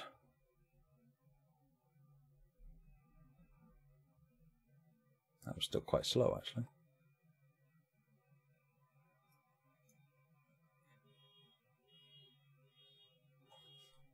Interesting. Burglar alarm going off, or car alarm going off outside. Let's not all rush, yeah?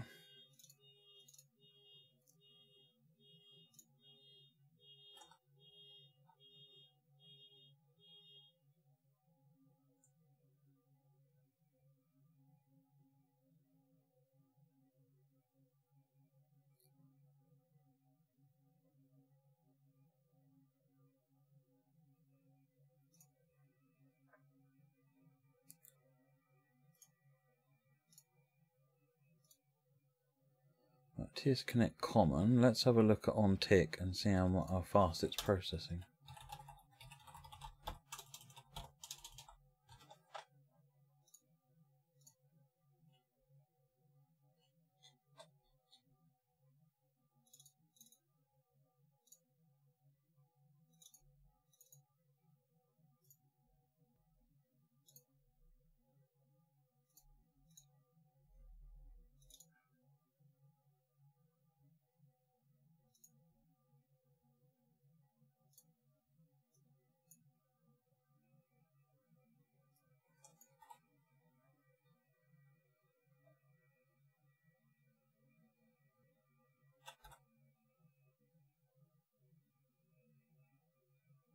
Wow, that pauses the tick. What on earth is taking so long?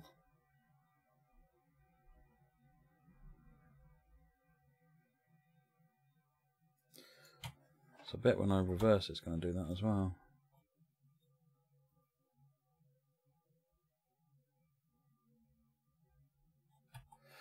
Hey, it's Shav. I'm a senior, as Simon's just said, I'm a senior producer for TrainSim World. So I look after all the teams. So everyone who works on TrainSim World works for me, simply. Well, works with me. That's probably a more accurate way of doing it. They make all the magic work. And I sit back and go, ooh, a lot, basically.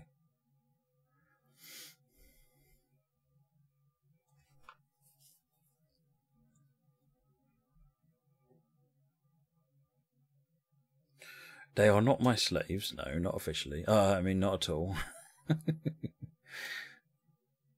They are all really good at their jobs. I have a lot of respect for them. Right, so we should get a ping in a minute. Well, that was a bit faster reaction.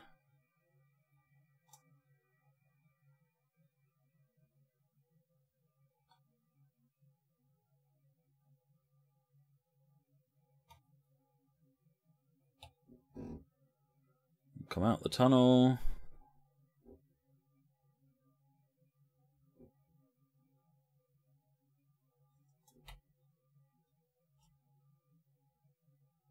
Well, that's close enough, I guess.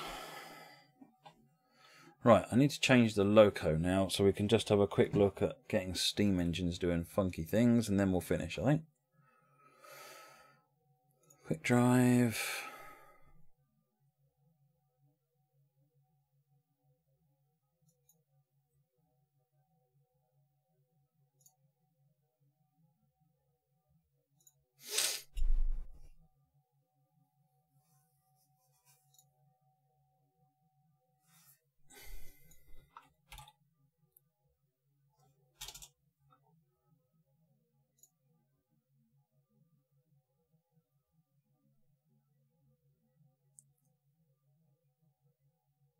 When you first saw a train from CSX moving in Unreal, how long ago did that occur? Quite a long time ago. In fact, we've been driving trains in the game that weren't even CSX. We'd put some other trains in from TS1 just to get something moving.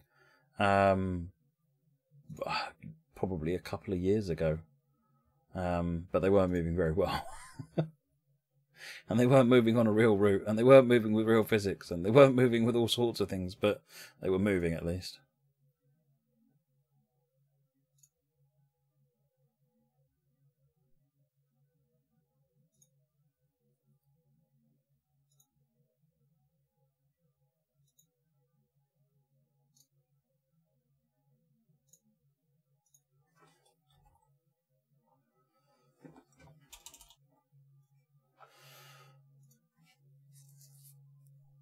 No, there's never been a Gronk in the game, sadly.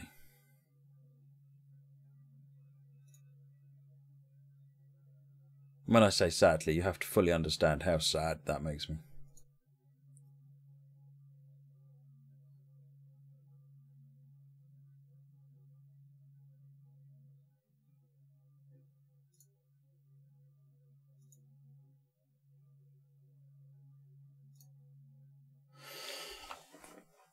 Oh, no, never been a pacer.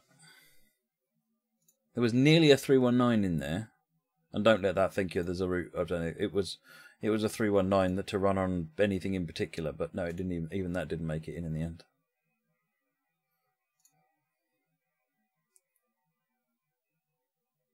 There hasn't been a working steamer in the game, no, Ed. There's been various bits of steamers in the game.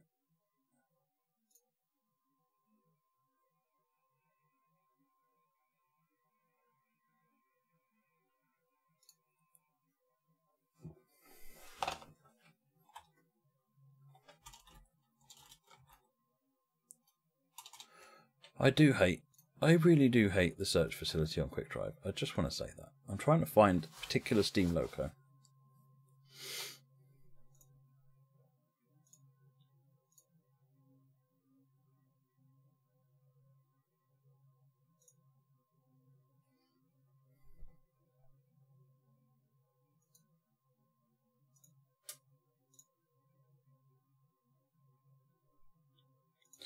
I would tell you, but people will jump to conclusions, and there's no conclusion to jump to, so there's no. There was a full steamer, albeit as a wagon or something. Not to my knowledge, Ed. Not unless something Mike did in his own time. Certainly nothing that I've seen.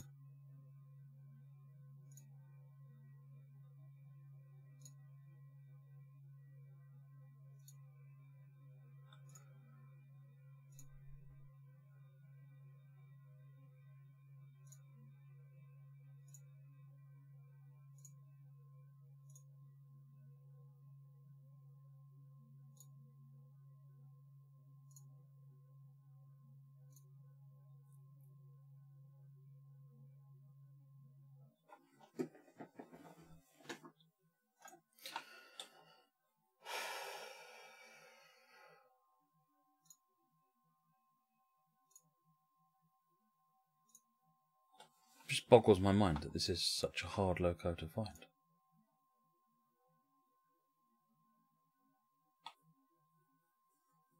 You know what? That one will actually do. For what I want to do right now, that one will do.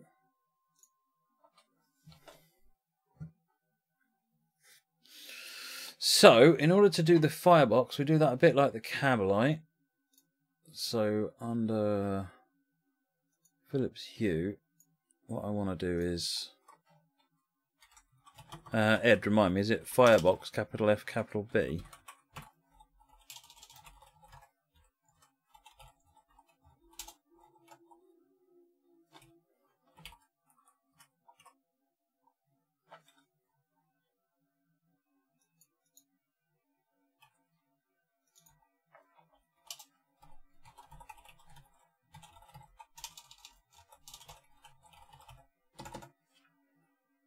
Firebox door. Could you just double check for me, Ed?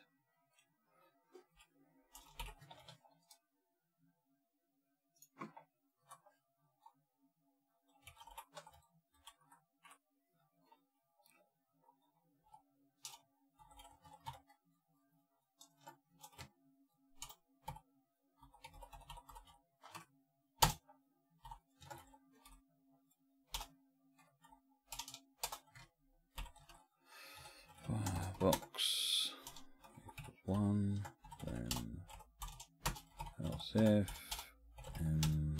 and well, that's code written. No, not really. Right, and then in here, I need a nice orange colour.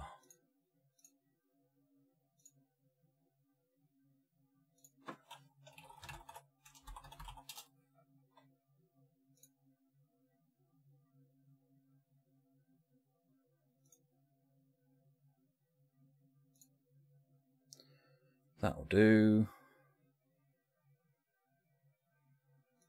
Something like that, I imagine. Right. There we go. It's 2551020. Right, so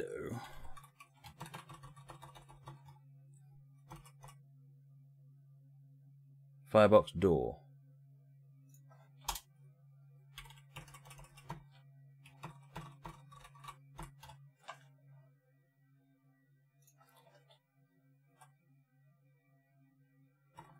Right, so this is going to be set to 2551020.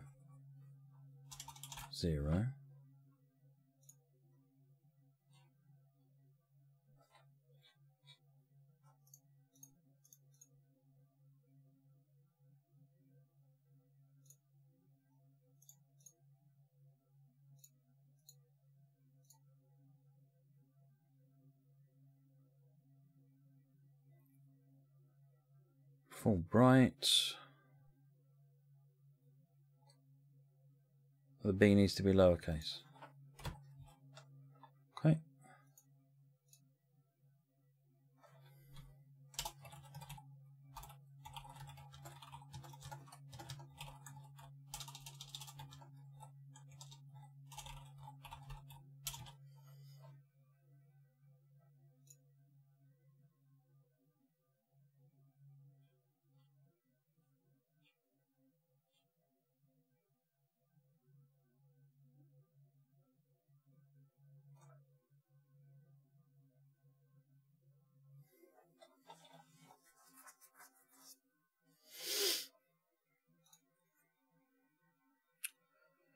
So that should, and that's going to set 1. I want to set 2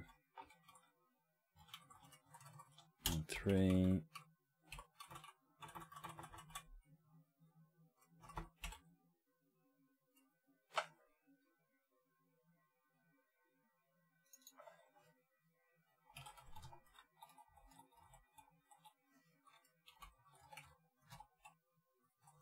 And 2 and 3. Also going to set this one as well. So on tunnel change, we're setting them on. Then let's be specific about what we're setting them to. I'll copy that code to there.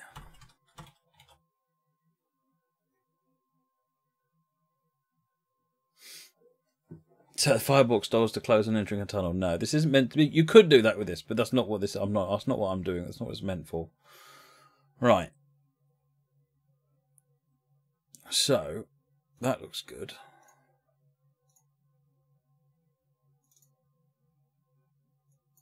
Well, it looked good until it didn't. It failed to load. Right, where is it? Philips Hue 935. That one probably doesn't like that space in there.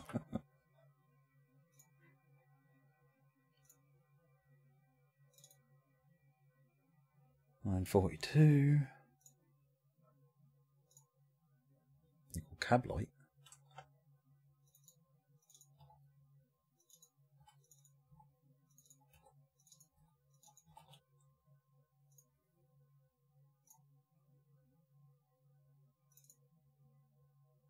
There, 42.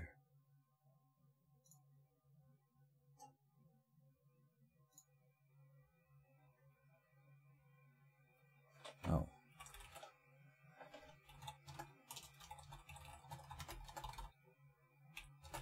Missed that bit out.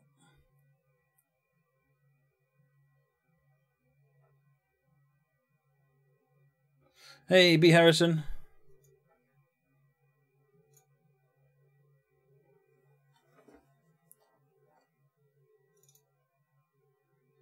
Oh. Ah.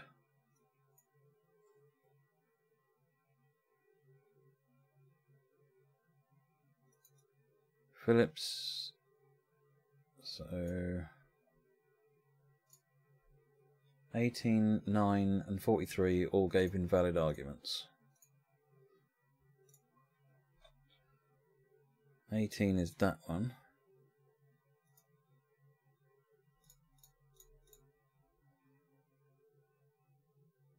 How can it be invalid? It's not set like state, you twonk, is it?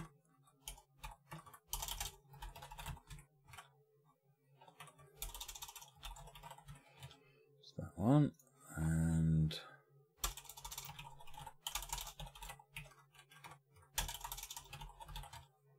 colour, colour false, colour, and that seems to be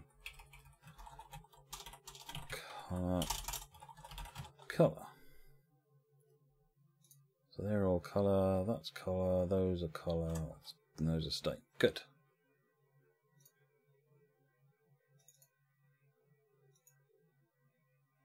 Oh, we've got lights.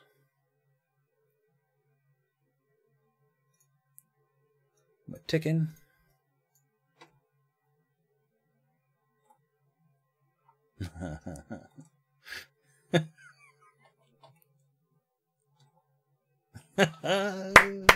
That's awesome.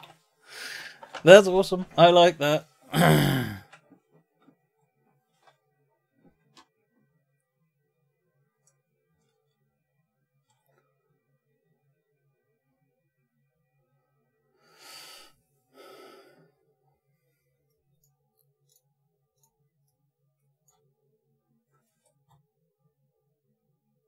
Just go in a tunnel, make sure that's still working.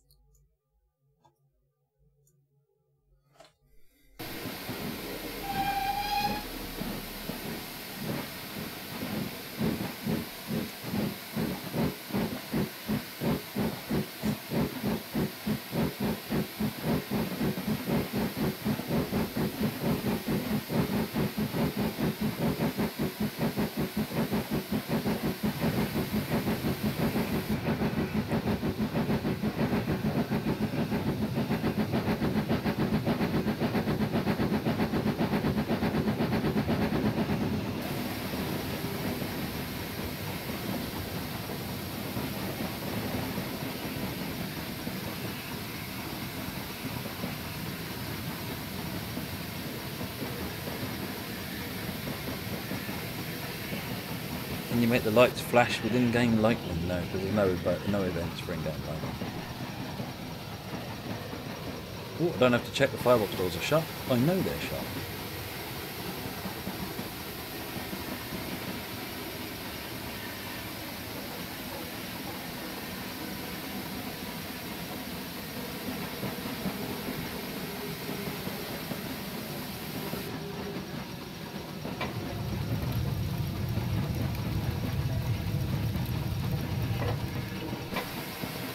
Well, that all seems to work quite nicely.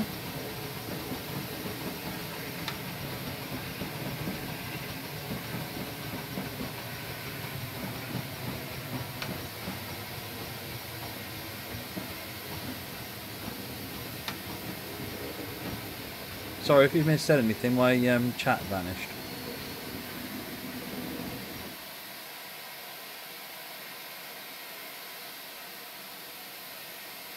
I think that is awesome. That is very cool. Make the green screen work. Yeah, because the light tone has changed quite a lot. So it was surviving much better than I was expecting earlier on. It has to be said. Let me resample it because it's got a different light tone than it was using previously.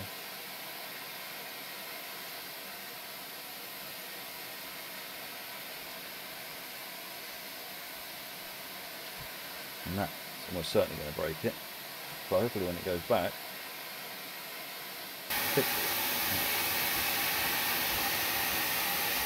Well, give me an RGB value, Ed, and I'll plug it in.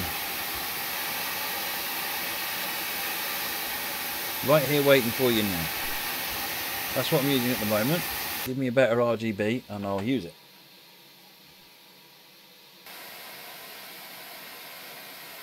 So you're going to have coloured lighting in the garage. Well, that's what these three lights are. They are multicoloured lights, so I can set them to anything. What I am going to do is I've got a fluorescent behind me, and I'm going to, instead of using the fluorescent, I'll leave it in there because it's good to have. But instead of that, I'm going to have a, I'm going to put a Philips Hue light strip up there so that the whole room will then change.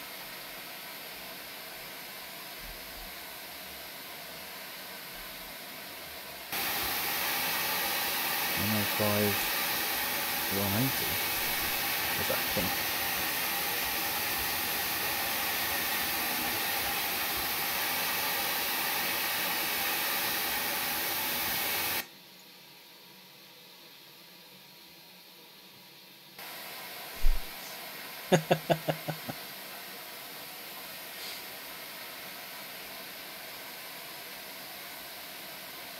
Let's see if we can do a flicker. I'm not sure if we can do a flicker.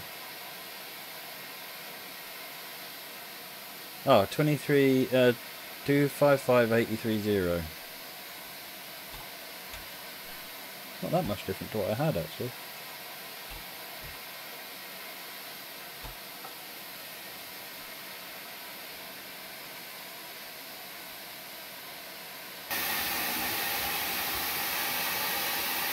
Yeah, that's being awkward. No, that's just, I don't know what's causing this. I need to find out what this problem is as well. Just something's the race conditioning on startup.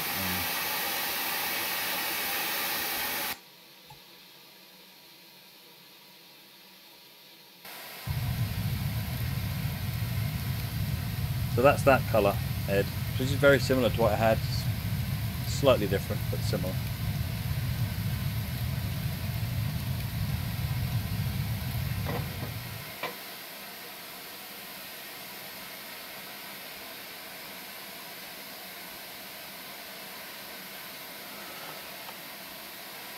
No, think about it, I can't make it flicker because it's only ticking about once or twice a second, so the flicker would be quite horrible.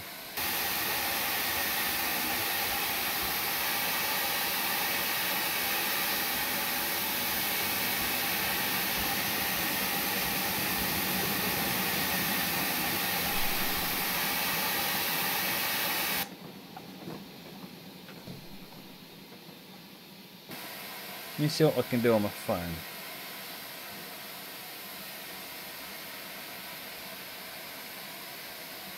Bit more yellow.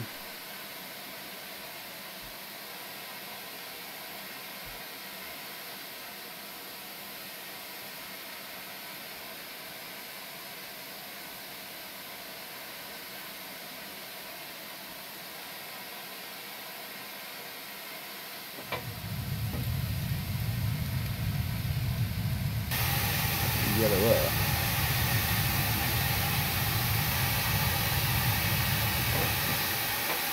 It could be my RGB conversion stuff isn't quite working. I might find another way of doing that at some point.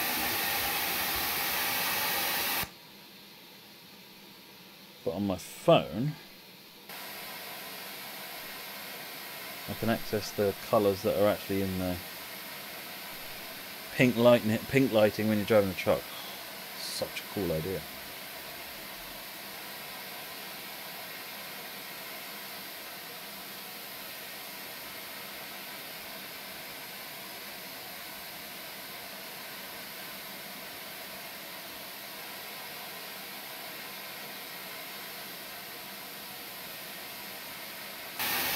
Wi-Fi connect.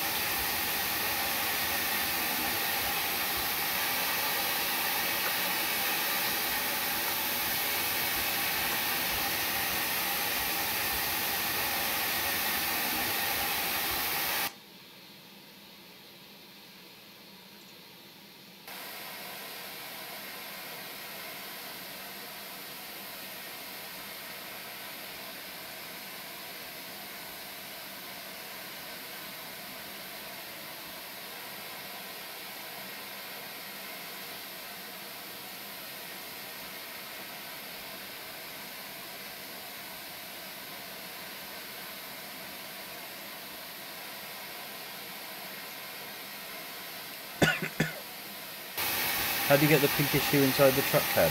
Honestly, I don't know. It could be, Ed. It could be. Let's have a look.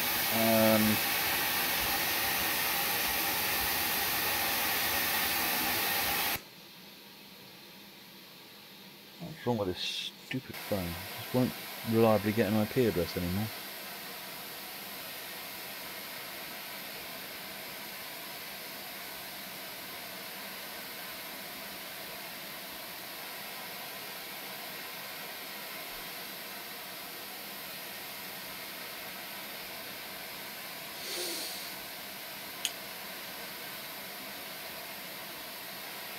It's something to do with the colours that I've set up on various things, Moricom, but I couldn't actually tell you which one I've done exactly that did that, because I quite like it, has to be said.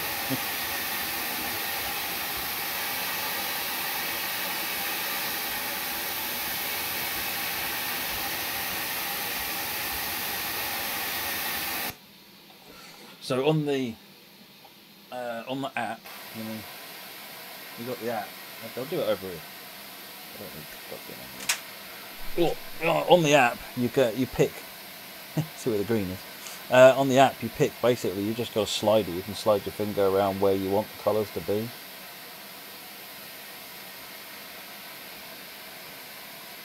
And by the way, you saw me doing X, Y. Basically, that's what that's controlling. It's the X, Y on this grid, if I understand it correctly.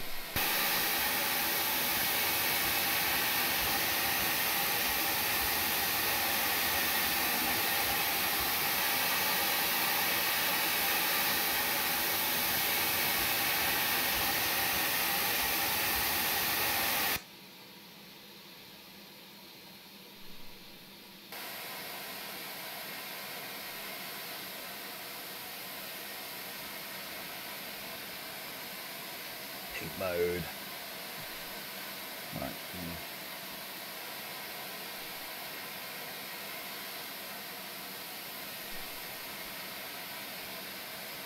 Get back to there. I think the way that it's controlling the colours is possibly not right at the moment, but it will do anyway.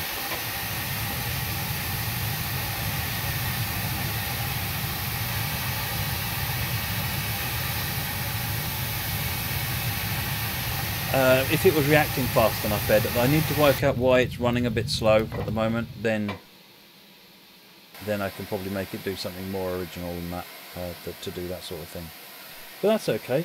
So we've got the lights integrated. We've got it working with the firebox door. We've got it working with in tunnel or not, and we've got the cab stuff. So, and that's just a starter for 10, which is cool. All right. I like that. I think at that point there's more I want to do with this stuff, because what I want to do is make it to where it blasts the lights a bit, or sets it to a different colour depending on when someone does a follow or a sub or anything like that. So, but I'll work on that another time. I think we've programmed for nearly 5 hours. This is the BR standard 2MTB Harrison. You can get it on Steam. It's by Digital Traction. Lovely, lovely little thing. Absolutely gorgeous loco.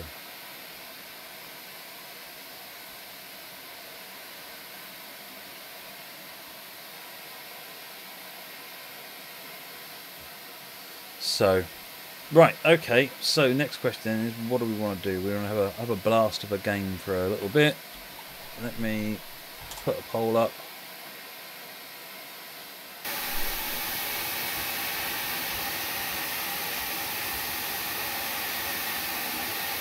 Actually, do I want to put a poll up? No, I don't want to put a poll up. Who wants to play fishing? I want to play fishing.